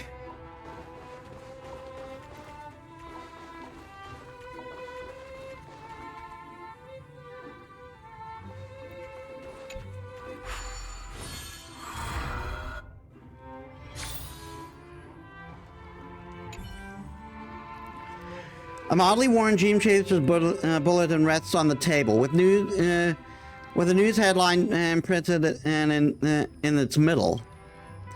The completed Reverie Hotel has opened, and the inaugural Charmony Festival was successfully held, and all family members witnessed the descent of the Avatar of the Harmony. Construction of the 12 hours of the dreamscape is almost near its end. The Oak family head, Gopher Wood, declared as the unity of the 5 major lineages. Will the Nightingale join the family?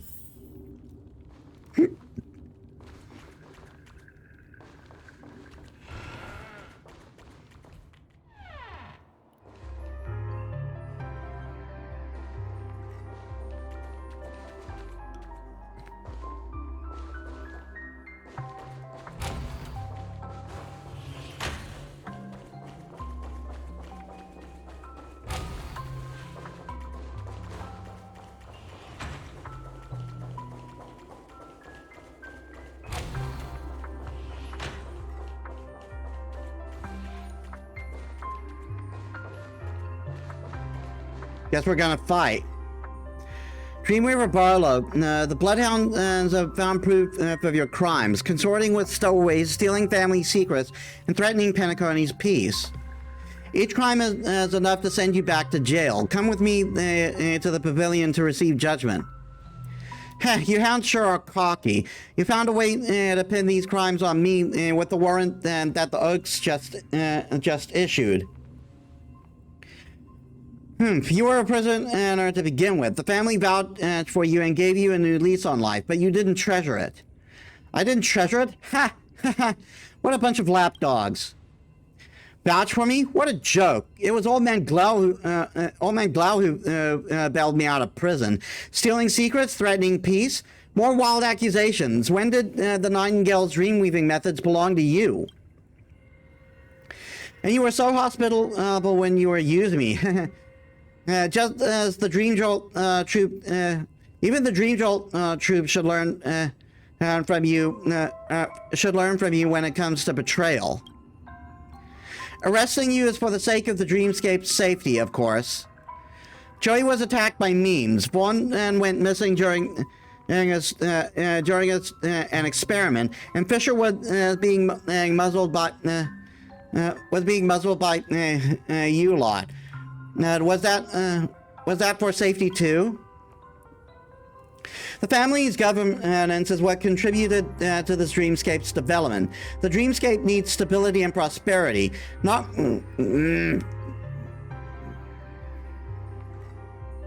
God damn it.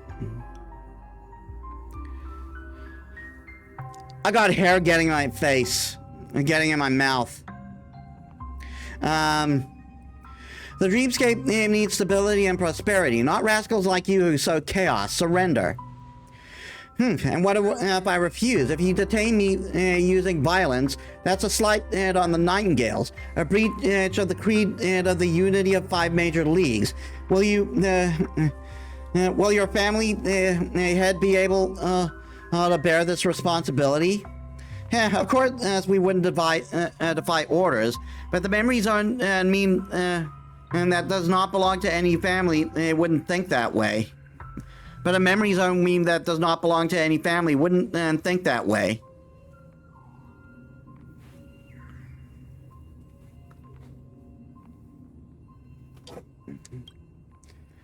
Oh no, that person is in danger.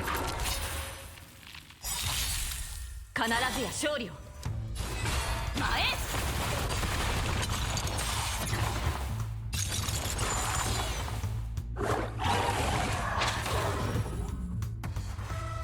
私がやる頼むよチョーク大佐あいや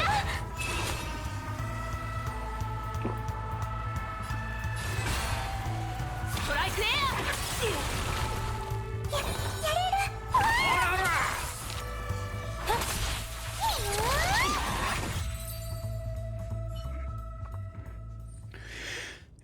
Thanks, you got rid of them.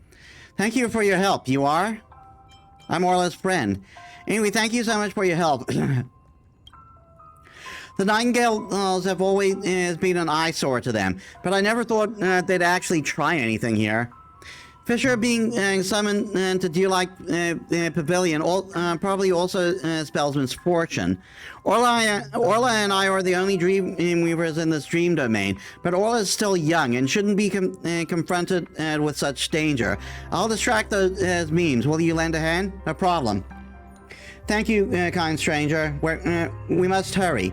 Barlow wants to protect Orla, but he's not going to last.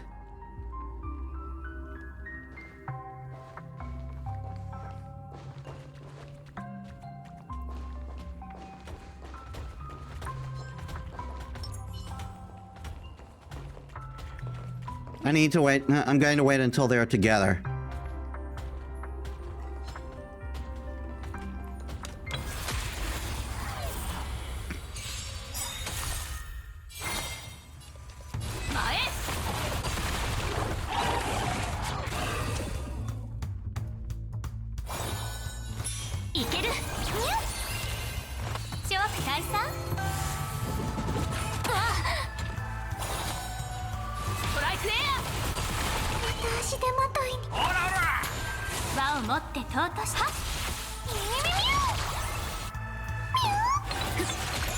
Chop! 客をもてなさないと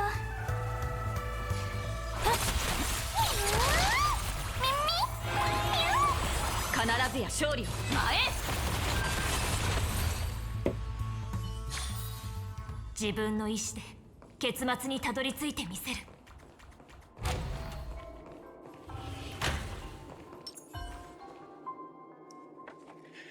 The man is trying his best to withstand the pain from the wound, but his pace is obviously slowing down. Need help? I'm fine. We have to step up at crucial moments. Orla, I hope he's all right.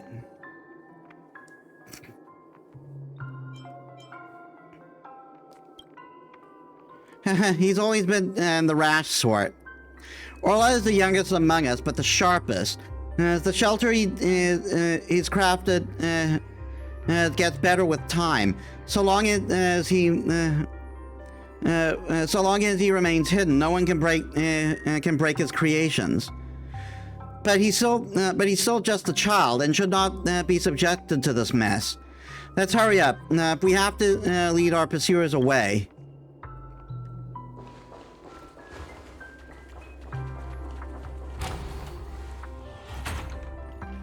Darn, those are sure troublesome. Get ready for another fight.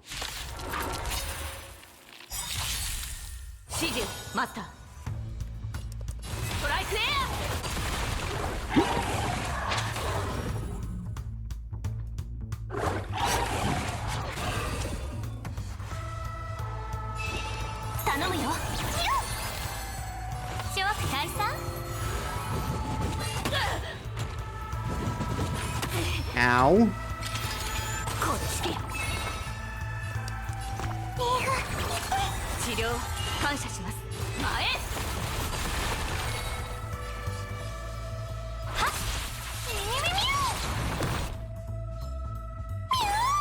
やる。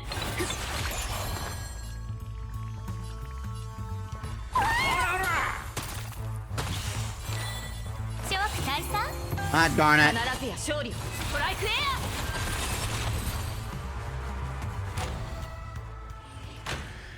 The meme's numbers are increasing, and their reinforcement should be here any minute. You have to run. Sorry, I might have to stop here. You look down. At some point, the man's body got covered in wounds. He can no longer move his legs. I'll stay behind and keep them busy. Run. Orla's hiding spot should be nearby. I know the shortcut to get there. No reason to sacrifice 2 lives here. If you get the chance to see Orla, tell him I'm sorry I couldn't keep the promise to keep training with him. I'll deliver the message. The child's family is being whittled down, and we can't keep him safe anymore. If you could, please help him out whenever possible in the future. Thank you, and goodbye, nameless well-wisher. This is Dreamweaver Barlow. This is Dreamweaver Barlow's end. Barlow was so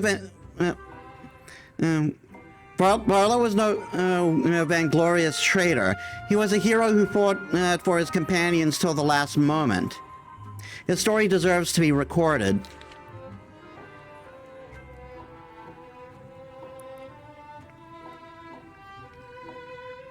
Passed away before the sentence ends.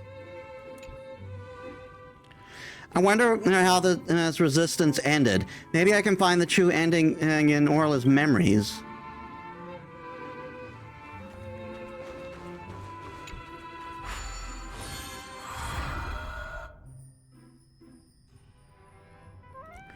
Mr. Fisher, look, I know the reason behind this trip, but Orla says he doesn't want to see you. He's probably not going to show up in person. I brought you here, but how this goes is up to you now. And no matter what, this place is still concealed. Is a concealed secret location. I hope you won't reveal it to outsiders. Without you, I came here to bring all the Dreamweavers back to the Nightingales. Will you come with me? Nightingale, such a nostalgic name. But my body cannot withstand more mishap, Mr. Fisher. I'm old and I should be retired. My apologies. There's nothing to be sorry for. It's not your fault. Go, keep forging ahead. The one you wish to find is waiting for you there.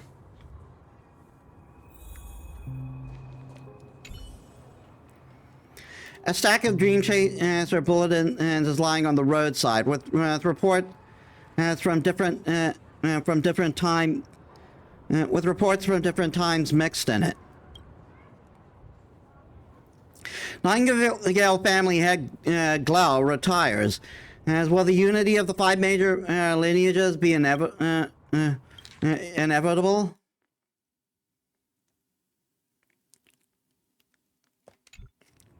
Penacony Paperfold University has officially completed construction. Former Nightingale family head Glau becomes first dean, and then opens Dreamweaver Academy to create more outstanding Dreamweavers. Construction of the 12 hours in the Dreamscape is almost complete, and the prolonged Dreamweaver project is a success. As the major belief, hold on a second, I just remembered something.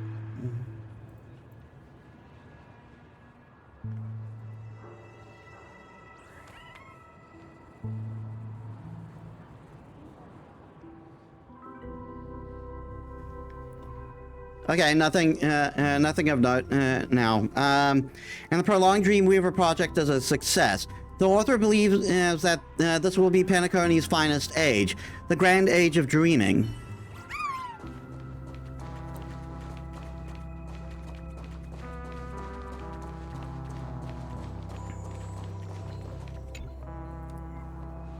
Excuse me, miss, do you know the Dreamweaver that built this place? I do. My name is Fisher. I'm the current head of the Nightingale family. I'm looking for a family member named Orla. I've heard he's been around this area lately. Perhaps the Dreamweaver who built this place may know his whereabouts. Orla is the creator of this place. This is shocking. The kid that used to be such a troublemaker has already built something of such scale. I digress. It seems like Aura is indeed nearby. I wish to meet him. Could I trouble you to show me the way? Oh, we going up there?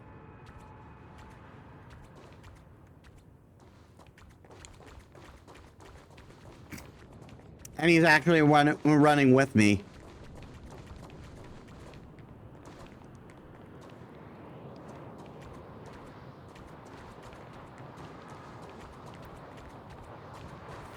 A mini Dreamweaver became involved in this.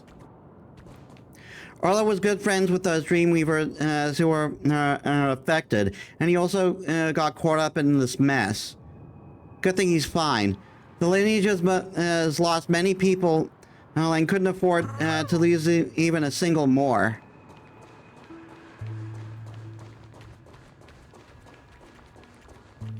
In any case, the situation outside has calmed down. Orla doesn't have to hide in the crevices of the dreamscape. He can go home now. I'm here to take him home. I got a feeling maybe Orla doesn't want to go home. Orla? The blue origami bird is as quiet as a doll, silent. This is a Clock Studios theme park merchandise doll? No, you really don't want to see me? You really don't want to see me. Never mind, the doll is fine. If you're behind the doll, please stay here and hear me out. The negotiations are over. They won't implicate other Dreamweavers, nor will they be pursuing old grievances. The chaos is over. Come on, let's go back with me. The family doesn't budge so easily. What did you offer them? Nightingale. They want the entire Nightingale, and I agreed. From now on, the Dreamweaver will be managed by the family, but we've kept the Paperfold University. In the future, all the Dreamweavers will be able to study there. Excuse me. And we will be able to protect our members better. I don't understand. You made Professor Glau's efforts and everyone's defiance totally meaningless. My child, not everyone is so brave as Barlow and the rest. We have no right to force everyone to muster that kind of courage. Yes, we understand the intent of the Nightingales. We can sacrifice ourselves, but what about the other Nightingales? Most of them are just normal people who love weaving dreams, and whether or not they belong to the family, their dreams will not be erased. We can't make everyone pay the price for our selfishness. I need to think of a way to make the majority happy, because as I am the family head. This is what Professor Glau instructed before handing me his responsibility. Every single dream weaver is precious. We cannot afford to add any more losses. Coward. You're right, but this is the only way for the Nightingales not to disappear, and the nest we built will remain in the dreams forever. I'm sorry, this is the best ending I could come up with. The origami bird stopped speaking, as if it were a doll again. Joey once said that that weaving dream is like writing poems within a dream, and turning this desolate landscape into dream joy. Into a home that brings happiness to all. I will continue, his will. There aren't any fruits of labor.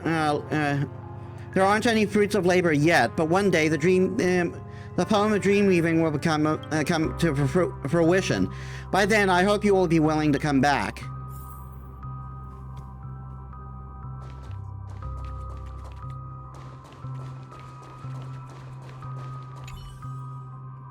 Orla doesn't wish to speak to me anymore. Can you help me convince him? Please pass this photo to him. As long as he's willing to return, the Nine Gales will always be his home. It's a familiar photo. It once opened in Dr. Blue's heart. Maybe it can open Orla's too.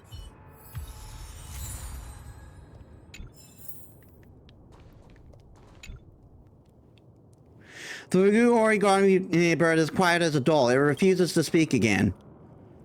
Fisher asked me to pass this photo. The bird's feathers ruffle slightly, but ultimately it does not accept the photo. I remember now.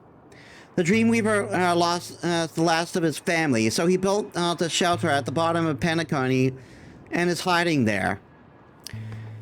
He hides at the bottom of the dreamscape, yet his gaze is fixed upon the heavens above. He scorns Fisher's proclamations, yet he yearns for the day when Fisher's words come to fruition. A long time passed. His body was unable to withstand the test of time, so that compulsive liar of a hound made a new body for him. A sky blue origami bird. A sky blue origami bird that the watchmaker painted as a portrait of the Dreamweaver. That is Dr. Blue's. However, the prolonged wait has taken its toll. Its mind and memories can no longer endure the wait. Fisher is just a huge liar. He has never been back, and again, neither has anyone else. The watchmaker and Gallagher both waited for their own perfect ending. Look at Penacony now, bustling, beautiful, bright, exactly what Joey promised me. For those who don't agree with this beauty, I offer the Dreamflex Reef as their sanctuary. No one will ever feel deserted in dreams. The Origami Dreamweavers have fulfilled their promise, but I cannot accept the dreamscape without them. There's no reason for me to hold on. It's time for me to embrace as my imperfect end. You still have a future. Are you telling me to merely exist as a cartoon bird, devoid of the ability to weave dreams, to make friends and remain invisible to the eyes of others? Is this the solitary existence I am to endure within the realm of dreams? Nameless, I have no future. I am the past. In the end, I'm still the most timid and naive one. Everyone has a dream to build, but I only want to nest for the birds. If Penacony is the land of dreams, then even if it is just once, I yearn for this land of dreams to heed my plea, to let me return to the nest. Orla? What are you doing here? I've been waiting for you. Are you shocked? Come try my new Vaughn the Fourth. Fully improved and upgraded. You're the only one who hasn't tried it. You guys are here to pick me up? Didn't we agree to meet up here? I waited so long and didn't see anyone, so I decided to come straight down. I'm not leaving again, and in this dreamscape, we shall never be separated again. Yes, my friends, here I come. The bird flaps its wings. Its body is slowly becoming transparent, its mimetic memory gradually drifting away. Orla's as well as fading. If this continues, he will be consumed by his own dreamscape. Wake Orla. This is just a shadow of the past. Yes, I know. You knew? Thoughts and emotions can materialize in the memory zone. That's the foundation of dream weaving. Even though I know this is just a dream, I don't want to wake up. I haven't seen their faces for so long. Dreamers are unable to enter dreams again. I almost forgot their faces. Perhaps that's being trapped deep in a dream is the perfect ending for me. A few legendary Dreamweavers of the past stand in the distance, guiding Orla towards dream joy. That's all the more reason for you to wake up. Because it's precious, it should not be replaced by something false. You need to bring back their stories, recount these stories to Penacony, and let everyone know exactly who built this dream joy. I know you've already recorded their stories. It's enough that to have you bring back the truth that time can manage. That time can manage without that time did not manage to preserve. If you're not there, then I'm going to start spewing nonsense. There still needs to be an overseer. An overseer is required to prevent their story from being altered yet again. I think a Dreamweaver that has witnessed the history would be the best. Witnessed history would be the best choice. Smooth talking, Nameless. You're exactly like the Watchmaker. Do you want me to keep going? Fine, you win. Since Fisher upheld his promise, and as agreed, I should go back and see how things are once in a while. The Dreamscape's owner has made his choice. It takes one last look at his past companions, and then turns to move towards you. It stayed here long enough. Come on, it's time to go. This time I won't forget.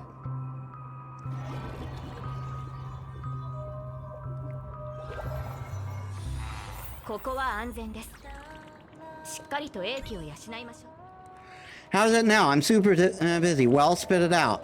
Hey, Orla. Orla? I heard you the first time. This name feels weird coming out of your mouth. Call me Dr. Blues. Anyways, the truth is found, and the dream was broken. Happy now? I'm happy to help. You're welcome. I wasn't complimenting you. Why are you exactly like the Watchmaker? Are all you Nameless cut from the same cloth? Forget it. Let's leave it be. The bird looked at the starry sky and light. The starry sky. The light from the 12 Dreamscape it's linked up to form the Dreamflex Reef starry sky. Fisher didn't lie to me. He really turned his place into a poem. Do you want to go up and take a look? Maybe next time. Thanks to a certain Nameless, I'm just a huge dream. I've just had a huge dream. I'll have to take a break. No matter what, it was great to be able to see them again. Thank you, Metis. You're welcome. Found it. He got his tweet! A familiar tweeting sound comes from the starry sky. Naughty little Blues, we finally found you. You weren't coming, so yours truly has personally come down to the great tree below. No need to thank me. Wait, hang on. Normally, other origami birds shouldn't know the location of Dreamflex Reef. Bah, don't underestimate the grip of an origami bird. So the sky, so the sky scene from below is beautiful too. He misses you all too. Hey, there's no need for you to talk. Now that we're finally together, we should record this occasion. This way, Dr. Blues can always see our faces. Kind guest, would you help us take a group photo? No problem.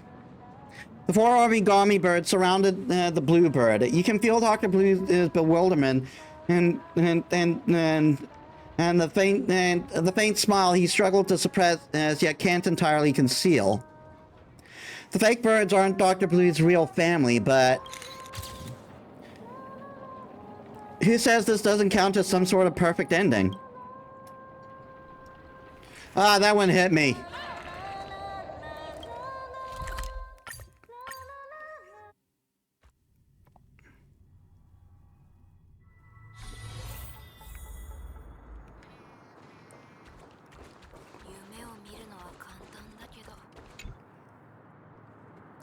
We meet again, madam. I'm here to return the file. You're back faster than I thought. Is the investigation over already? Yes, I'm done with the investigation. You'll tell someone where to take her about the Dream Chaser era that belonged to the Dreamweavers and the truest form of those people, which was unrecorded in history. I see. Mr. Fisher, the former family head, did not tell me about his past. I thank you for this record, and I'll keep it secure. Will you publish this record? I really like to say yes, but alas, my political stance requires that I be prudent about my actions. I may not be able to publicize the part that affect the family's stability, but I promise that the Dreamscape will remember the names of those Dreamweavers. Guess it'll be a long wait. A pity that, even in the Dreamscape, Penacony will be is unable to fulfill everyone's wishes. But my mentor, Mr. Fisher, once told me this. I hope it can bring you some form of comfort. If you stumble when weaving dreams, look up. Oh my...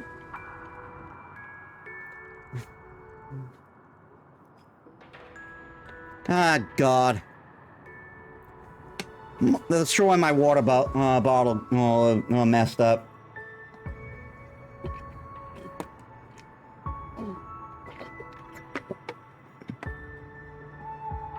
Why'd they section out the friggin' straw? Such a stupid design. Looking upon this vast dreamscape, dreamscape and tell yourself that your endeavors are never in vain. One day, they shall be woven together in the celestial tapestry, casting radiant light into the depths of another's eyes. May you find your own nest and write your own poem.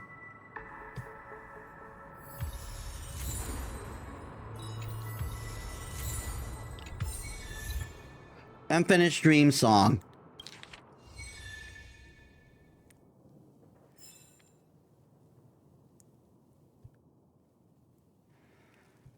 Oh, this is,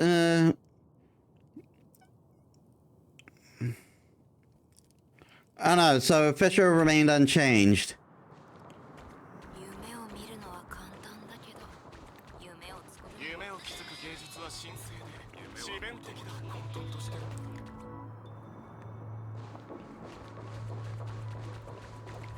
So there should be 2 left.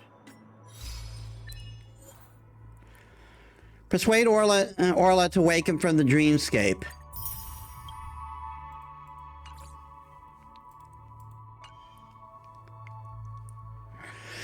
The thing I don't like about those is they imply that there's achievements you can entirely miss.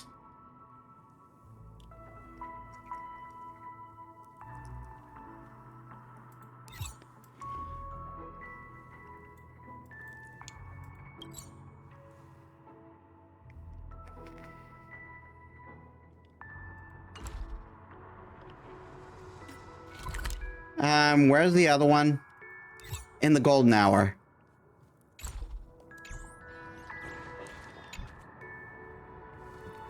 The elderly man in front of you gazes calmly at the city of dreams in the distance. Following his gaze, you see puffs of smoke bellowing from the fictional horizon of the city, signaling yet another time of merriment for the dream chasers.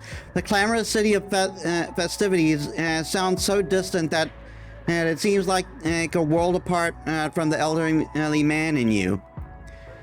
He is upright like a statue. You know, even his breathing is hard is hardly perceptible. You can't help holding your breath when staring at him.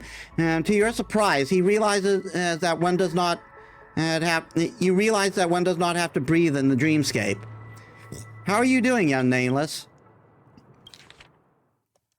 The elderly man sets his side upon your left shoulder.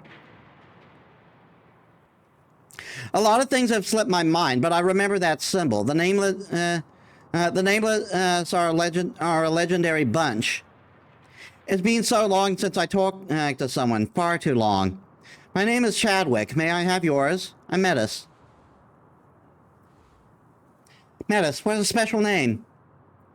I used to be able to tell a person's origin from their name, but you're special. I feel the surging vitality in you know, even through the thick filter of the dreamscape.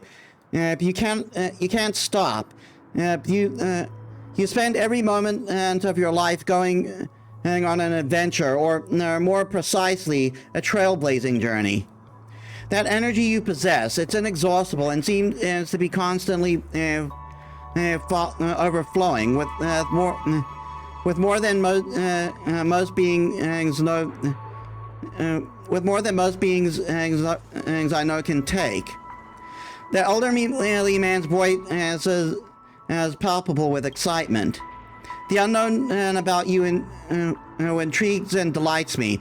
Both are emotions I haven't experienced in a long time. After all, I still know nothing about myself to this day. Thank you for being here. You're very perceptible. As much as I want to keep this conversation going, I'm afraid I can't, as they're here. Sorry for disturbing you, Dr. Chadwick. We have received word that you are being harassed by an unknown individual. We're here to help you evict the intruder.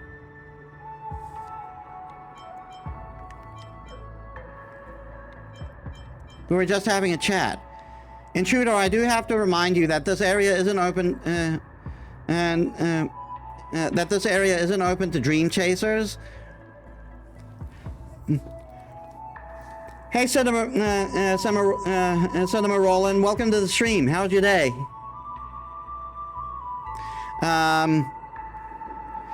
We have the authority to expel anyone who violates the family's rules from the dreamscape.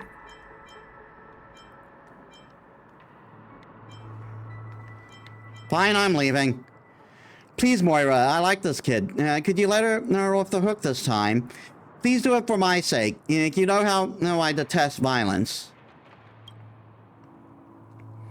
Fine, Dr. Chadwick. I'm doing this as a favor to you, just this once. Go away, Dream Chaser. Don't ever go near Dr. Chadwick again, or you'll suffer the consequences. Over here, quickly.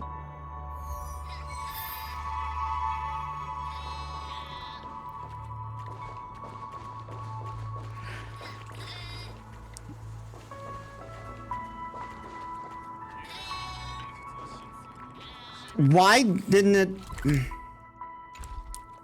Fuck's sakes.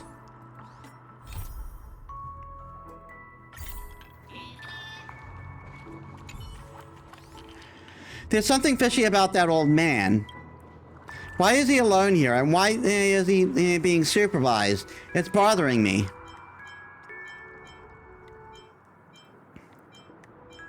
I think he's no ordinary guy. I feel the same way too. No wonder you're my friend. I can sense that the old man is missing something. What a poor guy. How about we hide and wait for the family people to leave so that we can help him? It's time for my clockwork to do its trick. After a long wait, the Bloodhound family member guarding Chadwick finally leaves. He's finally gone, and what a patient bunch those family members are. She's finally gone. Hurry up and check on Chadwick.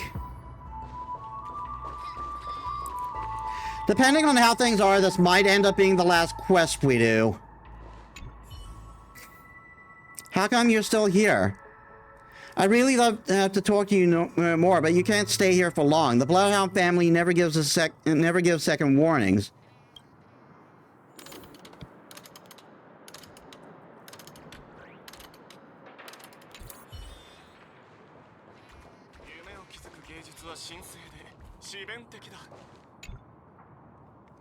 I firmly believe that our art of dream building is an expression of contemporary socialization and intimacy. It's a pure mental activity that has nothing to do with others in the external world, and is not subject to objective changes in reality. I mean the dreamscape.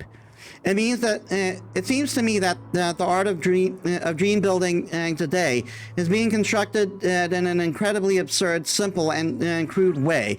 It's as if our primal social need, in other words, intimate relationships that lurk in the depths of our consciousness, is being alienated, dominated, and destroyed in a cruel and violent way. Are you done? Are you done? And if you are, then hurry up and get back to work.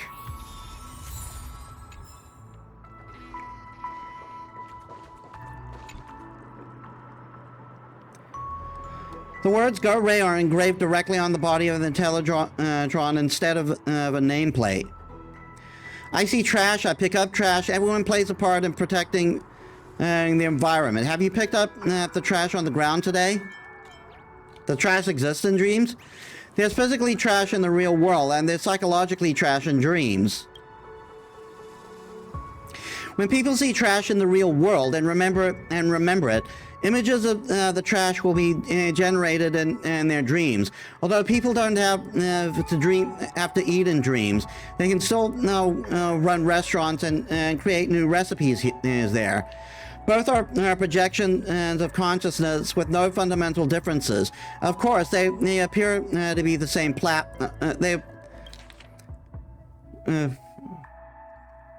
Of course, they can appear on the same platform. I'm equipped with the trash disposal module in reality, so the feature has come to me into the dreamscape. Perhaps that's on my mind during the day. What's on my mind during the day goes into my dream at night. Anyway, I can break down all the trash that comes my way into harmless substances. This is going to be a profitable business, but I'm too busy with my work at the Dream's Edge to collect trash myself. Alas, if only someone could help me gather the trash. Leave it to me, I guess. You can help? No, that's a respectable move. Your actions will spare the universe from destruction. When you're done collecting the trash, I'll offer you the highest compliments.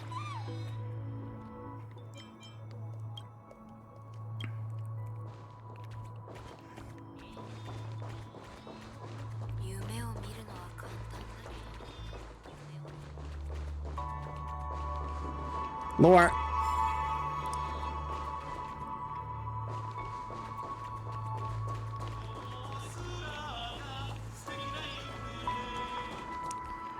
So I need to find someone who's pissed off.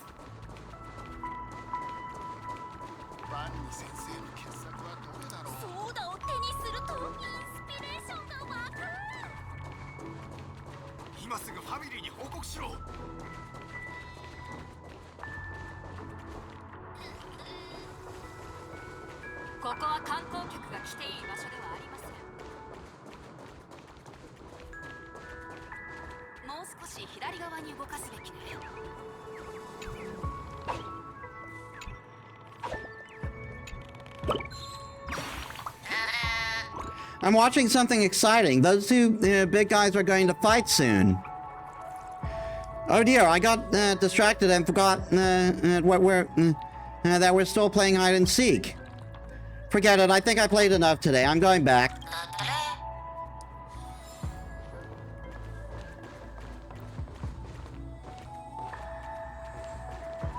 Where am I supposed to find anger?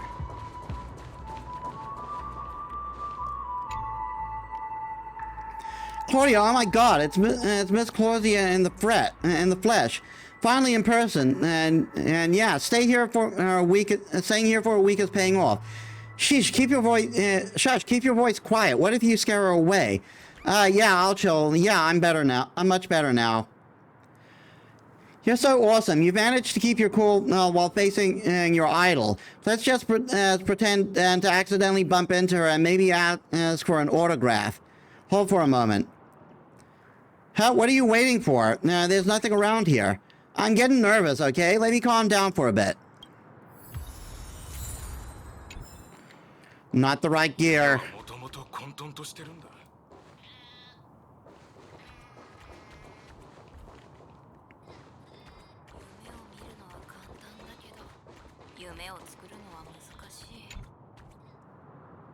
I've been working on it for a month. Now it's almost done, and suddenly he told me it's not thrilling enough.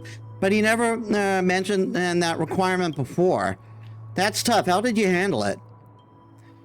What else could I do? I made some changes and presented the new design to him days later. The one I showed you earlier, and got rejected again. Why? Wasn't it good enough? Because it was not it was not romantic enough. What the hell? Ridiculous, right? Guess what happened next? I consider his requirement and comprehensively and holistically, and and spent another week coming up with a new vision. It's a spider path garden, right? That's an awesome design. And then it got rejected again. Eh? Well, he hesitated for a long time and finally said, maybe let's just use the initial plan. Oh God, one of those. Well, we found our angry gear.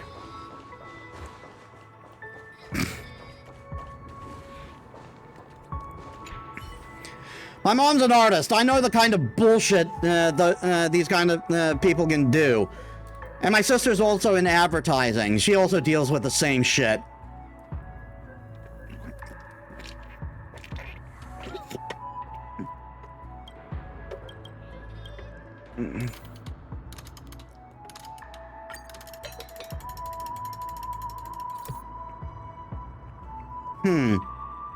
Without a doubt, the clockwork is successful. However, Chadwick's expression remains unchanged. Yet you can still discern an underlying change taking place beneath the surface. Years of experience have taught the elderly man to conceal his emotions, but he can't stop his body from trembling in uncontainable joy and anger. My memory seems to be coming back. Things are coming out in a surge. The memories are fragmented and incomplete, but I can see them. The elderly man's limbs stop shaking in fury. He shuts his eyes, trying to trace back everything in his life. Countless scattered fragments flash before me. I try to catch them with a net, but they keep slipping through the net slyly and vanish into the ocean of unconsciousness. Only a few fragments are caught by the mesh and stay in the net. I have to pick them up cautiously. I saw something. It looked like a type of weapon which brought about endless slaughter and death. I seem to be related to it. Why? I don't see myself as someone who finds pleasure in violence. That's a dreadful thought. Maybe you were once caught up in a war. That's probably the case, but there's something different about that sensation. I don't want to continue that train of thought. I also saw some people, oh, those extraordinary characters. Even in fragmented memories, they can shine. I used to be one of them. I am the Genius Society. I finally remember. I was once a member of the Genius Society. Just like you, I wonder about the same thing. I've been struck by this meaningless dreamscape for far too long. Why would I while my time away without the slightest thought of rescuing myself? Could it be? Chadwick furrows his brow as he glances at the spot where the Bloodhound family members walked past earlier. The family, they must have done something to me and left me powerless to fight back. I can't free myself on my own, and some sort of powerful external force has to intervene, like the Genius Society. I happen to know a few of its members. Would you be willing to lend a hand to an elderly man you barely know? The fact that you're confined bothers me. I see, you're driven by a sense of justice. Thank you. The stream is beautiful yet unreal. If I keep staying here, I won't be able to rescue myself. If you brought me a glimmer of hope, that's more than enough. You should go before the Bloodhound family members come back. I'll be waiting for your return with hope. Chadwick from the Genius Society. I haven't heard of him before. Let me text her and ask her about him. Yeah, this was before we saw the Hydra. Chadwick? That's a pretty common name. There must be tens of billions of Chadwicks across the universe. Can you be more specific? He's a Genius Society member.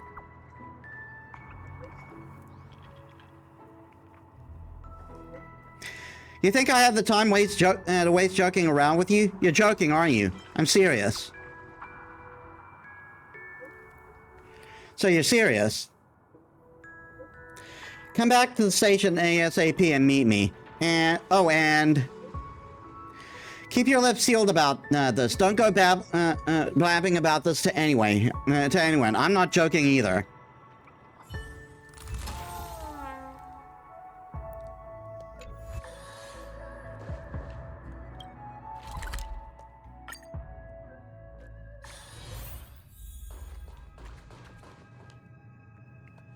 That was fast.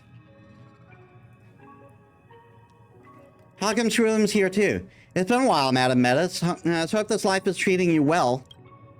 There's no time for pleasantries, Screwy. Let's cut to the chase.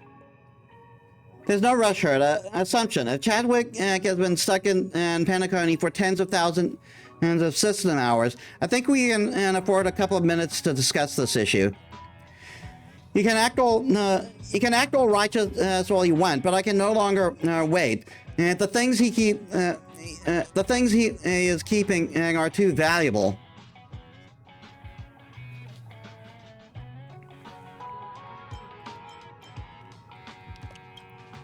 Right, he was indeed a member of the Genius Society back then. That man is the real deal. I mean, his research is very valuable. Calderon Chadwick, Genius Society number 79. His expertise includes the solid-state physics, applied theory of imaginary numbers, and ballistics. His seat is higher than yours. Our seats do not influence our statuses. You're not going to be able to rile me up with that. I've been traveling across the universe, and the flame of life was ignited in my core. Throughout the long journey, I rarely met souls that truly deserve to be called the genius.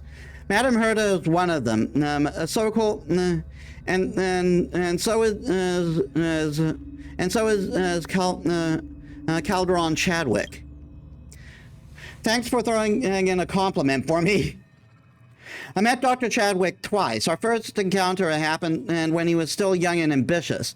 The second was decades later. His situations in both meetings were starkly different. Recollection: Dr. Chad was once asked for my help. He was about 50 at that time. I agreed to help him at that time. Ever since then, and I have never heard from him again. It was as if he had never existed in the universe at all, until Madame Hydra received your text. He's being confined in Penacony. The family, who knows what kind of scheme they are brewing. Screwy, what do you think we should do? There are too many uncertainties surrounding this matter. For now, I am unable to come up with a convincing solution based on the limited information. Hypothesis: Dr. Chadwick offended the family for some reason and was confined in this dreamscape as a result. Things still don't quite add up in this scenario. As far as I know, Calderon Chadwick is not a long life species. It has been decades since I was last in touch with him.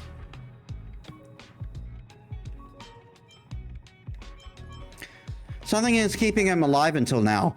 I'm afraid there's only one way to unravel the mystery. I'd like to travel to Penacony myself and find a chance to visit Dr. Chadwick. Madam Metis, would you like to join me?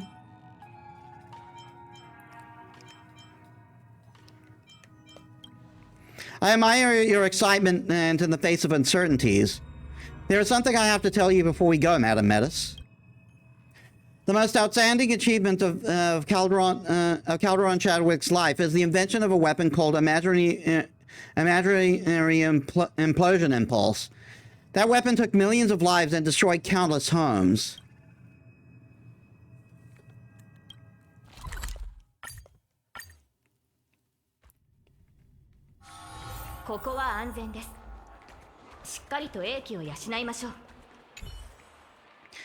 You're finally here again, Madam Metis. Each of our encounters bore an extraordinary significance, and for that I am grateful. It's been quite some time since I last came here. The lobby of the Reverie is still as extravagant as I remember. Let's head to the reception and ask about Chadwick's whereabouts. I always regarded dreams with awe, hence I rarely frequented Petacone, the planet of festivities. To me, the so-called dream sweet dreams are often saccharine and insincere. Welcome to Petacone, Miss Metis. How can I help you? I see you brought a friend today. My name is Screwlin, madam. Please forgive me for coming here uninvited and without checking in. You should be able to see my name on the permanent VIP list of the family. Allie's face twitches slightly upon hearing the name of Screwlin, but she is quick to compose herself. You really admire her professionalism. Just a moment, Mr. Screwlin. Your name is indeed on the permanent VIP list. Welcome back to Petacone, Mr. Screwlin. What can I do for you? Metis and I are here to visit the hotel guests here. Dr. Calderon Chadwick. Could you arrange for us to meet?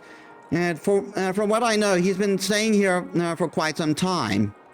Calderon Chadwick, the name doesn't ring a bell to me, which is strange. Please bear with me while I check the system data. That won't be necessary, Allie. Ah, there she is. I'm sorry, gentlemen. Dr. Chadwick can't meet with visitors at this moment. What if we insist? Count yourself lucky that Mr. Screwlin is with you, Dream Chaser. Otherwise, try it. I got Excalibur, bitch. Let's not escalate the situation. The family wouldn't want to disturb the guests in the lobby, right? To the best of my knowledge, Calderon Chadwick isn't a long-life species, and the last time I talked to him was 2 Amber eras ago. The question: by what means did the family extend the lifespan of Calderon Chadwick? Has that means been approved by the International Health Organization? And does it comply with the regulations of Petacone? I don't have the authority to answer your questions or allow an authorized visit to Dr. Chadwick, sir. Please leave. There is no room for negotiation here. Understood. Your actions speak of your loyalty to the family. Well, can I assume that you'd rather turn the family against the planet Screwlin just to uphold your principles? Am I correct? Are you prepared to bear the consequences of being the enemy of the Genius Society?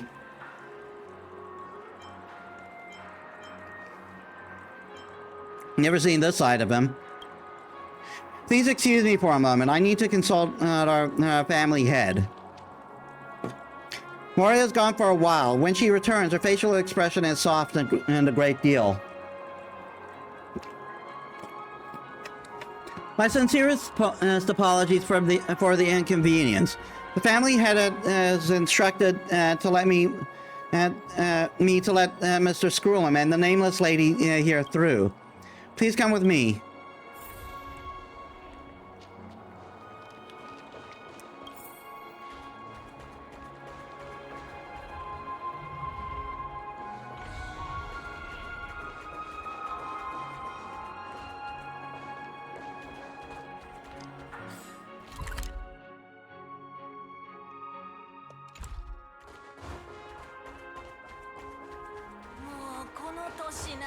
Oh. Ah!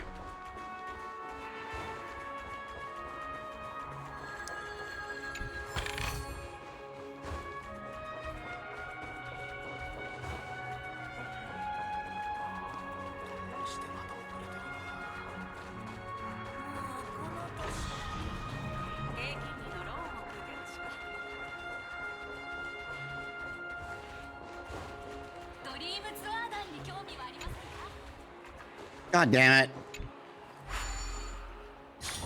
There's always the drift on and stopping.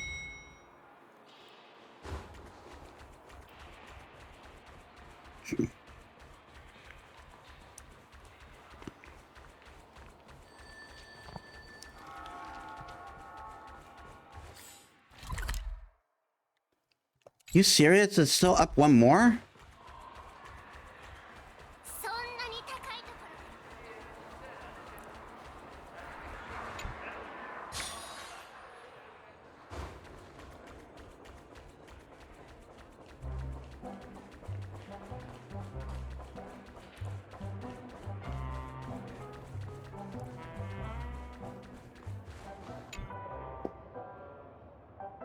ろ This is Dr. Chadwick's room.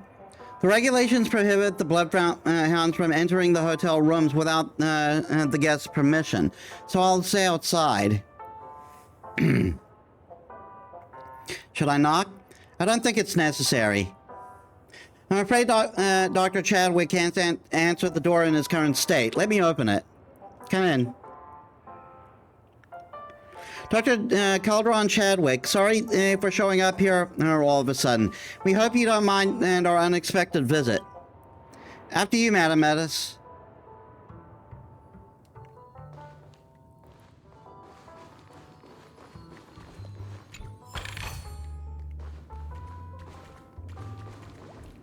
There is nothing here.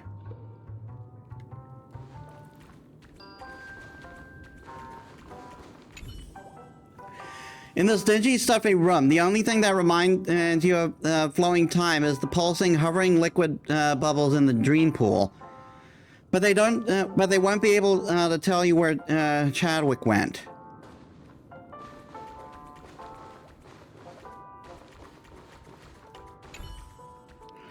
You weigh a dusty suitcase in your hand. It's obviously empty.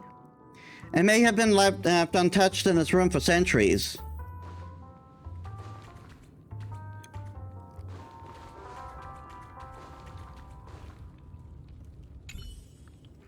The fireplace heating is turned on, yet the whole room is chilly like an icy cavern. You can't imagine a normal person living in a space so cold.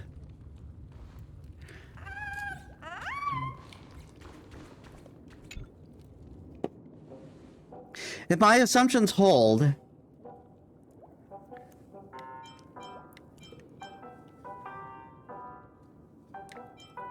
has the family taken us for a ride? No, the Bloodhound didn't lie. The secret is right in front of us. Screwin reaches his hand slowly into the dream pool.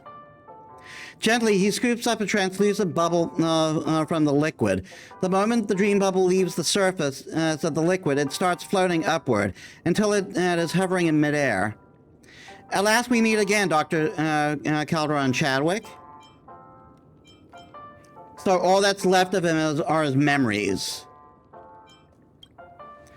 Deduction. The likelihood of Calderon Chadwick, as a short-lived species remaining alive to this day, is a corporeal state in a corporeal state is close to zero. As of now, no longevity technology has been able to extend the natural lifespan of a normal human by 2 amber eras.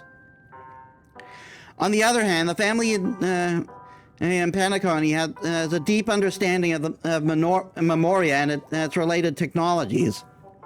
And even though they can't sustain Chadwick's body, they could still extract the substance from the depths of his brain, allowing his consciousness to survive.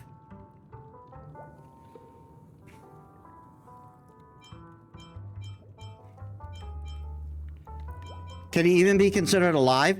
It depends on how you define alive. Many in the galaxy opine that machines, which are made of cold metallic chassis and veined by electric circuit, cannot be seen as life forms. One question remains. Why would the family go to such lengths to store Chadwick's memory here? What significance does this memory hold for them? Perhaps they're concerned about the memory. The weapon. I don't think the family is capable of extracting any useful information from Chadwick's mind, and Madam Metis. It's because Screwlim hesitates and trails off after the sentence. Let's talk about this elsewhere in case someone is listening to our conversation. The Bloodhounds have excellent hearing. You have the right to learn the story in its entirety, Madam Metis. If you hadn't informed Madam Hurd of your discovery out of kindness, it cannot be It cannot be said how long Chadwick would have been confined here. So I need a favor from you, Madam Metis. I'd like you to pass something over to Dr. Chadwick for me in the dream. I believe the thing will help him come to his senses. What about you? I will negotiate with the upper echelons of the family toward the aim of taking Chadwick's memory bubble with me. Until then, I hope you will learn the full story from Chadwick, including matters that happened before he went missing. May you have a nice dream, Madam Metis. Medicine of unknown use.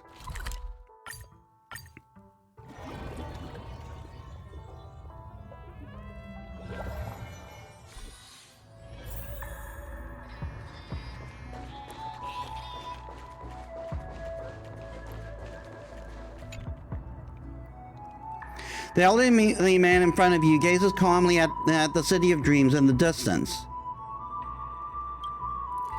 Oh, youngster, I'm glad that I can still recognize you. You still remember the elderly man's upbeat voice when you two parted ways last time. That tiny flickering flame of hope up in his eyes seems to have been snuffed out again. I'm happy you're willing to talk to me, but you shouldn't come here. Moira and the rest of the Bloodhounds, for that matter, won't be pleased to see you. They won't be coming looking for trouble anymore. You mean... I probably don't need to know the details. I've heard stories about the Nameless, and I believe you must be as talented as those in the stories. Do you remember Screw'em? Screw'em, Screwy. As if struck by lightning, Dr. Chadwick's eyes suddenly widen and quickly contract again. The gloom covering his eyes dissipates, and he appears bright-eyed. Screw'em, where is he? He promised he would help me. Wait, no, he did fulfill his promise, and he didn't fail me. I was the one who went missing. Both my ears and mouth were covered, and I was blindfolded. Why? Why is everything in such a chaotic, disorderly manner? I'm a member of the Genius Society, but what did I do? And what have I forgotten? Who bound me to this illusioning world? Here's your meds. Is this a bottle of pills?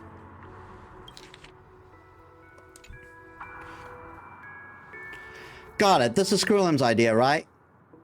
Now my chest feels like it holds an entire universe in it. I can see it flicker and feel its pulse, but I know nothing about it.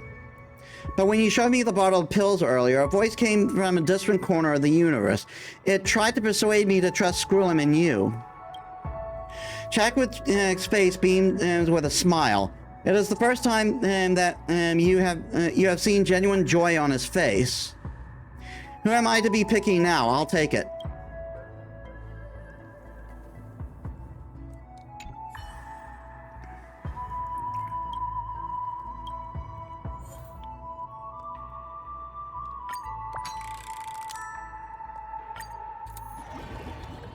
From the looks of it, we're probably not going to be able to do that last mission. I'll have to do that after the 3.4 story.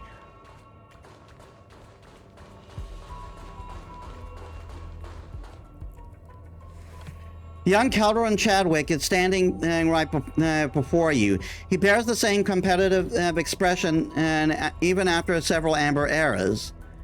Is this the place? Yes, Dr. Chadwick. Starting from here, we, the technology department, and IPC, of course, the fucking IPC, and your team will shape the future of the galaxy together. Don't be overconfident, Dudley. I'm not fully certain that this project will work out. Take it easy.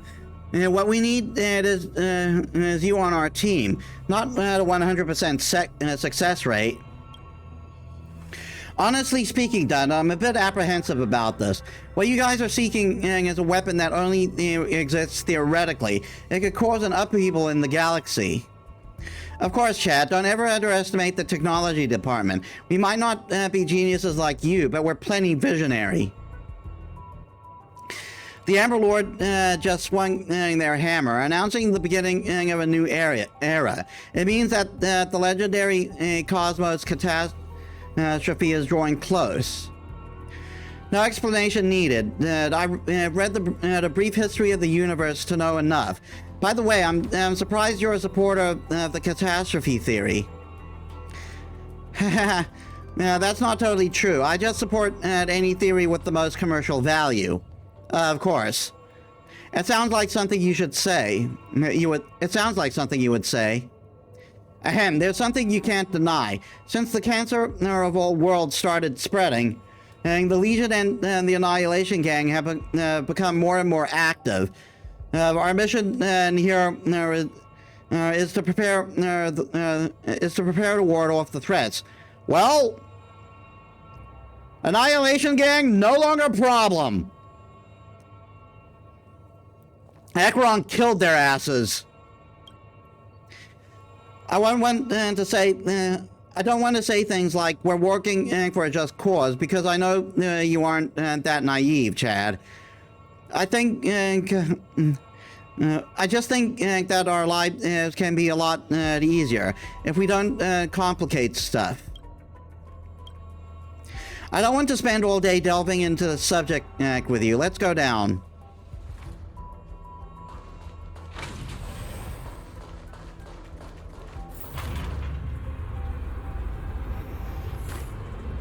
I cannot tell you exact coordinates of the planet. It orbits from up top. Was this planet Penacony?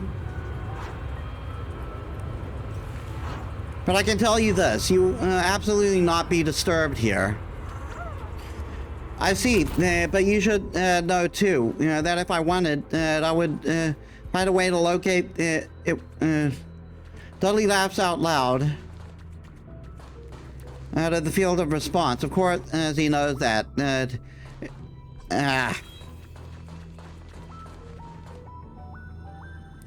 Are those truce things?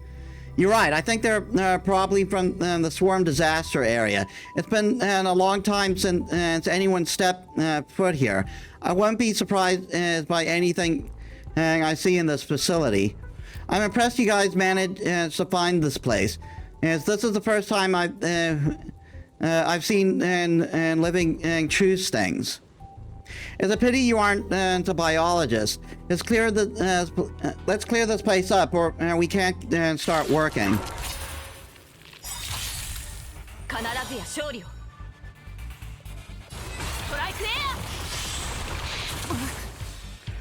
If they get too numerous, I'll have to Excalibur them.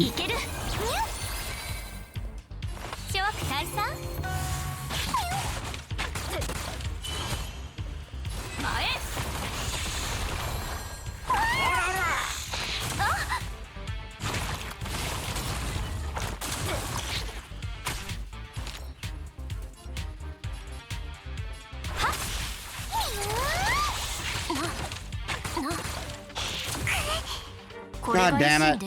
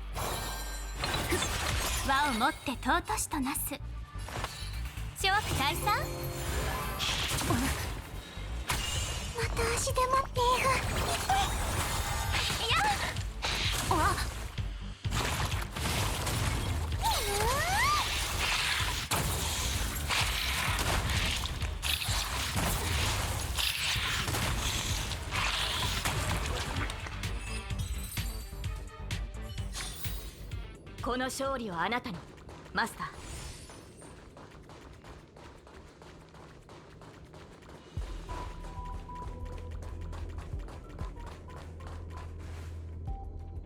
Ladies and gentlemen, the space beyond this door is where we concoct the miracle. Is Dr. Chadwick inside? I never thought I'd end up working alongside that genius. Please hold your horses. Before you all officially become Dr. Chadwick's colleagues, there's something I want to remind you. By walking through this door, you'll be selecting a different life for yourselves. This lab will be your life for a very long time to come. You will work, research, and have fun. You will work, research, have fun, and make friends here, isolated from the outside world until this project is launched or fails.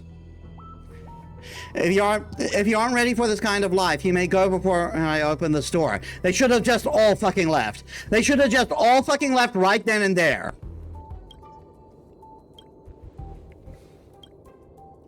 I've been studying imaginary theory since the age of 15. Working with Dr. Chadwick is my lifelong ambition. Right, this is the opportunity others could only dream of. That door is nothing. And as scientists, as we've been long dedicated to our lives, we've long dedicated our lives to science. You guys are just like him. I believe you will have a great time working with Dr. Chadwick. Well, ladies and gentlemen, please come on in.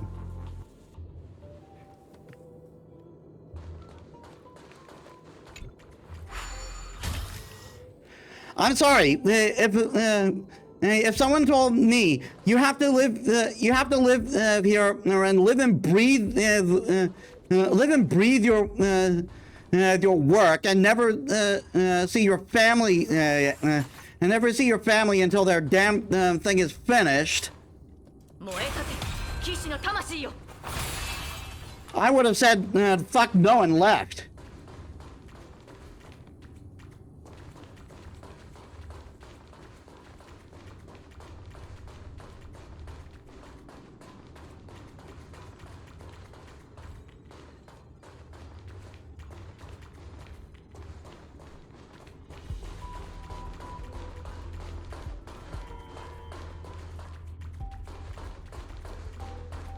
What?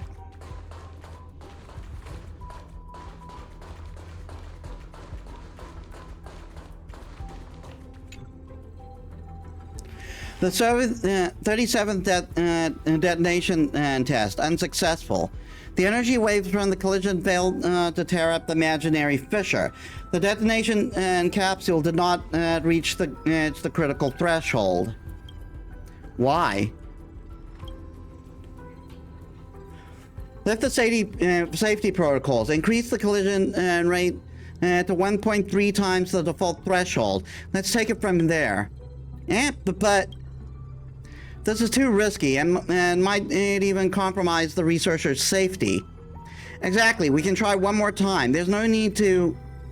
We've tried too many times. It's clear that we won't make any progress as if we go down the same road. Over the past 3 years, we've overcome nearly every theoretical hurdle. The scientific achievements born in this lab are enough to leave the universe amazed.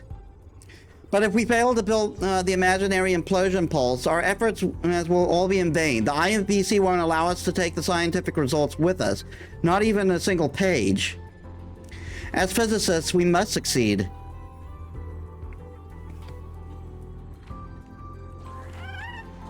Again, should have said no from the beginning.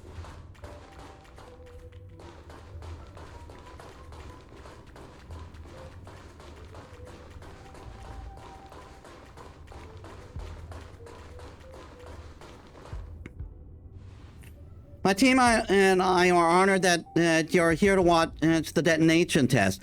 This lab doesn't welcome visitors, but you're special, Mr. Screwlum. And the technology department wants to stay on your good in your good graces. You're welcome, Dr. Chadwick. I'm floored by you and your colleagues' achievements. Please allow me to ask you some questions, as curiosity sometimes compels me to ignore the decorum. And just like what organic life experiences, why did you agree to take part in the development of a weapon as destructive as the imaginary implosion pulse?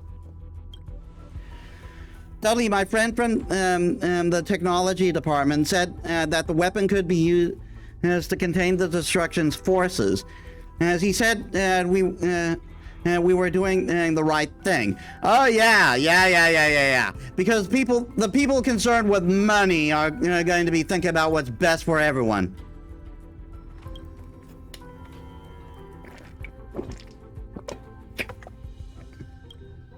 I'm very sorry, Dr. Chadwick. I should have sprung that question on.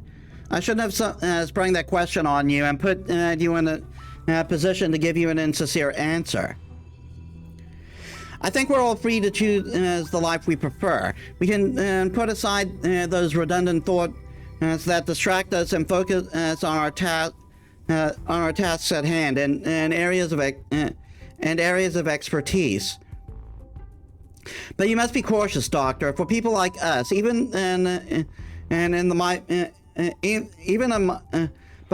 people like us, even a minor slip-up can impact the entire universe. Our wisdom is both the blessing and a burden. Like, say, making a nuclear bomb!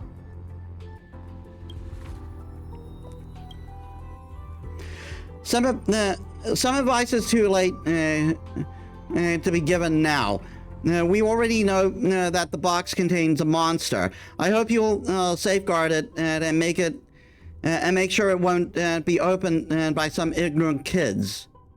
Thanks for your advice, Mr. Scroom. I hope to see you again one day.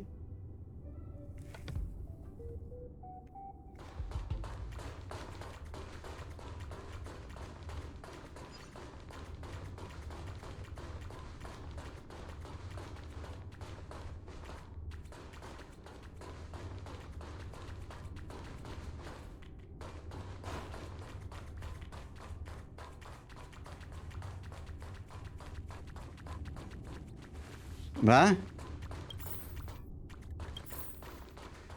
Where are you pointing me with that?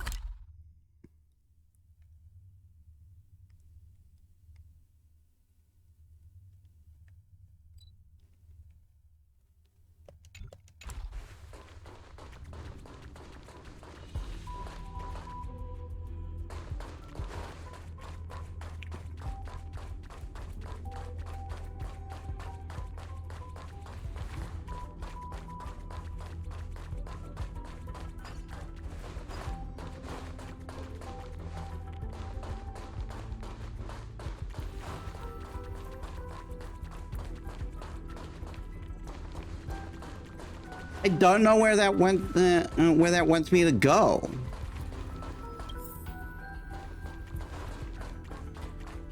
Oh. It's been a while since I've been on Hydra Station.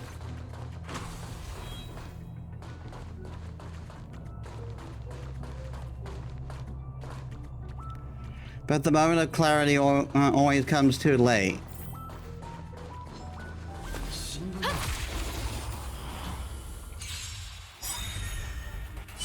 Master.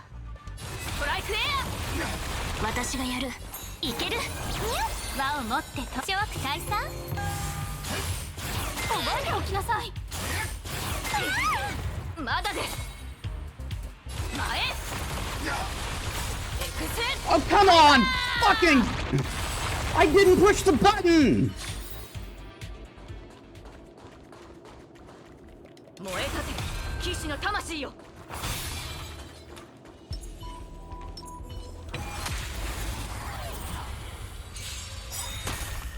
これが維新伝心頼むよ。チョーク退散。あ指示マスター。トライクエア。ほらほら客をもてなさないと。いや必ずや勝利。前指示マスター。トライクエア。自分の意志で結末にたどり着いてみせる。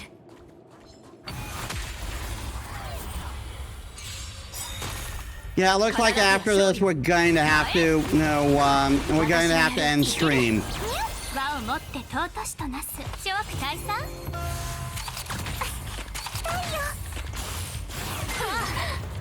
指示マスター。ストライクエア。怖いよ。逃げんな。客をもてなす。やるじゃん。決める。前。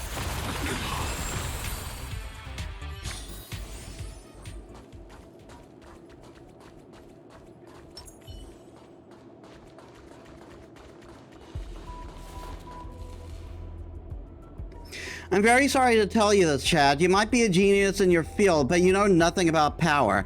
Your naivete blinds you from seeing the big picture, and you don't even understand the era you're in. You should have realized long ago that we're both merely pawns in this game of chess. Once we're placed on the chessboard, we're no longer in control of our fate. Weapons are made to eliminate enemies. This is it that hard to understand? And over a dozen Vanguard units of the Legion are preparing to attack the joint trade routes. Their presence can directly threaten Pierre's point and safety.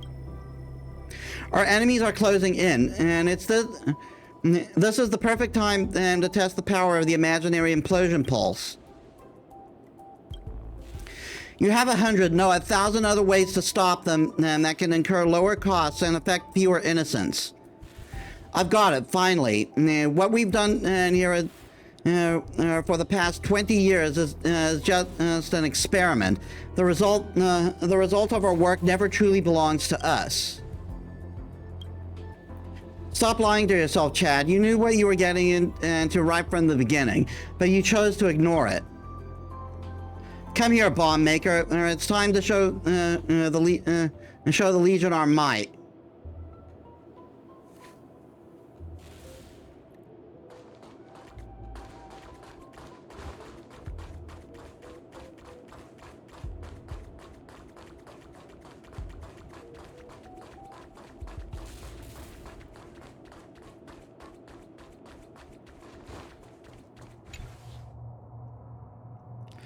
Ballistic trajectory recalculation is complete. Margin of error are about 0.08%. Charging detonation platform 60%, 70%, 85% complete. Reviewing collider status 30%, 30%, 50% to 75% complete. Automatic cruise AI deployed. Enemy contact detonation and AI deployed. Imaginary implosion pulse preparation complete. Ready to detonate at any moment. How many collateral targets are there in the blast range? Calculation in progress. There are estimated 24 planets at the satellite level or above within the blast range. Among them, there are 3 secondary planets with civilizations grade D or above. Maybe this is a bad idea then, if it destroys entire fucking planets. The amount of collateral damage is acceptable. 24 planets full of life is not acceptable. Okay, some of them might not have life, but there should be at least a decent amount that has some form of life that are affected by this. Fuck you. The detonation plan can proceed as scheduled. It's time, bomb maker. Hit the detonation button. What are you doing? Press it now. I get it. You're afraid of taking the blame, aren't you? Fret not. The one who presses the button is neither you nor I. We won't even be mentioned in the incident, and if this incident is later reported. Doesn't make it that it's not happen, that it doesn't happen. You sympathize with Dr. Chadwick, right? I'm sorry to burst your bubble, but Calderon Chadwick isn't worth your sympathy. He's long foreseen the outcome, but he chose to ignore it and carry on the research at all costs. Selfishly, he put his talent before everything else. He doesn't care the least bit about anyone else. Now do it. I'm not going to say anything else. You know, you wasted your final opportunity. Hey, you, do it.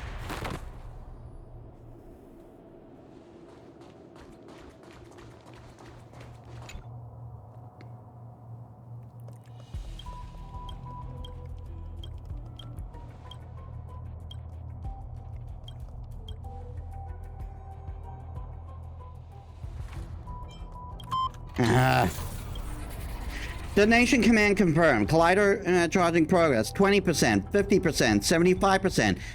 Critical detonation threshold reached. Automatic cruise AI activated. Locking target 30%, 70%. Complete. Lock on AI activated. Warming up 20%, 40%, 80%. Chamber temperature has reached threshold. Imaginary implosion pulse is about to be launched. 5. I4. Don't hold it against me, Chad. We have to be responsible for our choices. 3. My name will forever be cursed. What's the price you have to pay, Dudley? 2. Look, Chad, this is your problem. You always take your gifts and talents for granted, and you have no idea where there are. And you have no idea there are people like me. 1. No one will remember us. 0. Imaginary implosion pulse detonate.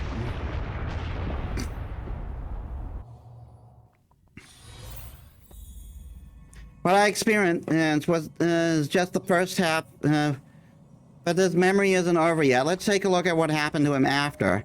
I hope it doesn't take as long. I really should be ending stream soon.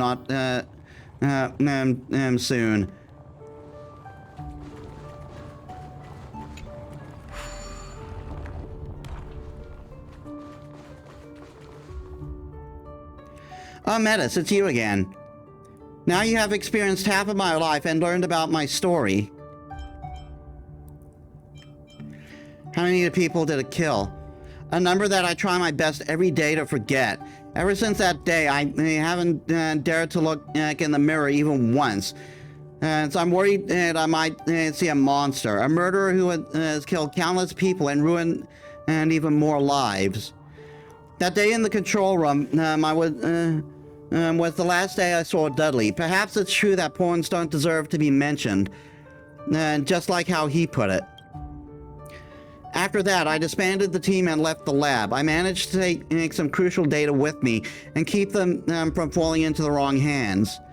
Later, I learned from the others that the higher-up of the technology department who ordered the imaginary implosion pulse detonation were subjected to internal review. They were never heard of again. That should be never heard from, shouldn't it? But I knew that the IPC wouldn't let the matter rest. The result of our research was way too valuable. Although they released the statement condemning the detonation. They would never really give up the technology related to it. Of course, it's the fucking IPC. If they can make a profit off of it, they will. They needed me to control the knowledge that and keep it out of reach of other factions across the universe. So they would always be breathing down my neck. So I decided to escape, not wanting to live the rest of my life being controlled by others. A name came to my mind when I needed to help. When I needed to help the most. We only met once, but he saw through my hypocrisy and excuses. Screw him. Yes, I made up my mind and to look for him, thinking he could help me repel against the IPC. This is the story of the latter part of my life.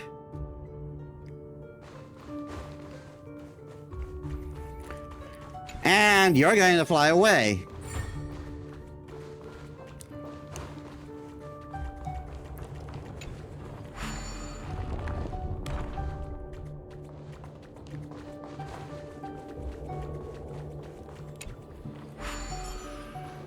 Ah.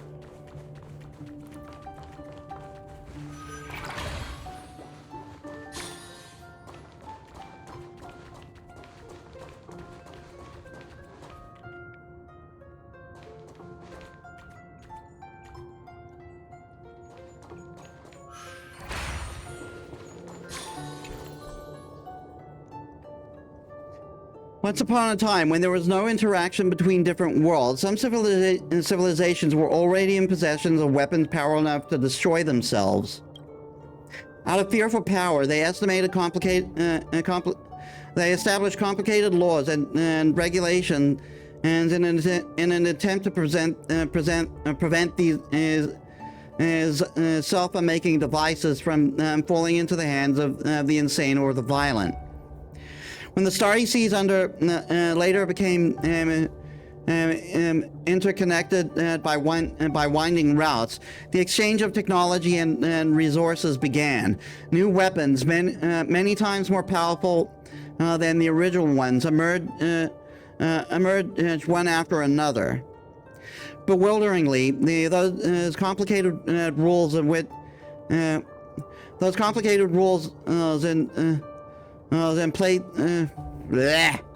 Bewilderingly, those complicated rules in place to limit the abuse of weapons became increasingly simplified as more and more powerful weapons were invented. People were more tolerant of weapons when they were used against enemies. Let's say there was a faraway planet where people were being ravaged by ferocious flames with their cries echoing throughout the sky. Yet for you and I, lying beneath the tree and gazing at the sky, the planet would be just another star plucked by someone from many others.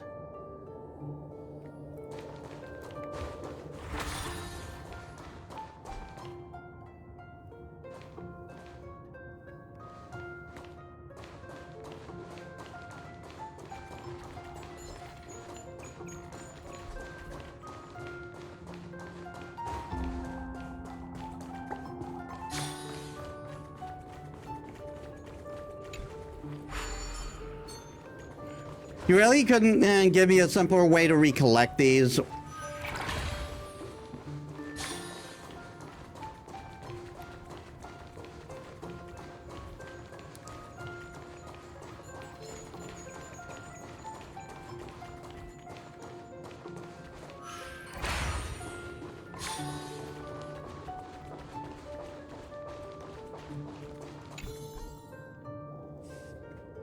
Wisdom. What a perplexing word. Some see it as the answer to every problem and the ultimate of all virtues.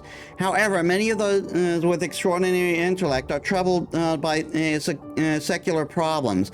Is it because the geniuses are too arrogant, or is it because the geniuses, or is it because jealousy gets the better of the mundane? No one has the answer for that. Only one thing is irrefutable. Wisdom can coexist with selfish desires.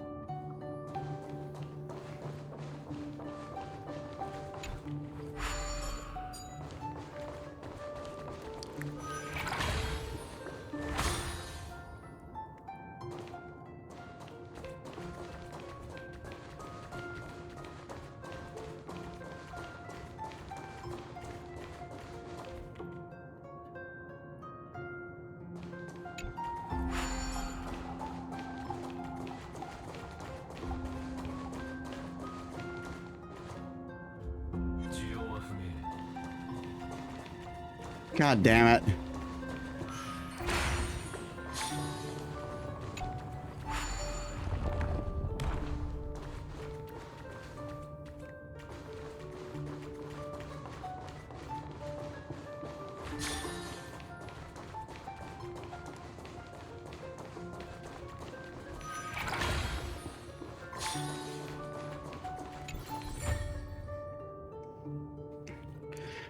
What did Xandar see when he was recording tones on the imaginary tree in a strange and ancient language?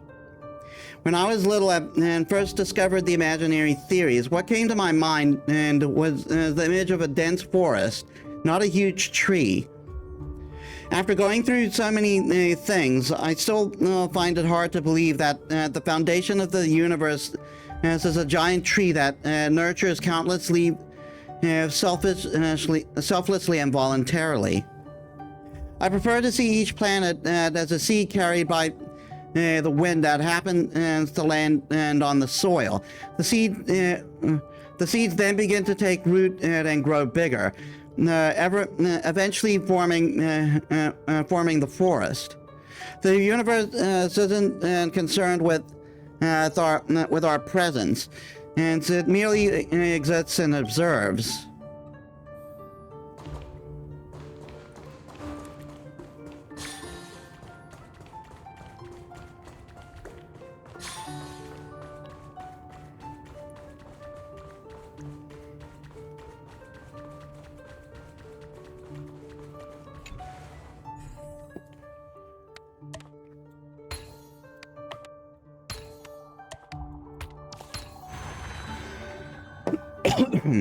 Skrullum, I finally found you. We haven't seen each other for years, Dr. Chadwick. Please forgive me for not telling you that I feel sorry for your plight. I know you have long seen it coming.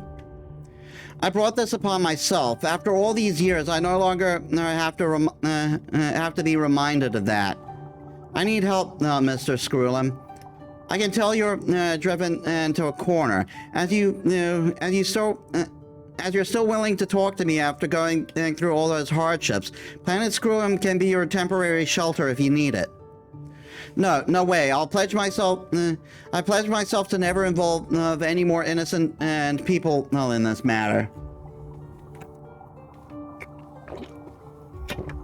No matter where I hide, the IPC will find me. It's just a matter of time. I can't be on the run, however. So I need to fight back in some way. I've heard that a genius has developed a secret drug capable of blocking parts of the consciousness and memory of a person. I've never been close to anyone and in the Genius Society, so I need you to pull the strings for me. The selective blocking agent, and I've heard of it. I suppose it's the brainchild of that eccentric pharmacist. Indeed, that lady has no dealings with the IPC, so the risk of her selling you out is low. Question, do you think this is a surefire solution? I'm certain that it has the smallest price to pay. As long as I can forget the knowledge temporarily, the IPC will have no means to extract it from my brain. As for whatever I'll be going through, I deserve it. Everyone must be accountable for their actions, and facing the consequences is part and parcel of the process. I understand, Dr. Chadwick. I'll get you that drug. You're finally honest with yourself, Doctor. I'm glad for you for that achievement alone. I hope with all my heart that you can pull through these tough times.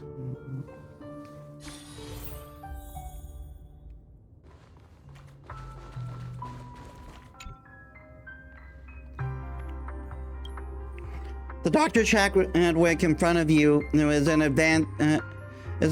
advanced age. He looked very similar to how he was when you first met him. He still has those contemplative eyes, now tinging with a hint of gloominess. Yeah, so now he's depressed and doesn't even know why.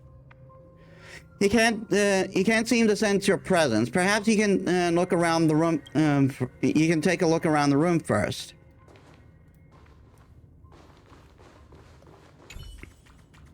A few books are scattered on the floor. You peer at their names and are certain that they have nothing to do with Chadwick's specialization, nor research subjects.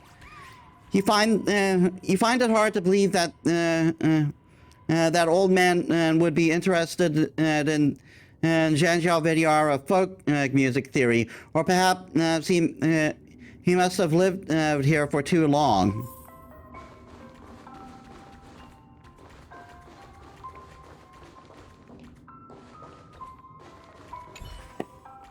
The desk before the old man is stacked with unsent letters. A letter cover written in hasty writing. Unauthorized send request. Returned and recommended.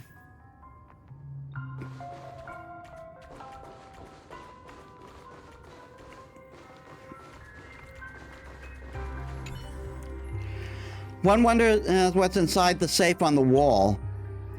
It could be completely empty because the Calderon Chadwick right here has no more secrets he can hide.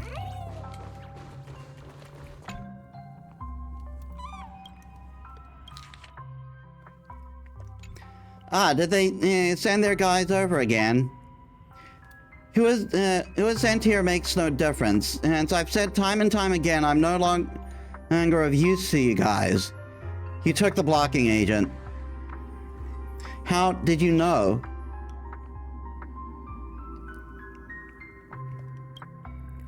I get it. This isn't reality, and you aren't an IPC lackey, are you?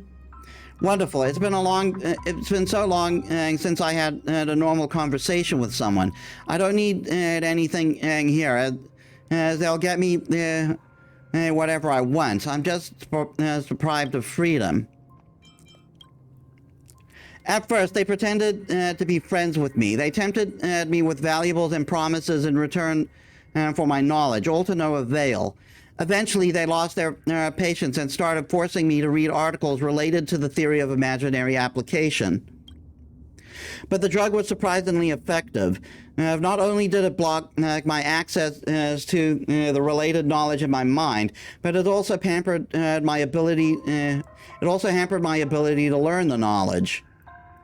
Much later, they accepted the fact that I had been reduced to a useless old man, starting from some point in time. They changed their strategy and decided to just wait for my death. I'm sorry to hear that. You don't have to. It's the price I have to pay. The passing of time and the increasing pain seem to have alleviated my guilt, which is the only good thing about being confined here. What will happen next? I've gathered bits and pieces of info from and the people they send. Combined with my own deduction, I believe the IPC might be scheming to tamper with the memoria left in my brain after the death of my physical body. They probably think that no matter how tight-lipped I am now, whatever remains in my dead body will be at their disposal. I'm scared, youngster. I'm worried that all the precautions I've taken so far will be negated upon my demise. At this rate, IPC will one day regain control of the imaginary pulse technology and monopolize it. My efforts will all be in vain when the time comes. Please allow me to rebuke that, Doctor. Your efforts isn't in vain. Here we are again, Dr. Chadwick. Screw him. I never thought I could see you again. I once thought so too. Life is unpredictable, but it has eventually shown its benevolent side. I'm here to tell you that your effort isn't in vain. Even after the death of your physical body, you're still safeguarding your knowledge, leaving no chance for those harboring ulterior motives. It isn't the effect of the drug. It is the ingrained dedication and perseverance in your consciousness. That's great. It couldn't be better. You know what, Screwlum? I've always regretted not listening to the voice inside me when we first met. It's just a simple rephrase, but and I haven't been able to say it. It's probably the time I hear it myself now. Sad Chadwick, life is fleeting, and many reach the end with regrets. I can't say your life is a happy one, but it is at least complete in this moment when this moment takes place. I joined the experiment not for a good cause, but for myself. I wanted my talents and expertise to be seen by the whole world, and that's it. Thank you, Skrillin, and you. I feel much better. Probably never better. You've been through a lot, Dr. Chadwick. Now, if you don't mind, please let us be with you as you make your way to the end.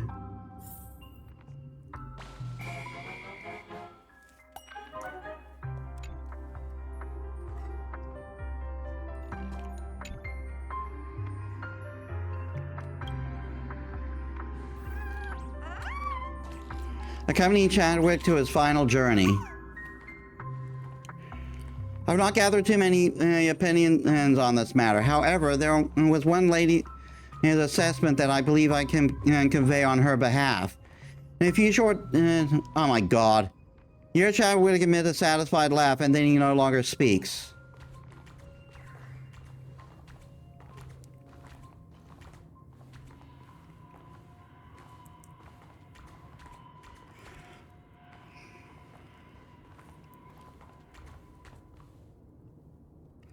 Let's wake up, Miss Metis.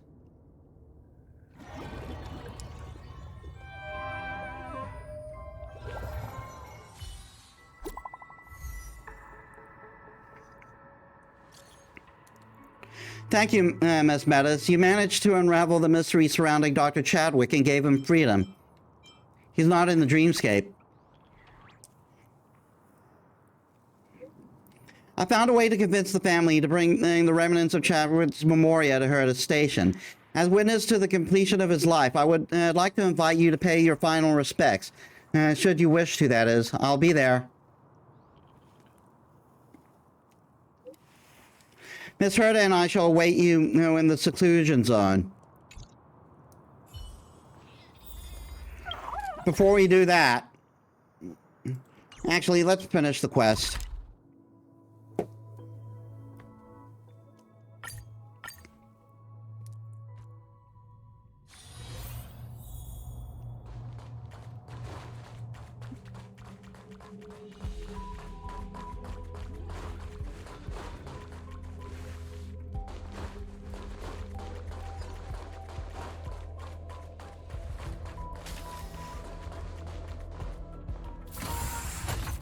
Welcome back, Madam Metis. 2 amber arrows later, Dr. Chadwick is finally freed. He is now with us.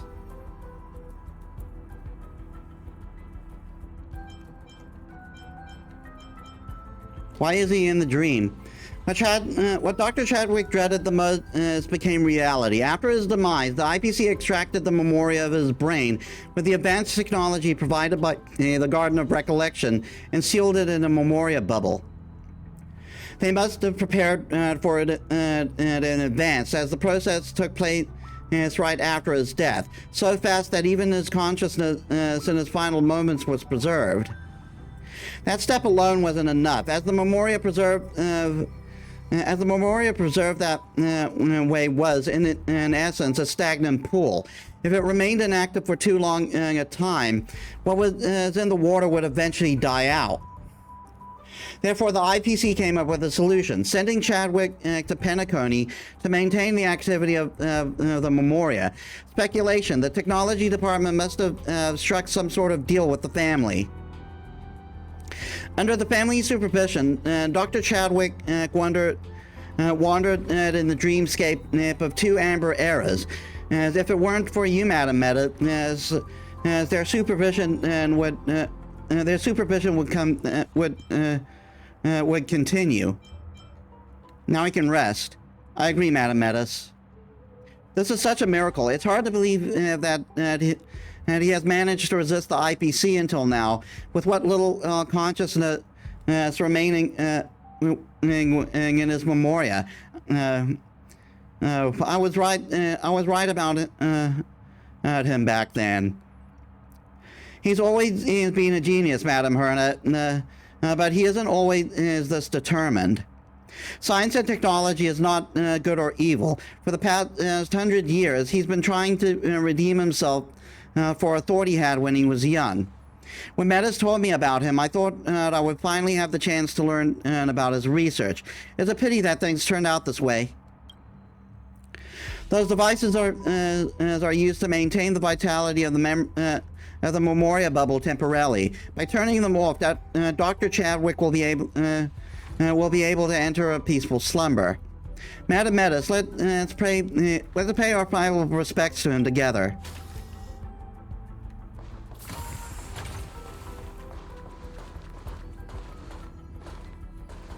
Oh, Laura. Chest.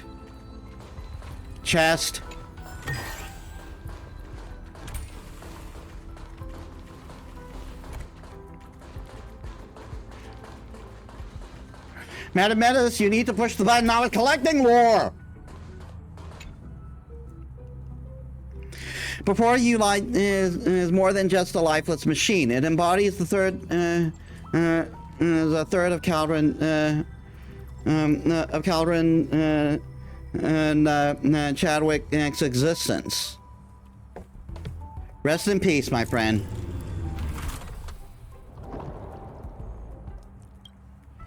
You hope for a response. You hope for a response from the world to the part from this brilliant mind. Yet all that lingers is a profound silence in the air.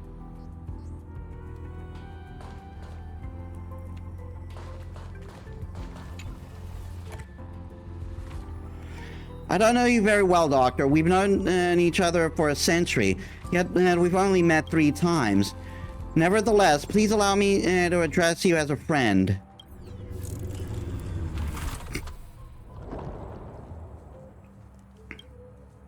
I understand this may not be much of a consolation, but in my calculations, your research had the potential to save billions of lives.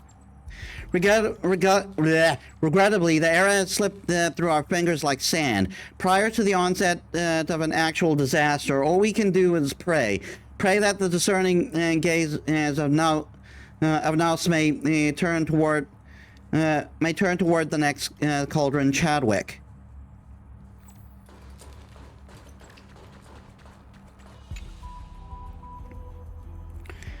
Well, should I also say something? Dr. Chadwick, although I never met you in person, I deeply admire your intellect and research. You know, I don't usually give compliments, but our fields of study share many commonalities. Your work on the theory of imaginary application and has sparked my inspiration on more than one occasion. And I have to say, it's even made me a tad jealous. It's a shame we never had a chance to work together. From what I've heard from Screwy and that troublemaker, you've had your share of hardships in your lifetime. It's a pizza talk.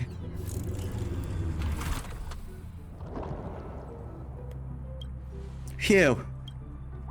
Is this over? Well, it's a calm conclusion. For Dr. Chadwick in his later years, this would count as quite the significant luxury.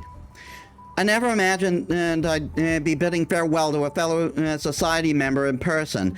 It feels rather peculiar. It's a real pity. If only I had realized 2 amber errors earlier. Madam Herta.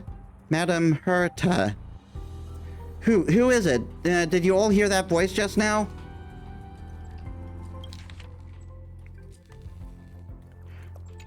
Calm down, both of you. I heard that voice too. Could it be the residual consciousness of Dr. Chadwick? Herta, please come closer. It's happened again, but this time it seems quieter. Speculation. Dr. Chadwick's self-awareness still lingers faintly. It's making an eager effort to communicate with us. Madam Herta, Madam Metis, let's get closer.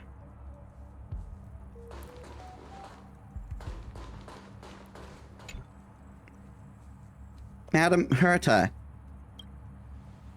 I'm listening, Doctor. If there's anything you want to say, now's the time. I'm honored. my research, my knowledge. I will leave behind. Please accept. Wait, are you saying Memoria is dissipating? Please, come closer. Touch foreheads. I understand, Doctor. Herta's puppet takes a step forward, pressing her forehead against the trembling memory bubble. The memory bubble, which still holds the traces of Chadwick's consciousness, ruptured in an instant, and a few seconds later, Herta opens her eyes. Calderon Chadwick. It's absolutely infuriating. He was nothing more than an ordinary person with a lifespan of just a few decades, yet he managed to achieve such astonishing feats. Seems like you truly admire him. Admire? I suppose you could say that. But to be honest, I'm somewhat envious and a bit jealous. At that very moment, he entrusted me with all his life's work. It appears that in the final moments of his life, Calderon Chadwick chose to place his trust in you, Madam Herta, even though you two had never met before. The reasoning behind organic life is truly unpredictable. Nonetheless, the impulses of organic life frequently embody a grand romantic poetry that never failed to leave me in awe. Remarkable, truly remarkable. Tens of thousands of formulas and equations are flashing through my mind right now. I never imagined there could be such a way to analyze the problem. From imaginary overflow to imaginary implosion, and from theory to application, from a mere paper to birth of the imaginary pulse. Ah. But did you see, Madam Herta? I saw the final words he left behind. To Madam Herta, while I've held my position during my lifetime, given the resources the IPC possess, they will inevitably discover the means and techniques to reproduce the imaginary implosion pulse. The die was cast the moment the imaginary pulse was created. Every corner of the universe is destined to be on guard against its threats. I can't turn back time, but there's still one thing I can do. I can entrust my knowledge and technology to those who are worthy, thereby establishing the groundwork for the deterrent system robust enough to counterbalance the IPC's might. My life is nearing its conclusion, yet from this moment forward, I aspire to be the unyielding blade, eternally poised above the tyranny above tyranny and malevolence.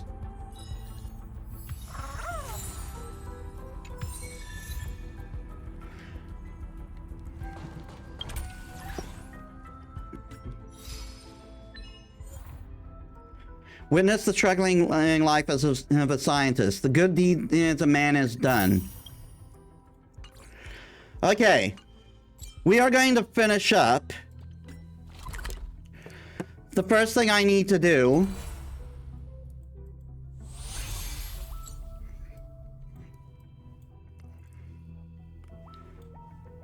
Golden Hour. We're not going to start this yet. That's going to have to wait for after we're done with...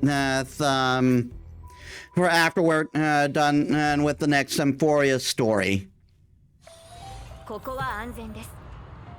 しっかりと英気を養いましょう。時間はお金より大事だよ、相棒。お腹いっぱい。ひく。 That was only enough for 2, really?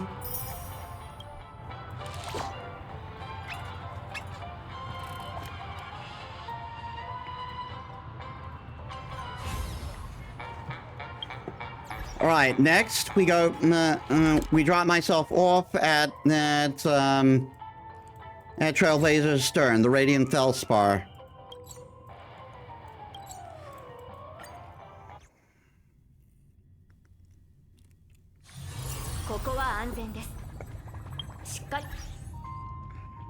And we end it. Because we are far above time.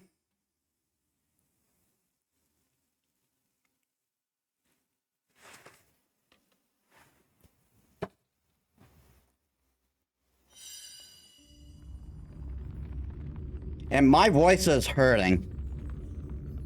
Well, not hurting, but it's a bit rough. All right, then. So that's the end. That's the end of the session. Haven't quite slayed the quest Hydra yet, but it's a goal almost complete. Just one more quest left, provided there's no more sequels. So yeah, that's the end of it for today. So let it set a parade. Once we're fully caught up with Honkai Star Rail, I'll do some extra stuff during the week. I'll do some extra stuff on my own, but I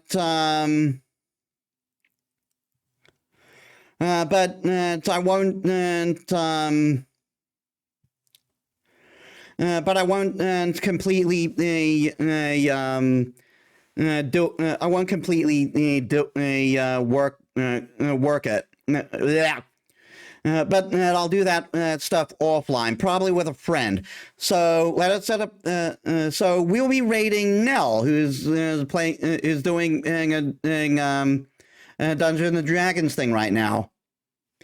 All right, so thank you all so much for watching. I hope you all enjoyed. If you like my stuff and you haven't already, please leave a follow. It helps me as a small VTuber. I upload all my stuff on YouTube. If you're watching there, please leave a like, comment, and subscribe. That it helps me too. And you can also check my socials down there. So, next week we start Fate Hollow Ataraxia.